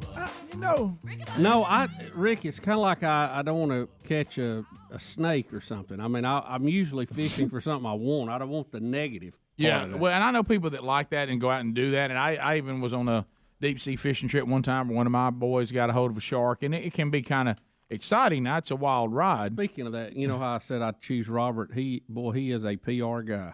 You didn't even hire him to come speak at your next event. You know Can I really? You're talking about the Shark Tank guy? Yeah. Okay. He didn't catch a shark, did he? No, but at Shark Tank, we're going to Sharks. It's a transition. I like that. And we're next week, Shark Week. And it's Shark Fest this week Shark Fest on National Geographic. Wow. I thought it was Shaq Week. Look at all this. You getting plenty of financials. Is that a great promo or what? It really is. So, but anyway, there's a Texas fisherman who has reeled in a 14-foot hammerhead shark and calls it not just the catch of a lifetime, but I know he's joking here, but he said if you get multiple lives, it'd be the catch of multiple lifetimes. So now hammerhead, I've never really fully, some of you shark people, I've never really understood the whole hammerhead thing. Are they dangerous? Can they bite you? Rick, I think they're dangerous, but they're just so foreign looking, so alien looking. Yeah, I mean that is something you think you'd see in the sea on a moon of Jupiter. When you hear shark attack, you don't hear hammerhead. I've watched a lot of Shark Week, and I've never seen a story about it's hammerhead. I don't think they can get their mouth pointed in the right what I was direction to wondering. bite you. Well, that's what I was wondering. Mm-hmm. Like if it's coming up, doesn't that big hammer hit me first, and he can't get his mouth? Isn't it like this kind of? Look, and don't they travel? It's offset a little bit. Yeah. And don't they travel in like groups of just unbelievable numbers? Yeah. Sometimes you'll see like 30 of them. Well, this guy I may have made that up. Look, like they're out in the woods right there. See, I don't see you, Bubba, doing that right there. Now you might do that with Robert, but not with the animal. I don't even like posing with it on dry land after it's dead because I think it might have one more bite in it. You know? Yeah, I'd do that. Would you do that, Greg? I'd do that. That's a big. I'm in the water with it. We got the mouth up. Look at that thing. No way, Speedy. Rick, look how big that old hammer. I think I might. Well, I don't know. Well, show it again. Whoever's in there. Speedy has a tiny little head, and I think a hammerhead could get his little head in there. So, but it's dealing with this, right? It's trying to, like the others are here. It's just kind of here. Yeah. It's offset back a little bit. Yeah, it ain't got that bullet nose. We can boom. I don't think it has the attitude of a bull or great white either. I tell you what, you got to watch his old bull. You got to watch old bull. The bull, I think he'll bite you more than anybody. And then he can go in fresh water, which I think. Hey, well, the white is the worst. Fresh water. Well, now that's the beast. The fact that by the way, there was a video of a dead whale floating and great whites eating it. Did y'all see that on TV this morning? I think you got a better chance of surviving. Like great whites, sometimes they'll eventually just let you go. But bulls will hang in there. Well, the fact they can go freshwater too. I mean, you're talking about. I mean, they're not limited. You catch them upriver. Tiger's not good. Oh, but you don't hear about it a lot. That's one bit though. What's her name's arm off? That surfer. Yeah. Really? So that movie. So how do they know? In my mind, and I know Jaws has a lot to do with this. For some stupid reason, I think that the great white. I think as long as it's not that, I've got a chance. But really, the bull may be as bad. What a great white. When they show pictures of it, it looks like it's grinning at you. I mean, like if a hammerhead comes through the water, am I even getting out? Yeah, I get out or move, but I'm not concerned. I may ride a hammerhead. I don't go nuts. How about 14-foot worth of shark? That's a big one, though. Yeah, it is. It's a big old. He said that he knows the shark was sick and very tired, and he said they tried to release it back in the Gulf of Mexico, and that didn't go well. No, well, not when you bend it backwards and pose with it on the beach for 3 or 4 hours. It probably doesn't swim very good after that. You don't want that thing to get a hold of you, though. I know. We're showing it on TV, and it really shows the sharp angles of those teeth. No, you don't want to be bit by it. Don't misunderstand me, but it just isn't like they don't bite us a lot. With its eyes that far out and on the end, Mako can fly. What does the world look like to hammerhead? I mean, that's, I know. I'm with you, Bubba. It looks like something that somebody would describe of something they saw on another planet. Yeah. It we is had odd. travelers come back from a moon of Jupiter, and they found this in a methane ocean. You go, oh, wow, that's bad. Oh, methane. Yeah. I mean, Well, I had a methane ocean the other day. Oh, wow. Well, that's what they think they found on Europa or whatever. By the way, for those of you talking about eating something, I think one of the hardest things I laughed yesterday of the picture. I put a picture out of the birthday gathering at the house in the team building.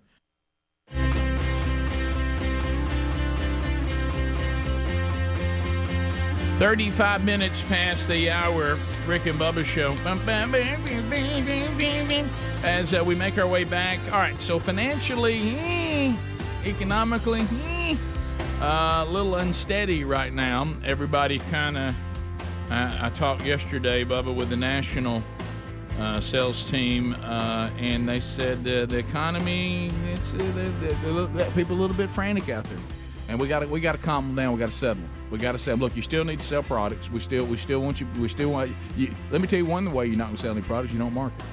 But LearBubba.com's talking about a different thing. That's your personal finances, and with all the upheaval going on right now, I mean, you've got this bank situation and people worried about that, and runs on banks, and we don't like that. Not really prime time for America right now, and it adds up to doing something to safeguard your finances with gold and other precious metals. Highly respected financial analysts predict gold prices could soar as high as $4,000 an ounce, and although there's no way to guarantee that, so let's make that clear. But the facts are also this: if you bought gold today at their favorable prices and the cost of gold gets anywhere near that $4,000 an ounce, you are in good shape. So it's a terrific strategy for protecting your savings and retirement, and many of you are responding, and because it's just kind of logical.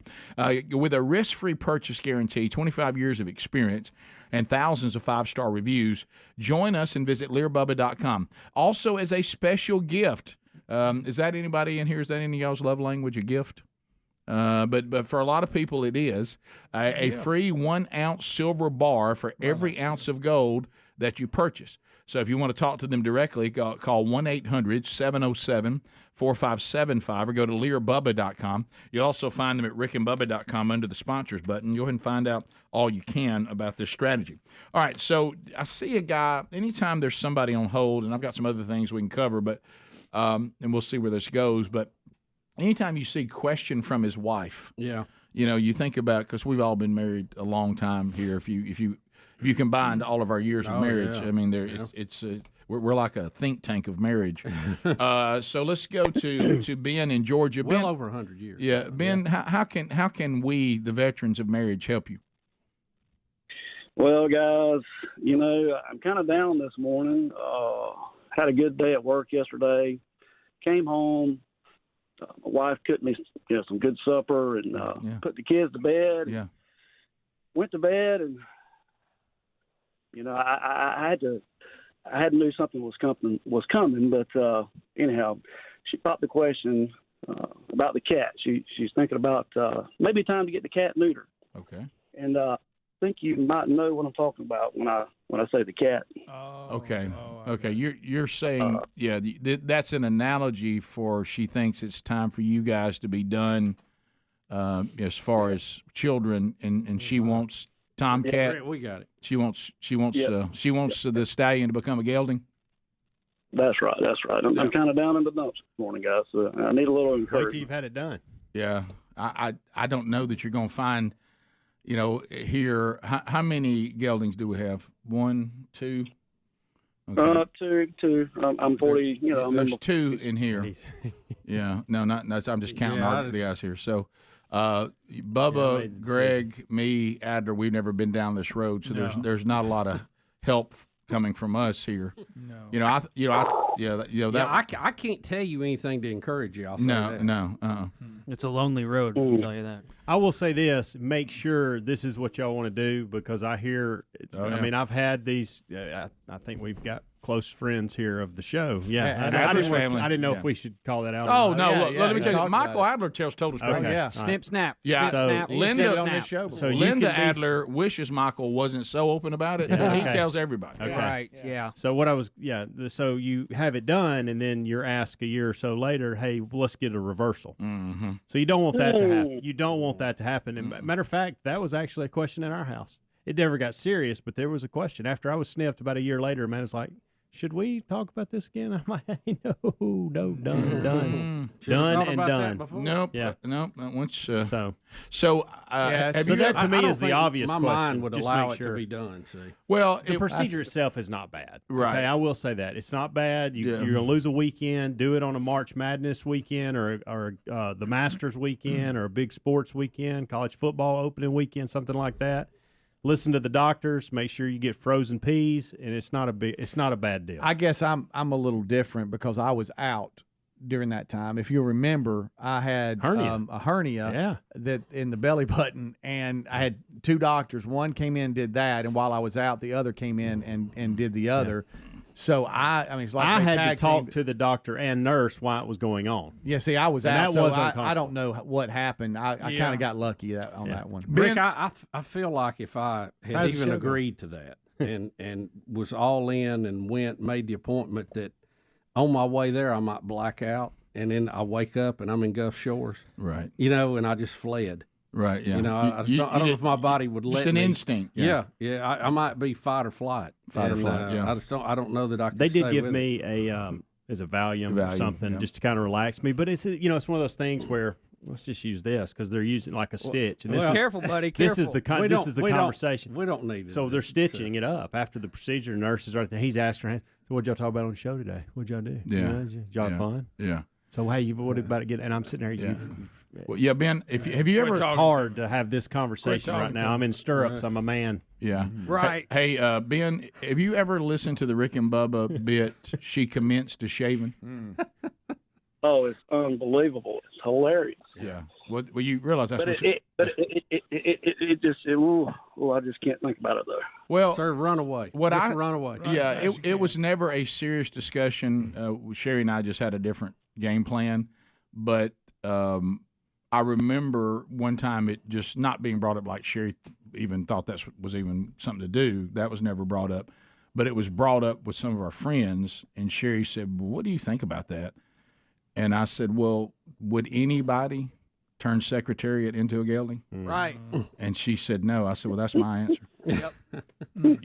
And so You just wouldn't do it. No, I mean that don't even seem right.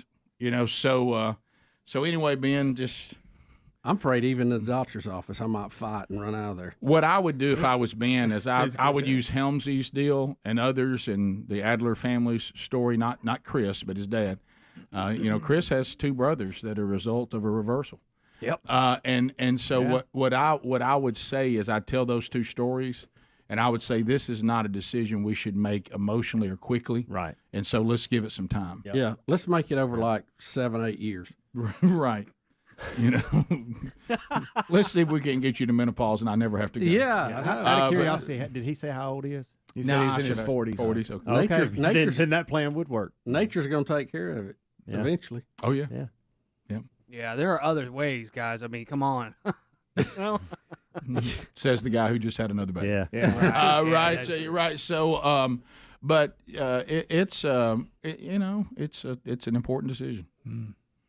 And I think our decision was based off Amanda going, "Hey, look, right. I've had 3 kids. Right. I've had, Totally understand. this is you're taking this one." That was all our discussion. Is after the 3rd one, we were like, okay, and that's it. And it did hurt later when the doctor said she couldn't have any more. It hurt because I was like, wow, I could have. That's fine. But see, that's. But that future. probably jumped out a little quick. Sure. But. That's my point for Ben. Yeah, There's another example. But I tried to take advantage of that, knowing it needed to be done, knowing I had surgery, and the doctor said we can handle this, and you be out. I see what you did. And You like, had to have I surgery would've done that. down there, and so you might as well. That's take smart. Care of it. Yeah, that's smart. Both I of them. see what you're saying completely. And life can be quite cruel because remember, I successfully got around that, and then had some other issue happen down below, and ended up having to have something done. Not that, but a similar worse. procedure Yeah. that was actually worse than that. Yeah. And that was a blue day. Yeah. I will say this though. Blue Monday. Can I tell you this? Blue day. But I will say Won't you this. see things my way. What I had to have done, at least it called for a full-blown, we're putting you under surgery. Oh, yeah. This thing that my friends have described to me, not your experience, Speedy. Your experience, Helmsley. I've had friends, well, she commenced to shaving, that bit, Brad Ryan, and great. many other friends. Classic. This scenario of a man in stirrups while people were just carrying on their regular day around them. Yeah. And women and men moving in and out of the room, and that's the thing. And discussions and talking to you about ball games, and no pun intended. And there's no, I mean, there's not a whole lot of downtime either. Right. Like you're 1 minute you're sitting in a nice comfy on a comfy couch in the waiting room, and 5 minutes later you're in stirrups and there are people around you. I mean, I know. Don't talk to me. Don't talk to me. I'm not here. I'm not here. Don't talk to me. Right. Okay? Part of me is here, but I'm not here. I don't even like people, as y'all know, standing near the stall while I'm using the bathroom. Yeah. No. I mean, I can't even. Yeah. Hence the Valium. Yeah. By the way, those of you that have sent me emails of bathroom situations in the military, just another reason I can never be military. Wow, I'm not cut out for military. I openly admit that. I'm so thankful for y'all. Yes. I know some of you say, Rick, there's tougher things in the way we go to the bathroom. I got it. But that alone would have stopped me. We'll be right back. Rick and Bubba, Rick and Bubba.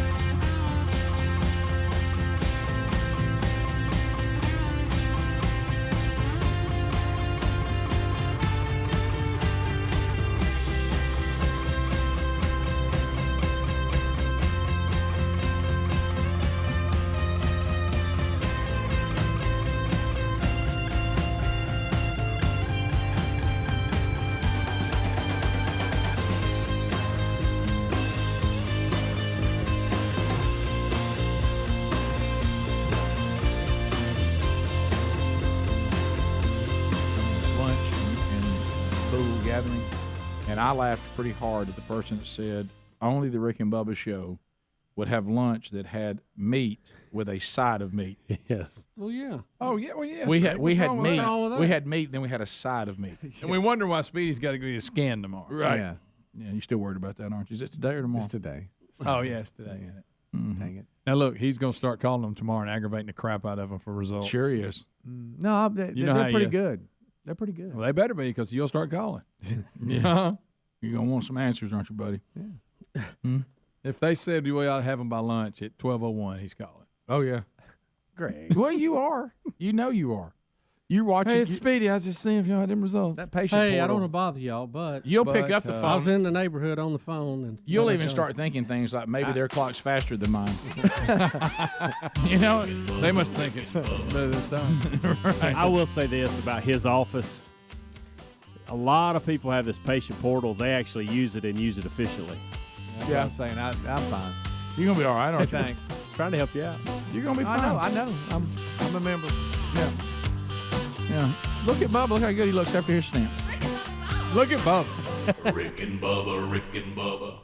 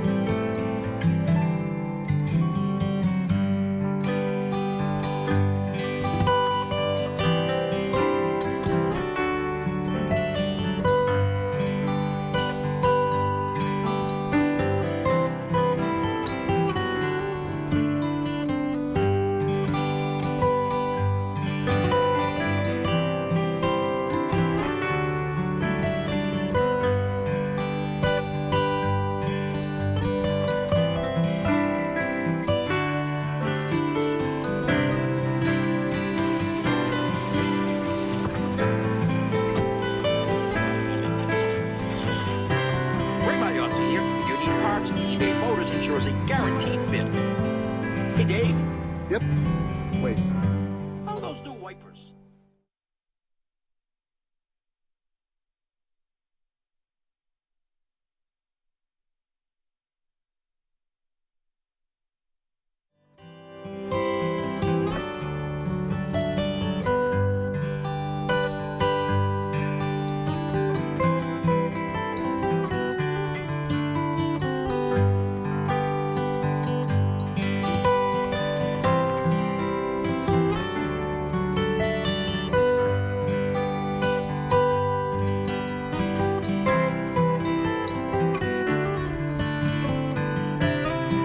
It is 9 minutes, but I mean, probably still good enough. 9 minutes to the top of the hour. Rick and Bubba Show. 866 We Be Big is the number. Somebody say, hey, go. All right, so we know about scams. They're everywhere. I don't know if y'all are like me. I bet I get, gosh, probably a dozen a day. Yeah, probably. At least a dozen. Yeah, I think so. And the favorite one, of course, is the famous invoice they want you to dispute. Yeah. Well, got your invoice. They'll even thank you for a payment. Yeah. You know, and you panic. What?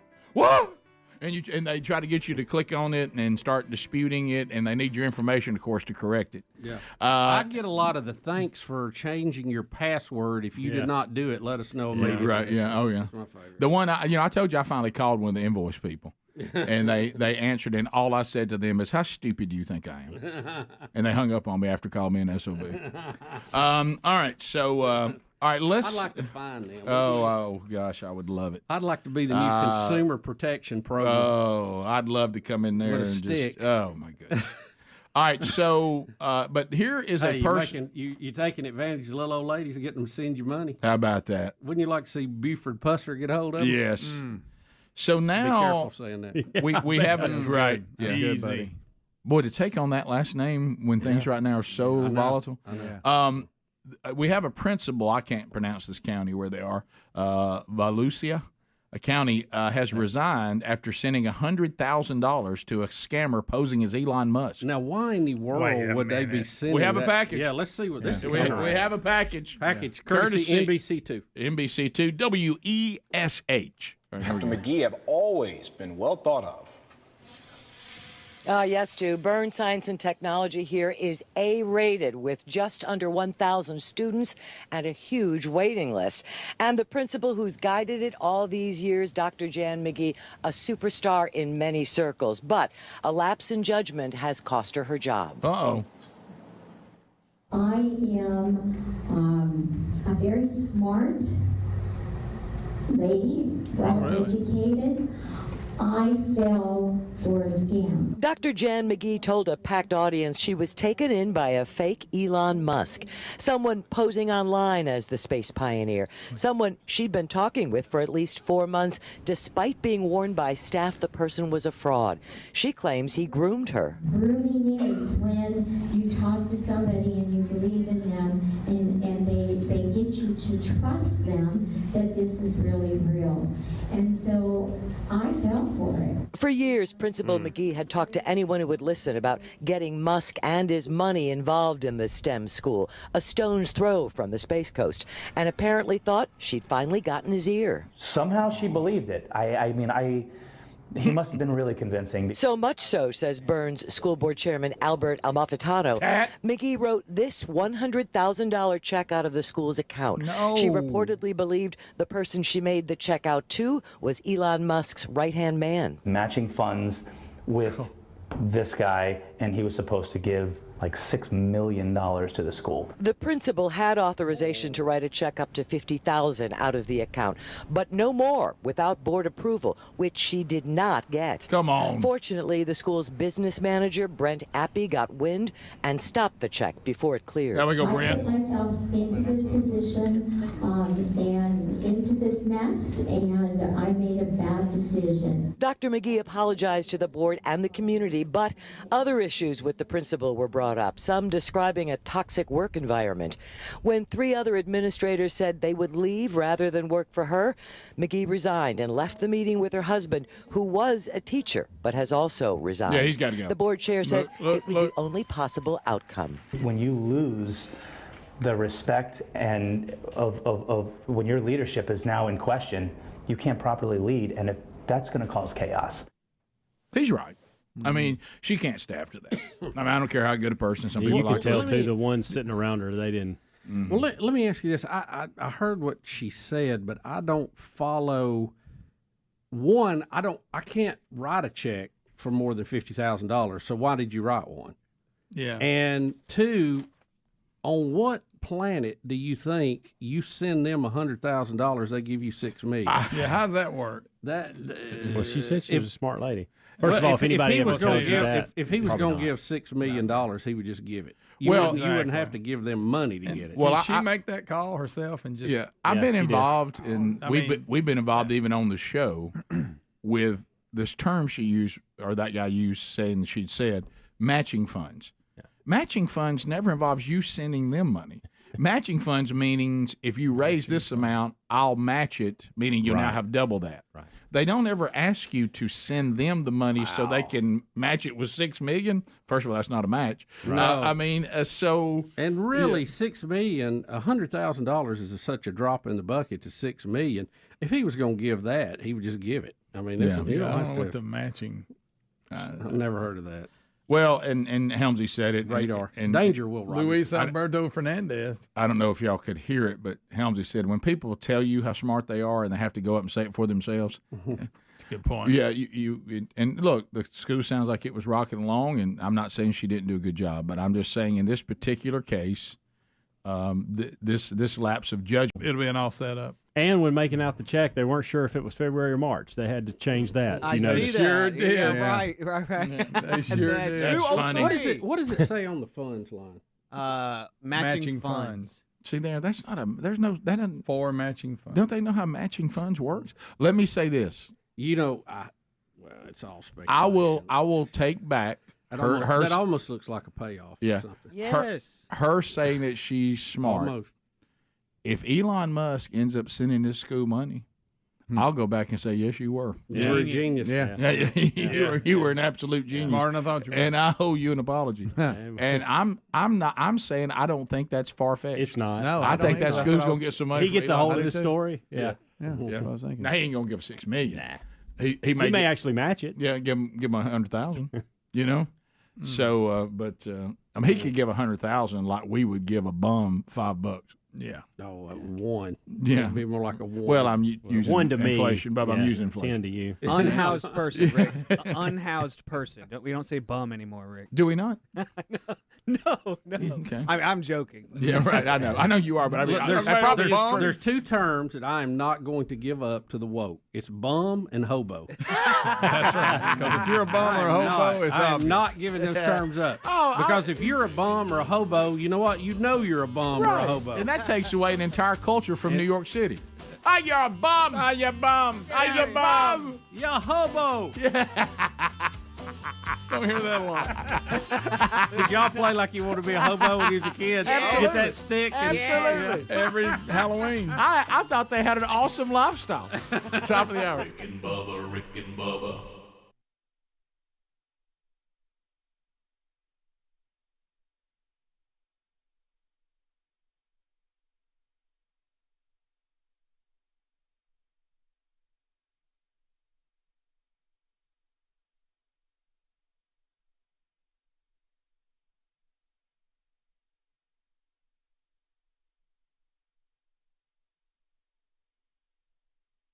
Oh, yeah. But it looks like the Super Bowl shuffle just a little bit. Yeah. And for some reason, I want y'all dressed the same. Oh, yeah, most definitely. You know, I mean, they are in the video. Yeah, the I've guys seen it. have They got the part. hoods on there, though. Yes. Yeah, I saw the video's pretty. You know, Toby just he's as cool as ever been. I mean, he's just so cool. Yeah, I got to get that today. I just need you, and he's always hip to the latest groove. You know, he just moves like what was it he put out? Because he put his new single out like this week called Everything. And listen what he says. Just, he's always so hip. Yeah. I got a brand new song, Everything, out tomorrow or late tonight. That's when it went on all the digital outlets. Summer Jam Alert. Bump this. Bump it loud. Wait a minute. We've been saying that for a long time. That's been our saying. Well, what we can say is, hey, we got a new bit out. Bump it lightly. Caroline's something new on the podcast. Bump it lightly. On the way back from Bubba's the other night, Caroline wanted to learn this song, so she's constantly we're playing it over and over. She even pulled a video, and when I told her, this is how I brought it in with her. I said, "You realize he is the exact same age as Rick and Bubba." She could not believe it. I know you can't believe it. He's just like he doesn't age. She said, "You're Rick and Bubba." I said, "Yes, my Rick and Bubba." He's the same age. Well, I don't see the big difference. I don't either. He may be to the God honoring music what the Stones are to devil honoring music. I mean, how about this? He if you think about it, because I had to say, my wife is very similar to Caroline on this. Sherry Burgess does not. She has a 0 burnout factor on a song she likes. If she locks into a song she likes, it could be an old song she found, it could be a new one, something like this. She will literally put it in a loop and she will play it over and over. And you'll walk through the house, and I said, "Hey, babe, that's about 5 times through on that one." And she's like, "Oh, when I get something new, I want to learn it. I want to know it. I want to know all about it." So anyway, his new album is out, and that's the first single he put out. Then yesterday we played at the end of the show a song called Everything, which is one he just put out, and that's the one he said, "Bump this." I like it. So anyway, so we got that going on. We're going to unpack a few things on the show today. I want to talk about. We ran out of time yesterday. I want to talk about. I see him promoting this new show, Castaway. Now I understand if we all get something, we'll just start doing shows that are similar. Survivor has been crazy successful, and and then we get into these. People go off, and Bear Grylls drags people off, and this kind of stuff. But this one, I'm trying to figure out what the difference between it and Survivor would be, and for what I can gather in just the promos, supposed to be coming out this fall, I think, or August or something like that, and it's saying it looks like, are we dropping? Because when we did before the lawyers shut it down.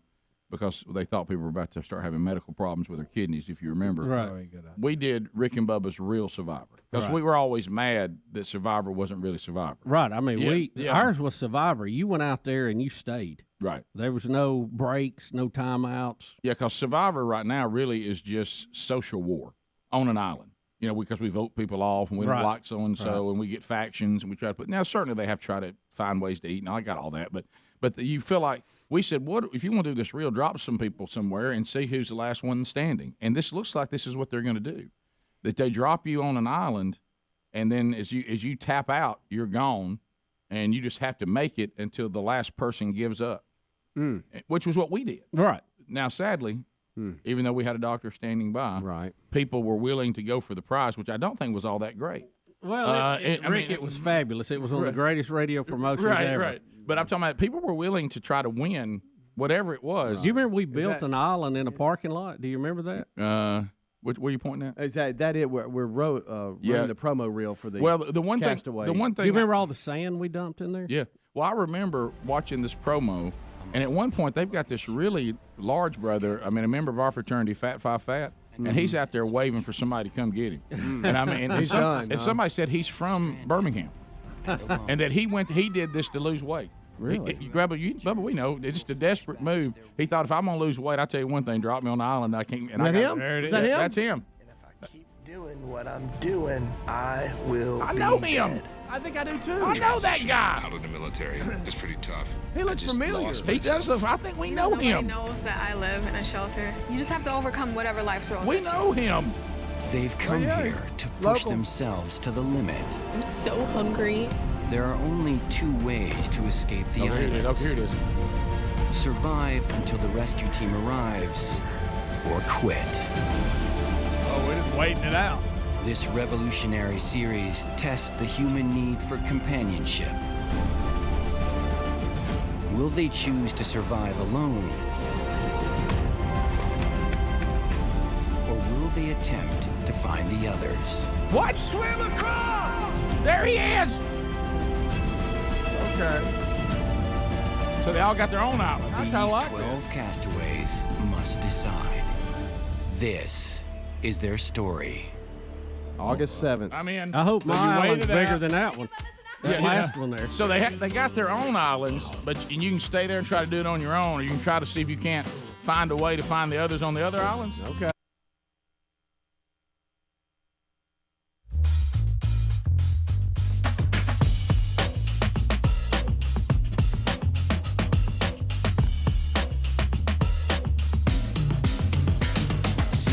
Minutes past the hour. Thank you for being with us today. Speedy, the real Greg Burgess, Helmsy, Eddie Van Adler, all here. And welcome back. The pride of Cedar Springs, Alabama. Bill Bubba Buster. Rick, glad to be here, and thank all of you for joining us. It's a little get-together. It's a little back porch talk here on Rick and Bubba. Hey, I know we're recording Rick and Bubba University, the podcast today. And we're going back to this Skinwalker Ranch thing with Dr. Travis Taylor. Is he going to be here in the studio? Yeah. Oh, yeah. boy. Oh, boy. I might get out before he gets here. I don't know what it's going to cost me this time.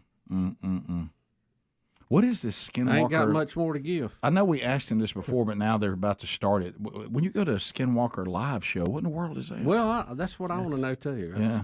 Well, I know we asked him about that before, but I can't remember what he said. Are they going to release Hanks on stage? I mean, what's going on? Indianapolis, you got it. You got it May 18th. Yep. Akron, Ohio, 19th. Detroit, 20th. Let me tell you, old Brandon. Milwaukee, he's 21. a marketing genius, isn't he? Huh? Oh my gosh! I mean, you talk about it. I love him for that alone. Yeah. You know it. So anyway, it's we'll I know this. The contents of my bag was scattered all over my office this morning. I don't know how it got there. I know it. Bubba, honestly, I hate to state the obvious. I need lead shielding. You've already said it, haven't you? Have you ever thought about your life before we got involved with them, and then your life after? Yeah, I had a whole liver in a lake house. A whole liver in a lake house. Whole liver in a lake house. That's funny. We're going to address this with Travis. Right. I feel like bringing it up. So on the tour is Travis. It's the principal investigator, Eric, and then you've got the superintendent Thomas on it, the chief security officer Bryant, who they call Dragon. And they basically get up on stage and they dive deeper into the secret of Skinwalker Ranch. Is it kind of like the Rick and Bubba? We ain't never been nowhere to. I think so. I think so. Why do they call him Dragon? I got to know. Oh my gosh, He Bubba! actually saw a dragon one time. Hey, have y'all ever on watched Skinwalker Ranch? Greg, you don't have a copy Maybe of this. UAB grad. Bubba does. Go to page 2. It's the timeline of all. I don't give Bubba his until the last minute, or it'll be lost. Bubba. So here, I'm Rick, not the one that loses Rick, paperwork. Bubba. You want to hand him to you? You want to hand it over to him? Rick, No, you can. Bubba, do you want to see it? Do you want this? We may I gotta lose, have it back in an hour. We now. may lose him into the timeline. Some of those pictures, I guarantee I know which one's a dragon. Yeah, I got you. Well, Well, I know one of two. One of It's two. the ride. Y'all hadn't seen the show? No. Oh, okay. I don't play with that stuff like you. Scared. Scared to death. You seen what it did to Bubba? Come right through the TV. Absolutely. It's one thing for us not to know. You know, if you innocently innocently walked in. dragon. Right. Yeah. All right. So we have Adder. Let's look at 7. So we have a person who stole a police car. Oh yeah, I saw. Have you seen this? And went on a high-speed chase, then jumped out of the car while the car was still going at least 45 miles an hour, and did not survive that. Is that? No, he took a plunge. Yeah, he tried to jump out. Yeah. Might want to slow that baby down. Get on that. Yeah. No, the street's pretty hard. Yeah, I'm just gonna. If you don't believe that, ask Cassio Kid. Yeah. I saw that. Yeah, we should watch that too. Yeah. Golly, it reminds me of you racing Sherry. So I know. much, Rick. I know it does. But I'm just gonna leave it in this view here, just because it's kind of brutal for YouTube. But it's kind of the play stupid games, win stupid prizes type situation. Yeah. Well, the ultimate. Yeah. You think that he was wanting to end it? Because I can't think of any reason he would want to get out right here at that speed.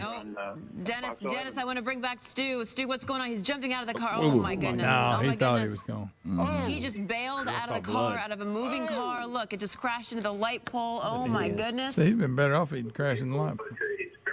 Yeah, that's that. That's all she wrote. Wow. I mean, that will do it. I mean, he could have just stop the car. Stop the car. Oh, yeah. He thought he was just going to step out. Woo. Yeah. Oh, that back of the head. Oh, yeah. And body hit, head. In football, when they get tackled backwards and that head hits. And they're out like a So we lion. think 45 miles an hour is not that fast. But evidently he did. It's real fast. Yeah, Falling off a horse can hurt you bad. He reached his foot out like he was just going to step out. Let's look at it this way. If you were to get on a treadmill today at 7 miles per hour, yeah. step off of it my and goodness. step back on, it's going to sling you into the wall. Absolutely. Sure. Yeah, 45 miles per hour. Wow. It's going to slam you. Well, here's where we know how bad it is. It killed him. Yeah, the road's not moving. Ooh, No. that hurt, y'all. That hurt. Goodness. There- He could have simply, he didn't even have to hit the pole. He could have went into the field and just simply got out, stopped the car. Well, let's Just go. pull over. Let's the brakes out. Let's go back to step one. Step one is let's don't steal police cars. Well, let's we start can there. start there. All right. Then step two. If Really, step one is don't do whatever got you in the position to think that you had to steal a police car. Yeah. Then comes step two. I'm in it now. Okay, and I'm riding, and I realize I reach what we call the Greg Haystack Stewart point when you say, "I got to come on out. They got me." Yeah. Okay, I'm not gonna win this. It's not gonna end well. I'm pulling the car over because you know what? Even if you want to do this, I think I'm gonna run. 46 miles an hour. Pull it over and try to run, I guess. But I would, Yeah, I mean- But there's no scenario that you go. I guess I'll just step out the car while it's going 46 miles an hour. Why? I really would like to know more. Like when he woke up this morning and he had his cup of coffee. Twisted his ankle. What did the day look like? What did the day look like for him? He twisted his ankle so bad. Guys, he's dead. I know, but he immediately twisted his ankle. He did. Well, you will. But Greg pointed out that he twisted He his twisted his I'm ankle. just saying what a day it was. Right, yeah. You know what, Bubba? that only Don't jump hurt out of a car. I don't feel sorry for him. Right. So I don't know. I mean, That's a bad. But I ankle want to twist. know, like, hey, perfect. let's say he example. survives the fall. His You're gonna ankle's get soccer mom email. That's right. Greg, the other night, Well, just don't be Bubba, an idiot. Just Greg. forward him on the trunk. the other night, Bubba was at his lake house with friends, enjoying a great evening. Mm-hmm. Came back to Birmingham. His lake house is destroyed. Now he made a good decision to come home and didn't know, but that was just what I want to know is when the guy woke up that morning and was sipping on his coffee. What did his day look like? And it turned into this. I don't know. Yeah. I don't know. That's all I want to know. Well, I think about throughout my life. You're right, and you mentioned that when we just got from Bubba.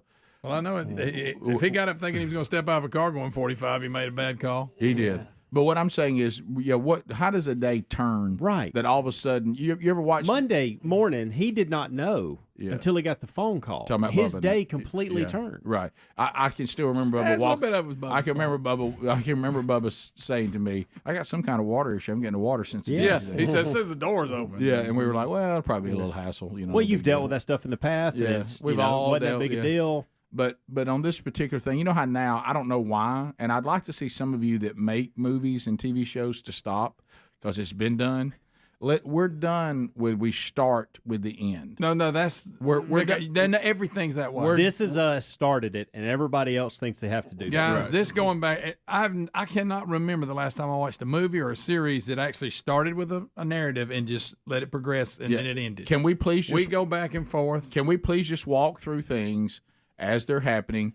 Don't start with I'm being shot at in a police car, and then all of a sudden you take us back 10 hours before, Like and then we have to go back. Well, 24 used to do that, didn't it? And that was fine because that's what that movie was. I mean, that show was about. But now everybody, they would show the end, and they would go the 24 hours before. I think, confused. and I think everybody thinks that's sharp now, so they have to do it with Everybody everything. does it. Yeah. So in this situation, if it was a current show, we would start with him in the police car. You're right. Okay. Yes, Yeah. right. And then what you want to know is, all right, let's walk it back. What led to this? Yeah, and then it'll show him sitting at the table eating cereal. Right. What Exactly. That's what I'm This saying. morning. He's sipping on coffee. Who's he talking It'll to? say 7:30 a.m. and he's sitting there eating like Honey Nut Cheerios. I got a Ask you this, feeling. how is he I don't know keeping why the- Honey Nut. How is he keeping the car going? I know, Does it he did. have something on the It's just accelerator? coasting. I That's think. coasting. Yeah. He had it fast enough. It Yeah. was on its way down. Yeah. All right, See, so it's there going. he falls, and then we'll go. 24 hours earlier. Right. Yeah. Yeah. That's yeah.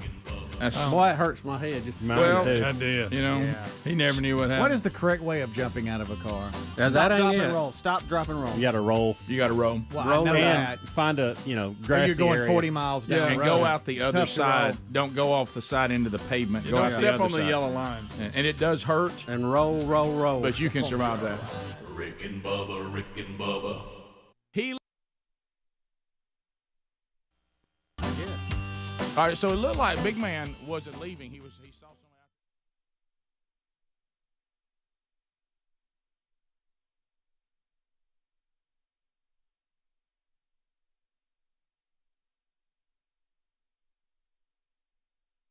So as we start another hour, I didn't see anything but the one scene on the ESPYs last night, and of course the very moving speech from Jim Kelly. We talked about that, the Jimmy V Award winner. But Bubba, you looked at some of the awards. I didn't, like I said, I was just asking y'all, were there any big upsets or I couldn't watch anything it. y'all Yeah. thought that didn't go like it should, or any big surprises or anything? Yeah, I would have enjoyed, I know it would have been uncomfortable and emotional, but at least I would have gotten some out of hearing Jim Kelly's speech, but I didn't stay for it because of the horrifying skit that I saw scanning by, and I thought, no, Mr. Burgess, you need to leave this area. Now, being a big Green Bay fan, we were talking about it in the break, and you were not aware that Aaron Rodgers is dating what's her name? Danica Patrick. No, I wasn't, because now tell me, and again, I follow professional football very, very little, so I don't know much of what's going on, but if I'd done this show, so I do remember, right, that Aaron Rodgers had a girlfriend that was so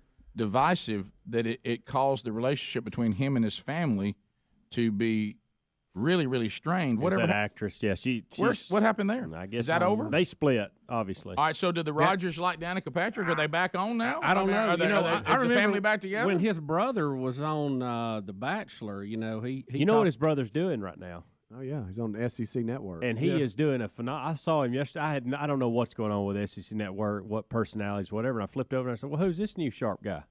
And him and Chiswick were on there. And I thought that was a good combo. He does a really good job. I agree. Well, he had mentioned in The Bachelor that they were estranged right now. They didn't communicate. So he and Aaron Rodgers. So if that woman's gone, and if she was the divisive factor, are the Rodgers family? Are they going? Is Danica Patrick going to bring the Rodgers family back together? Is she going to be the key point of healing? Well, according to Danica, she was on some late night shows promoting ESPN, the ESPYs, and they had been dating since the beginning of the year, according to her.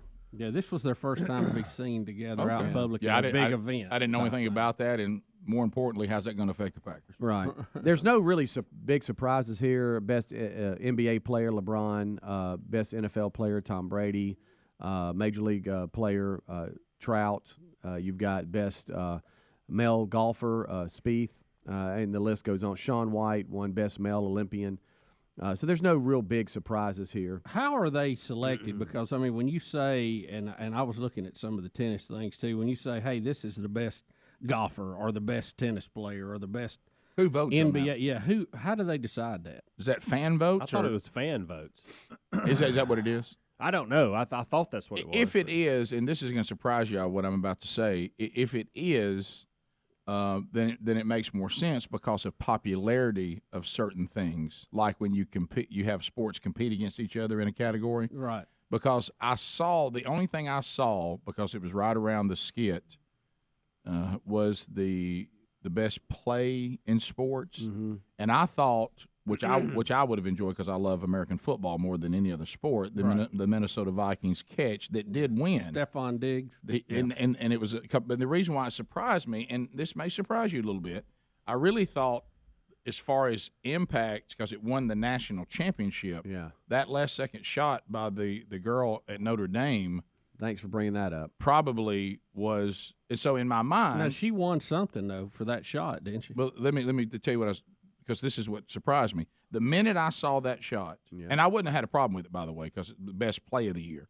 I thought absolutely that's the winner if ESPN is deciding it, because you have female sports and you have a play that legitimately could have been the most exciting play of the year because it won the national championship. Right, right. You know, the Minnesota that's bigger than than advancing in the playoffs and then getting beat the next week. Right. But when the football play won, to my delight, I thought, oh, people must be voting. This must not be ESPN. And that's according to this. It says, "Welcome to the 2018 ESPYs presented by Capital One, where awards are handed out by you, the fans, by letting your voice be heard." Now and that makes then sense. There's a poll, so it's been about a month where you've been voting for this. Because in all fairness to women's basketball, and it has come a million miles. Speedy. Have to watch that again. You know, it has come a million miles.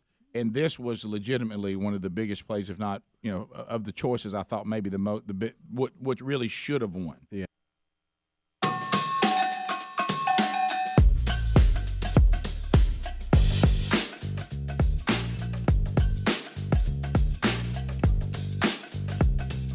It is the Rick and Bubba Show, 21 minutes past the hour.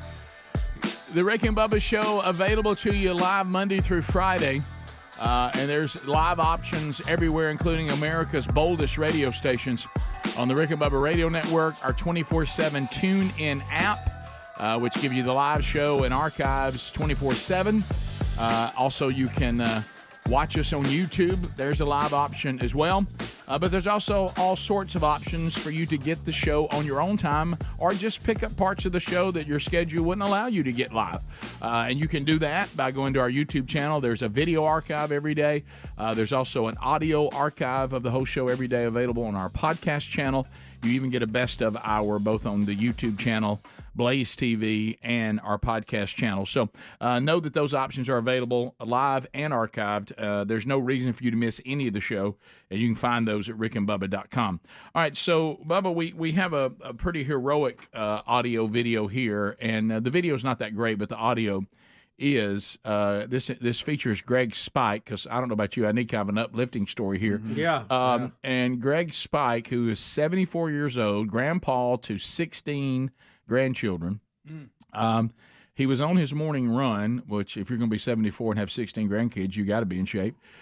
He's in Eugene, Oregon. He heard a woman screaming for help, and what he does to save her as she needs to jump from a burning hotel room is quite selfless and quite amazing.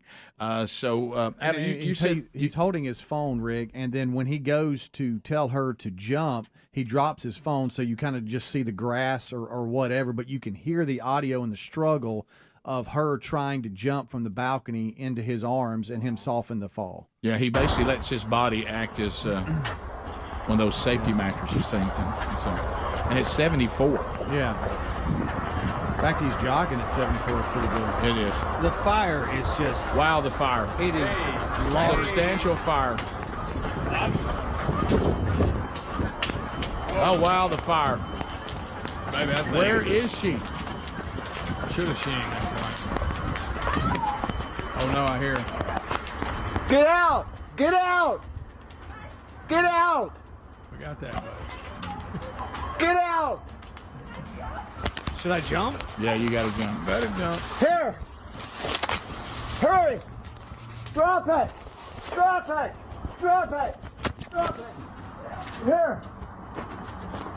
Hit me! Hit me! Come on! Come on! Hurry! What are we looking at? His phone's on the ground. Here! You got hand! You got my... You got it! Here. Okay, go! Go! Go! I got ya! Oh. Go! This way!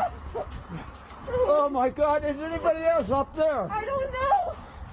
I was in my room myself. Oh, you're okay now. Stop. Thank you so much. Deep breath. Deep breath. Thank you. Wow. Well, let me tell you, I know that Greg Spike is his name. He kept himself in shape, and in this moment, when somebody's got to jump from a building onto you, you hope they've kept themselves in shape. Yeah. Right. Or do you, Rick? Yeah. Remember, you're trying to break the fall. Well, I mean, you don't want the big person. You don't want a jumping big on one you. coming out of there. Yeah. You No, I hopefully mean the one, the catcher. You want a big pad to fall on, you know? Or a dog. Well, that's true. You're talking about the Yeah, catcher. yeah. Yeah. The catcher's a different thing. I know if I am the catcher, I hope the person jumping's kept himself in shape. Now that Yeah. for sure. Right. Sure. And I tried to catch someone that was a person of weight one time and got injured badly. Well, we've seen that. Greg completely several ruined that times. story for me, by the way. Yeah. How Me do you too. run it? Me too. Thanks, Greg. Well, I mean, it wasn't it was the footage. Well, Greg, we were told. And I picture somebody changing channels in the car, and they're also like, whoa, whoa, whoa. And they're like, what's going on the radio? We're telling them what's going on, Greg. That's why we have to be narrators. She looks like she might be a little bit old as well. I thought How can you tell she's upside down? Her hands, Greg. Look at people's hands, Greg. What I was saying, Greg, is I thought in this one, this is locked in on the footage. Well, this is the one that I thought you would actually think was better for I would radio. like to have seen it. For radio because it had audio of what was happening. First of all, he started making fun of the guy right out the gate. No. And that started pulling. He's a hero. Yes, you did. He's a hero. Yes, we you got did. that, pal. And also, That's what you said. It's also hurt you weren't paying attention to any of the setup. Yes, you're right. We set it up, Greg. It doesn't matter. If you didn't hear the setup, all you hear is, arr, ear, arr. Mm-hmm. When he's screaming, get out, Greg goes, we got that, pal. Well, I mean, what are you going to say, go back in and sit down? Right. Well, I mean, get out was obvious. Well, I mean, look, that's fine. Okay. She needed to be encouraged to get out of there. I think it does help with her age that she was not Let me young. see what's on the radio. So jumping from a balcony. I admit I had a story that was probably better. Okay, but I mean, you thought it was more. I thought that was what we told it was. Yeah, That's right, I guess. I don't know. There's no way to know what happened. When I read about it, I think this might be intriguing. It's real life. That a 74-year-old man let somebody jump. Said that he talked to Danny Carter and she saved. I will say this too. We did. I will. Yeah, but then we played whatever that fiasco was. Greg, do you want to play pitch? You're right. I do. Yes, Calm go me back to down. play pitch. Look, I'm sorry. I just. You say it's worn off. think that was Get a bad. picture of Alice out here. Jimmy, quick. it wore off. It It's wore been too off. many hours. It wore off. Rick, I'm Bubba, tell us something about your mishaps yesterday. Hurry! I don't know what that was bringing to the table. Well, I It's thought very hard to follow. Well, and of course you missed one, which is shocking. I guess you were so negative. You had too much negative going at one time that you couldn't get all of it. And that is that he said, "Hand me your hand," which means she didn't jump that far. No, I picked up on that and didn't say anything because I knew you didn't want to admit it. I didn't want to say anything about that. I was hung up on the fact that we talked about this guy being a hero, which he is. Basically, got somebody off the that, and he was telling her, "Get out, like she needed to be told to get out." Well, Greg, that's just his reaction he was coaching her. He was coaching. I'm sorry. Basically, Greg, we had a 74-year-old man help somebody off their porch. Okay, and so he's a hero, right?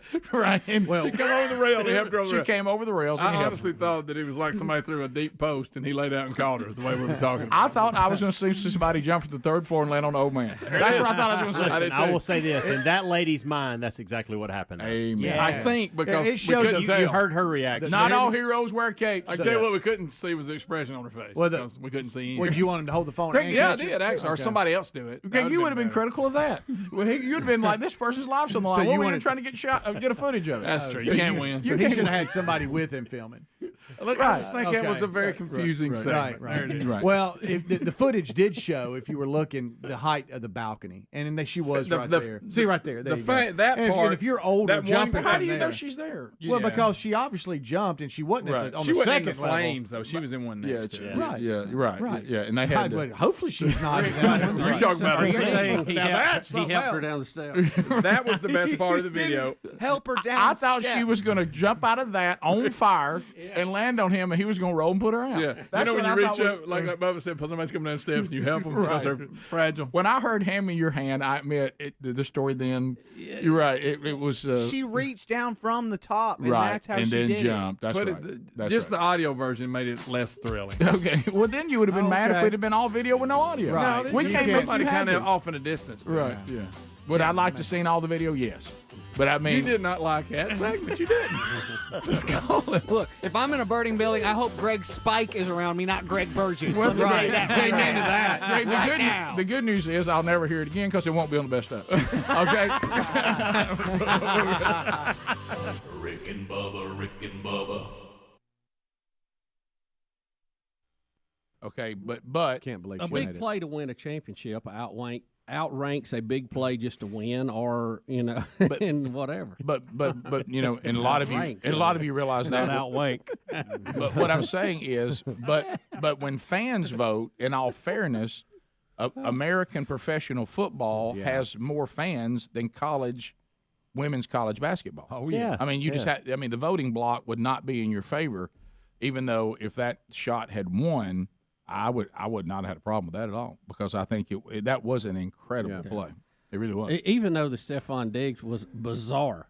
It was a bizarre play. Oh, now look, I love football, so to me, I celebrated that play winning. I loved it, but I thought to myself, if the people are voting, if your sport doesn't have as big a fan base, you got problems. You know, I mean, there was a lot of big finishes this year. I mean, the Alabama finish was big. You know. Yeah, it didn't even make it. It wasn't even second and 26. It wasn't even. That was quite. How did that not make the final? Yeah. That's a pretty big deal. Won the national championship. Yeah, I don't know how they come up with a finalist for you to vote on. That was a big one. Yeah.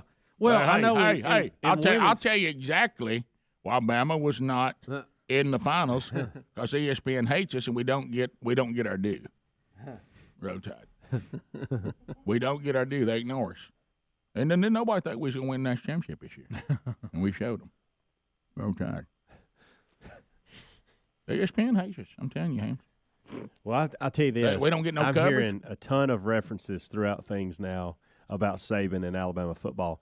Things like, for instance, the show on Showtime, Billions, references Nick Saban and how he would be proud about the way they invested in this, that, and the other. Yes. Well, and then I saw somebody referencing one of the coaches at Wimbledon last week talking about Saban. Well, hey, we could all use a little Saban. You know, one of the players made a reference to the process. He said it's a process. That's what it was. And I think it was Chris, what's his name, Fowler. Yeah, who said, well, Nick Saban would be proud to hear it was part of the process. And I don't think you can turn on any sporting event without them bringing it up. And now it's making its way into movies and series on Netflix. I was going to ask, and on that point, I was in where was I? Was I in a restaurant or something? I couldn't hear the sound wherever it was. Fixing a leak. And I look probably, and I look up, but to your point, Bubba, they've got Saban with a basketball. And he's out there playing basketball, and they keep going to people. Then they go back to him doing something in basketball. They're even using Saban playing basketball as something. And it was that him and that Marty Smith. But what I'm talking about, they would go interview people and then go back. I thought when I first looked up, I thought, ooh, a pickup game between coaches playing basketball. This is going to be interesting. No. But it wasn't. No. It's like he's out there with a guy dressed in a full basketball. This guy looks like a basketball player. And then Coach Saban is shooting and dribbling, and then they would go interview people. I wish I could have heard the sound. I didn't know what was going on. Somehow Saban was also inspiring people by how he thought basketball was. Rick, he's doing everything at an unbelievable level that most people cannot attain, possibly with the exception of driving a boat. Yeah. And, you know, it's or at least filling it up. He did talk about how he hates losing more than he likes to win. Oh, yeah. I used to be that guy. That's most everybody, isn't it? We'll be back.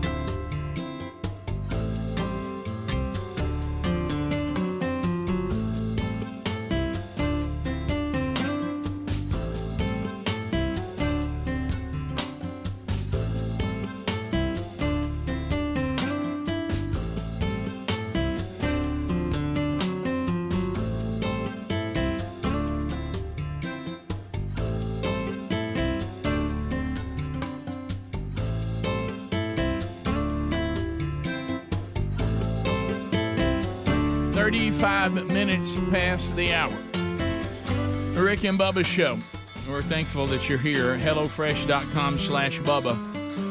Man, they make meal planning so simple. And you go to HelloFresh.com/Bubba. It's more than just some recipes and some suggestions. They actually send you what you need to prepare every recipe. So it's all right there. You pick your meals for the week, and they're there, and they've got all sorts of categories.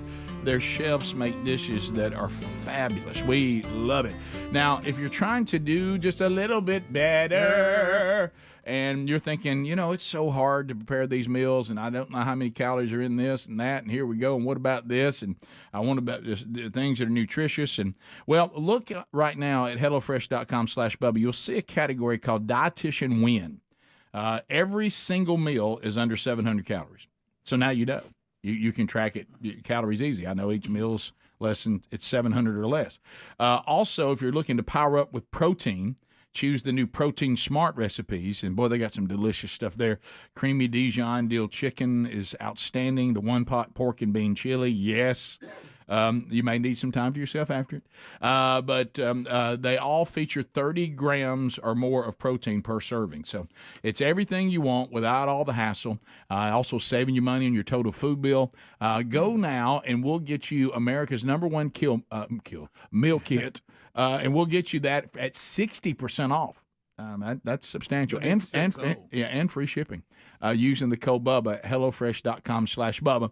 Also, remember, that's free shipping and 60% off. HelloFresh.com/Bubba. So we talk about doing a little bit better, and we have our first in our new spring line. We've got the little, trying to do a little better shirt and all that. And so it's not, some people love this kind of stuff, like the 74-year-old who's been jogging. Right. And then there's people like me that do these that are doing these kind of things because I just need to, but I don't enjoy it. And so trying to do a little better. And so part of that, I have found, and there's an interesting story today we'll tie to this too. I have found, just for me personally, there is no way for me to lose weight or do better if I don't do a combination of eating healthy and exercising. I can't not exercise and try to eat healthy. That doesn't work. And I can't exercise and then eat whatever I want. Neither one of those have worked. I think the second one, I'm just too old now to be able to out physical bad eating. It's just no way to do it. Then my body, it's broken and it won't function. So, and I'm kind of quirky about all this, Greg. You know this. Most of the time, dealing with any kind of exercise, I also realize you have to realize your faults. That I give myself a pass. If I'm out there with no accountability, the workout I put together is never what it should be. No, really. I easily say to myself, "That's good. Yeah, that's plenty." And you used to work in. I mean, it was brilliant. Some of the ways you got out of when we were younger, and we were actually forced to work out for like football and stuff. The things you did to get out of it were brilliant. Yeah, and then there's the problem is because if you go down this road, you know how now everything's so extreme. Everybody wants to pull you into certain communities. And so, I'm never going to be in the, you know what I mean, and I'm happy for these people, but the people that are in the workout community, this is their world, and they're always in very tight clothing, and and they're just, they're jacked up. You know how you can tell if somebody's doing CrossFit, don't you? Yeah, they'll tell you. Oh yeah. And so that world, I'm kind of, our new word, clunky. I don't really belong in that world. Yeah. But I also don't want to be over in the other world where nobody does any of that at all, and they're against it, and we're all struggling, and I got to do a little better, and that's my extent of it. It's not, hey, ask me how I lost weight thing, those, like the bumper sticker or a pen or anything like that. It's really just, I just need to do better. I just need to do a little better. Well, part of that, I have to have accountability. And Sherry and I, this is that thing where I think I was tricked into this. We clearly agreed that we would do this together. That was clearly our agreement. Okay. And what I've noticed is Sherry has always been pretty good. When we married, she says, and this is what women need to know, when y'all talk about the influence of men, you're not exaggerating, because you and I met from two different worlds, and you turned me into you. Okay. You didn't become a health nut. You took me the other way.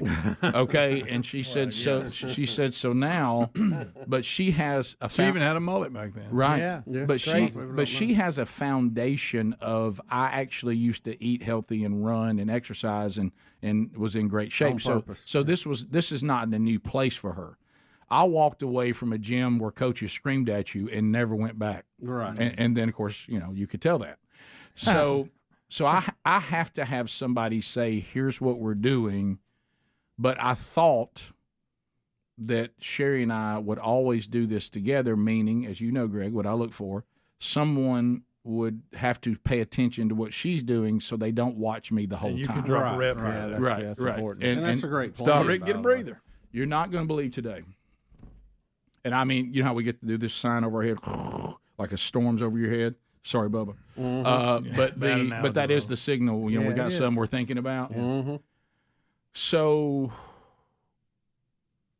Sean, who is one of the guys that's helping me, and now is the guy who's doing the workouts and setting them up, and we've known each other for a long time.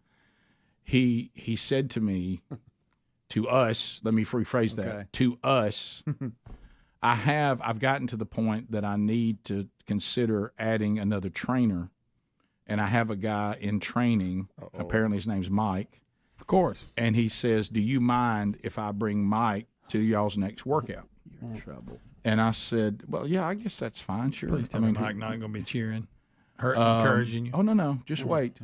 So now I've gone from not one person, but two. But that was okay because really, to me, I thought it'd be down to one because they'd be Sherry. Mm-hmm. So earlier today, I get the word, I won't be doing the workout today. I've got this, and this. Because Sherry's been pulled in this world, and it's wonderful, and it's a celebration, and thank you, Lord. But we have 2 sons getting married this fall. Yeah, not you do. 1, 2. Yeah, you do. And so that world has pulled Sherry in to all the different things we have to. Even I can't imagine what the bride's parents go through, but even the groom's parents nowadays get pulled in. I think we're pulled into more than used to be in the past, like everything else. Yeah. You know what I mean? Sure. And so that's consuming. All the women are really trying to get all that planned. Not 1, but 2. Mm-hmm. Okay, and that's great. That's a celebration. Fired up about these 2 ladies that are marrying my sons. They're wonderful women, and I can't wait for them to be part of the family. But weddings, there's a lot that goes with that, and I don't want to be any part of it. So then, basically the women handle it. So she said, I can't get that done today. So you just go ahead. You're going to be working out today without me. So let me tell you what that means for me. That means that I'm not going to have one person standing there watching everything I do today. I'll have 2. Oh, you got 4 eyes. You ain't going to be dropping no reps today. No. You're not going to do that 36, 40. How awkward is... And they'll be critiquing, like, form. Rick, a lot of encouraging. He'll be saying, like, we Mike, know how we are Mike, about see that. this right here, so he doesn't he needs to do it this way. Yeah. It's going to be, oh, Rick. Oh, bless you. You can do it. Mm-hmm. Y'all, I don't know. get a lot of that. Do you think he'll... Come on, push it out. Do you think he'll be a little more inhibited the first day? Man, you can hope for that. But think about this, Bubba. Hey, look, think about this. Probably a type A. I'm trying to get this job. I want this guy to hire me. Yeah, I'm going to have to. But he can't overdo it, see. That'll hurt him, too. But he can't, but I think there's no scenario where he just stands there. Because he wants to show him what he can do. Yeah, I'm coming. I'm gonna tell you a true nightmare though is if Mike says, "Hey Rick, I'll just do it with you." Oh, that's even worse. And he's going to do it with you. I hated when the instructor used to do that to us. Yeah. See, and what I'm missing, I love Sherry Burgess. She's my best friend in the whole wide world, just like we're all so blessed with our wives. But, she's female. And what does that mean? Even the ones that don't talk a lot still talk a lot. Okay, and so I call her, and it's not a phrase I came up with. I have this term, Chatty Cathy. Yeah, and she'll like get the trainer talking about all kinds of things, and she'll be talking. And you're about resting. She'll be talking about her nutrition perfect. and all this kind of stuff. And I don't know why, but right here in the back part of my foot hurts, and I'm just over there going. Yeah. And then I'm like 11, 12. Yeah. You know what I mean? And done. Yeah, right. Yeah. Woo, feel the burn. And that's done. Can't believe it. But now She won't be there. I want you to picture, because I want you to get it in your mind and know how quirky my personality is. Get it in your mind. Normally there's 2 mats. Okay. She's on one, I'm on the other. All the weights she needs by her mat, all the weights I need by mine. And now instead of the 2 mat format, there'll be one stage. One solo. With 2 instructors. Almost like a spotlight. One solo mat with 2 people standing. Watching everything I do. Rick, with nothing else to pay attention to At except all. you and if you're doing it right. At all. So I'm looking enjoy here it, in pal. this area. You're looking mid-70s, Rick. About the that time you helps. do it, just a little bit of wind, and you're outside. And a lot of bit of me. How about this? Wind, sun, and pollen. Do I back out? Hey, do I back out? Yeah. Do I find some way out? The weak would. Huh? The weak would. Oh, right, there you go. I mean, that's here what. comes Coach. Well, I'm just telling you. Well, there's that side, but I mean, right. You can get a workout walking around. I know what he'll do. Rick, if he gets too bad, just do like you used to do, fake an injury. There you go. Yeah. He's best at that, best. Hey, does he send your workouts prior so you kind of get a mental I've eye? looked. What is it? Well, I don't know what Sean's obsession with lunges is. Well, they hurt. Glued to lunges. I mean, he's just obsessed with them. And box lunges, or you get to walk the driveway and come back? A little bit of both. And what Could it be is, crab walk. he says he keeps working on my lunges because that is a weak area for me. But see, I'm of the school of I'm 58. If it's a weak area, let's move on to things that I'm good at. Yeah, let's go to things I'm good at. How many rounds today, Rick?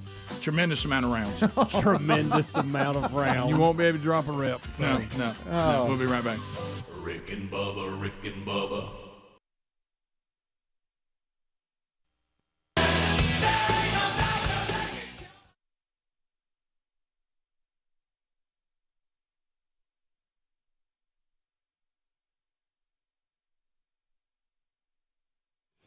Yeah, I'm trying to let my family know before I just broadcast it. Yeah, Matt should have waited 1 second. HIPAA be damned. Is it Go bad? ahead.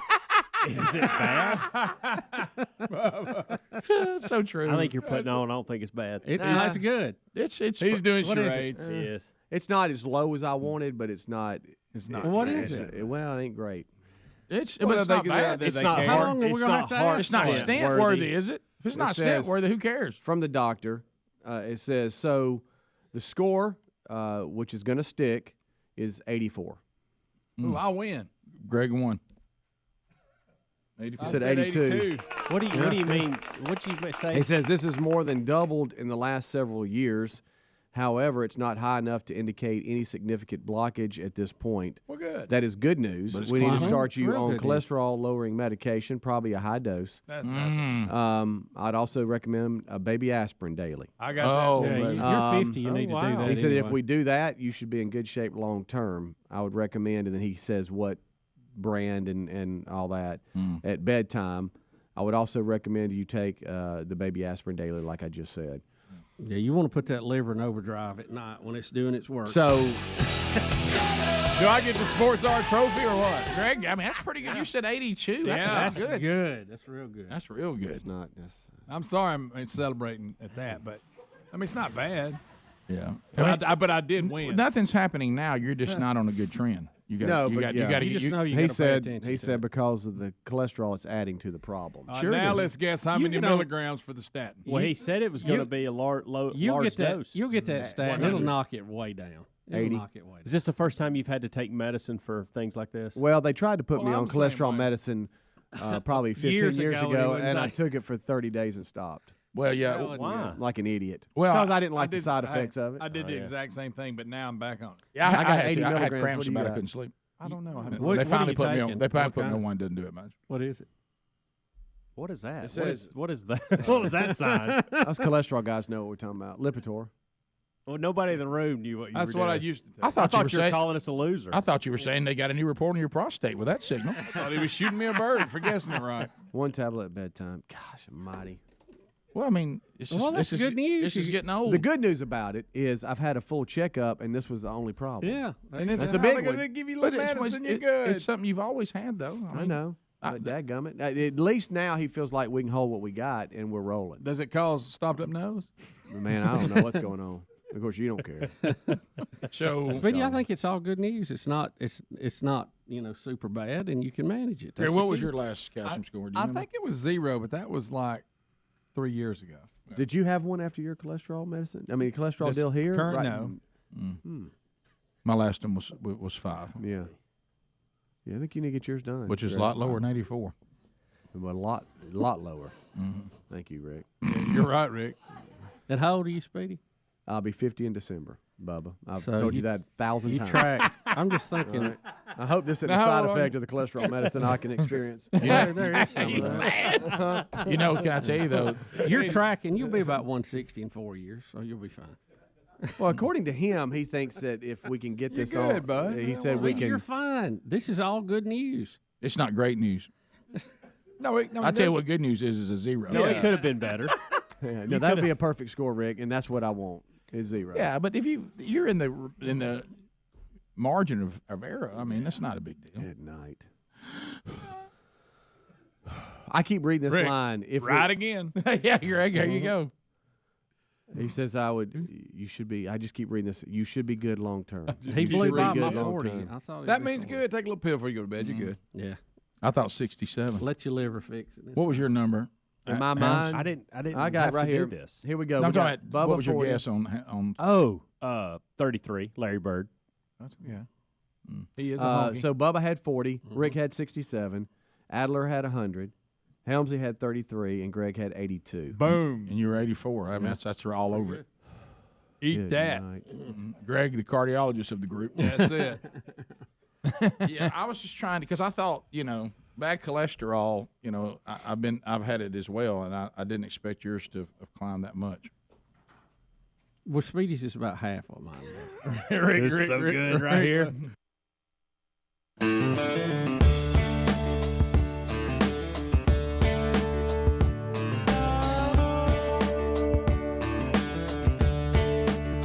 Eight minutes to the top of the hour. Rick and Bubba wrapping up an hour with your phone calls at 866-WE-BE-BIG. So, yeah, we had a study from Oxford University today, and we will take your phone calls if you want to join us now. It said they did 124 studies with 50,000 participants, and this is good news for those of us that lose weight then put it back on. It says losing weight cuts your risk of heart attacks and type 2 diabetes, even if you put it back on. So I don't know. What are they saying? The time that you had lost the weight? I guess so. It just if you look at it as a whole percentage or something. It says regaining some of the weight usually is common, but they tested whether the health benefits of losing weight, such as reduced blood pressure, continued even after they were done. And the combined results of 124 students, as I said, with 50,000, who had taken part in diet or exercise interventions such as meal replacements, intermittent fasting, are being offered financial incentives to lose weight, whatever it was. They averaged 51 years old and said they lost anywhere from 5 to 10 pounds. And they said they would all put a little of it back on. They said they put it all back on. But they said that the loss of weight, as you just said, Bubba, I'm paraphrasing, had such positive results that even if you put some of it back on, what it did for you still stands. So that's interesting. I mean, I'm not saying you can just let yourself go again or whatever. They're just saying don't worry if you put some of it back on. All that it still helped you tremendously. Rick, also a story about retina scans could be the non-invasive, inexpensive way to track your aging. Did you see this story? I didn't. Many believe the eyes are the window to the soul, but a Buck Institute professor believes that they're also a window to aging. His lab has successfully shown how imaging of the blood vessel-rich tissue found in the retina can help doctors track human aging. This method is non-invasive, less expensive, and more accurate than older aging clocks currently available to scientists. So your birthday don't mean anything. They really don't. Yeah. They really don't.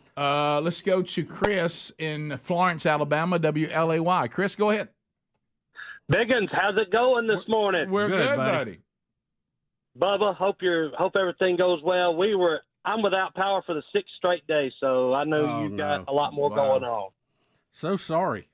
Where are you located at? We're in Florence. We got hit with that. We got hit with an EF2. Oh yeah. Oh man. Well, good luck to you. Well, yeah, y'all too. Hopefully they'll let you guys know what y'all's was. Yeah. Yeah, it was an EF1, but I think it was right on the border. I think they said it was and I'm not looking at it, so I don't remember. I think they said 110 miles per hour. If it had been 111, it would have been EF2. How about so that? It was pretty strong EF1, I guess. Well, this question, it'll remove a you. roof. I know that. Yep. Yeah. Right. Well, this is for Greg and Rick here. I know you guys like Journey, but did you guys know that Chris Daughtry redid the song "Separate Ways, Worlds Apart," and it is rocking. I just wanted to see if you guys have got a chance to hear it yet. No, I have not heard that. Where are you on Chris Daughtry? Grant? No, I like him. I like Dalton. Yeah, I like. Yeah, no, I Betty have not likes heard him it. a lot. All right, we'll find it and try to listen to it. Let's go to Luke, Dadeville, Alabama. Luke, go ahead. Hey, Rick, I had a quick question for you. In the direction of that video of that smart woman that y'all were talking about earlier, I was wondering if you could do your impression of Confused American either to that whole story and what she did, or do Confused American in response to you receiving a message from somebody claiming to be Elon. Wait a minute. Oh, no. Wait just 1 minute. You mean to tell me that if I send $100,000 to Aliska that Elon Musk might not send me $6 million? How that happen? Yeah, I don't. It's been a while. Yeah, it's been a while. I don't know where her common sense was and all that. I'm with y'all. I'm feeling some kind of payoff or something. That almost sounds like I was trying to slip a payout in, and I'm just guessing Speculation. here. It's allegedly, reportedly, but it just doesn't make sense. There's something here that doesn't add up. If I was Monk, I would be going, something doesn't add up. Jerry in Piedmont. Jerry, turn your radio down. You're on. Go ahead. Hey guys, how you doing this morning? Good. Hey, listen, Bubba. Earlier you was talking about your responsibilities down there with your mortgage and all at the lake house. Yes. You know, you hear a lot of multi-millionaires having mortgages and all. I was just wondering, instead of paying cash for them, does that help you guys out on your mortgages? I mean, on your taxes or something? That would be the only way we would be able to purchase one. Well, Jerry, let me tell you what we discovered, and look, this investigation is ongoing. Dave Ramsey found out that Bubba mortgaged it and actually tore the roof off of it. Well, there's different theories on that, and I'm well aware of Dave's, and agree with Dave probably 90. Well, I would agree with him 100% of the time. I just can't follow it and stay married. Now, I was about to say, I think the agreement is not the issue. It's our implementation of it. Yeah, I don't think we implement anything he says. But I'm not as concerned about financing an appreciating asset because you're technically making money too. So you hope it appreciates. Now, if it's a depreciating asset, unless you're just starting out and that's all you can do, that's not a wise move, Right. I don't think. Right. Like I paying cash for everything would be the optimum. Well, that's how you build situation. wealth. Yeah. Yeah. Except for the fact you lost all the money you just paid for that. But no, hey, you traded that for something else. Right. But the best way is to buy it with interest you're making. That's even better. Yeah. But yeah. Somebody else is paying for it. Yeah. Not having debts is the way you build wealth. Yeah. There's no question about that. And so that I got completely out of the. And sometimes there was some time I didn't have any choice. Yeah, that's what I'm saying. But I'll never ever make payments on the automobile again. If you have to get to work to make a paycheck and you have to get a car and you have to finance it, then you got to finance. No problem. But if you can pay cash for them, buddy, you need to. Yep. Top of the hour. Rick and Bubba, Rick and Bubba.